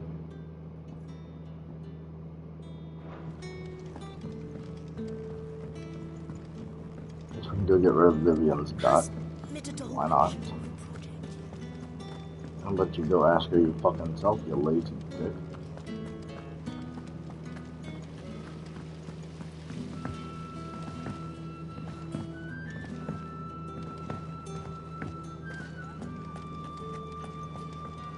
Vivian, dot. Back again? What is it that you wish to learn? Nothing. Here you are. Thanks. Sissy jump.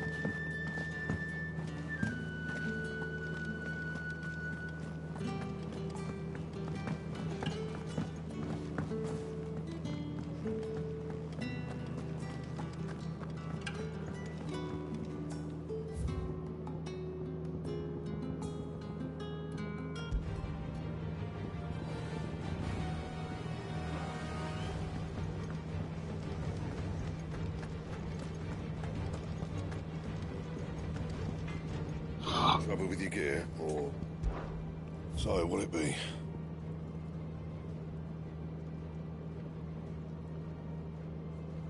Well, give me the Gardamarong. Should last you a good while. 1:30 twilight.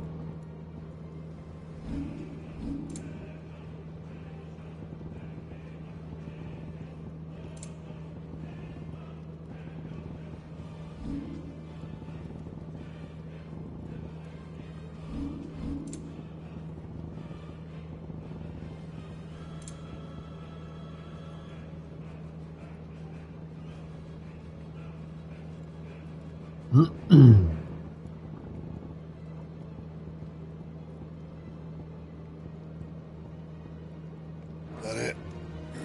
Fine.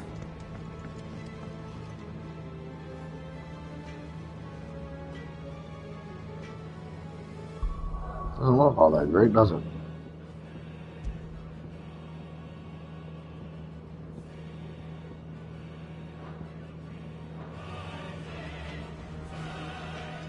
It's like your basic ass sword.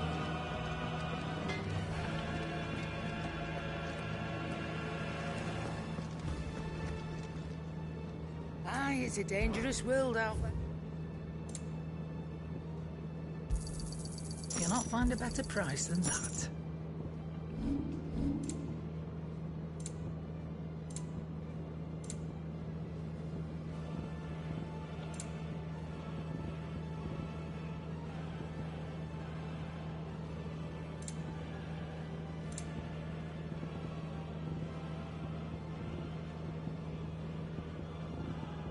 Is that all?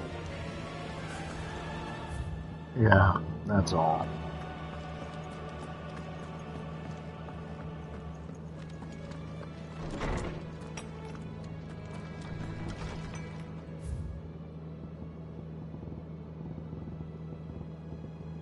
Jesus. Uh-huh. Uh-huh. Uh-huh.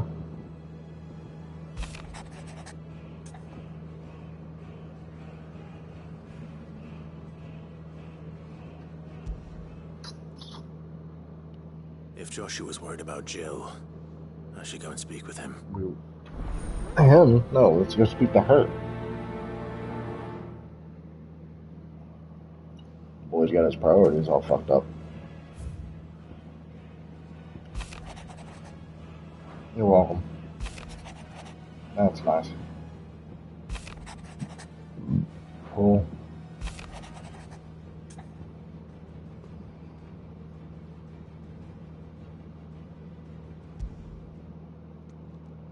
It's usually me making demands of Hippocrates. I wonder what this is about.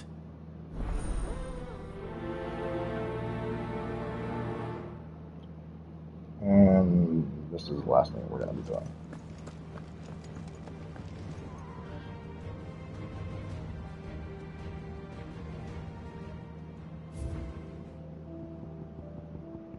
One, 2, 3, 4, 5 left to get.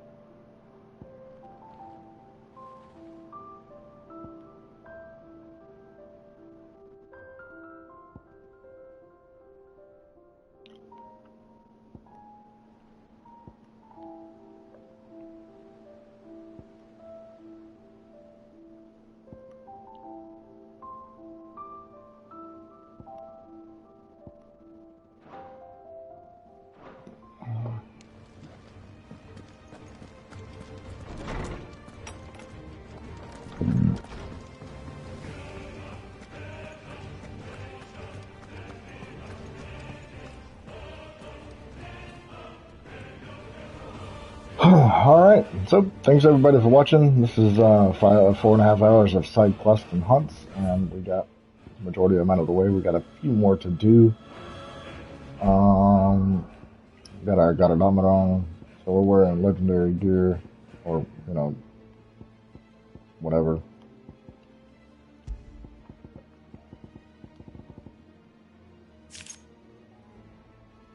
The best of the best is what we got. I mean, I'm sure I could...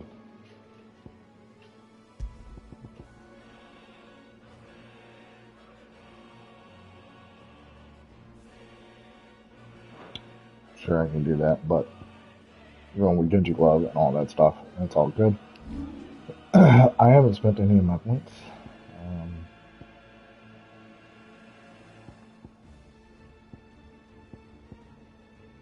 But let's go ahead.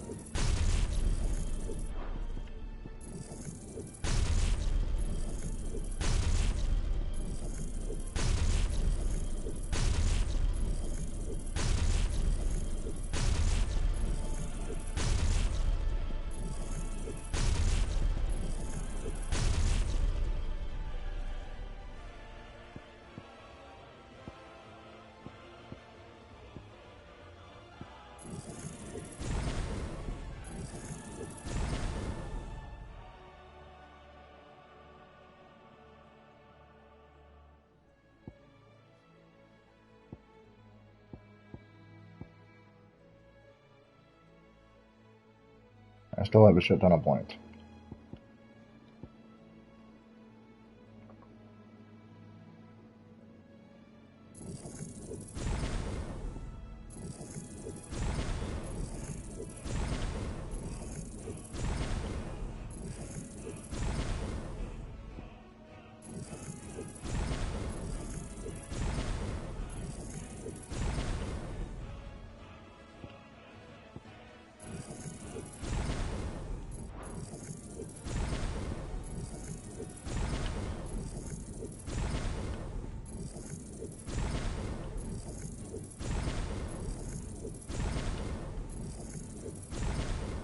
Now we don't have so many points.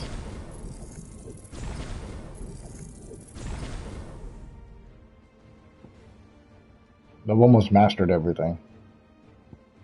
I mean, not mastered, but upgraded everything. So, there's that. Oh, right. We were ending. So, yeah. Did all that good stuff. Yeah, we haven't forgotten to save. Thanks everybody for watching. I'll catch you guys next time. Later.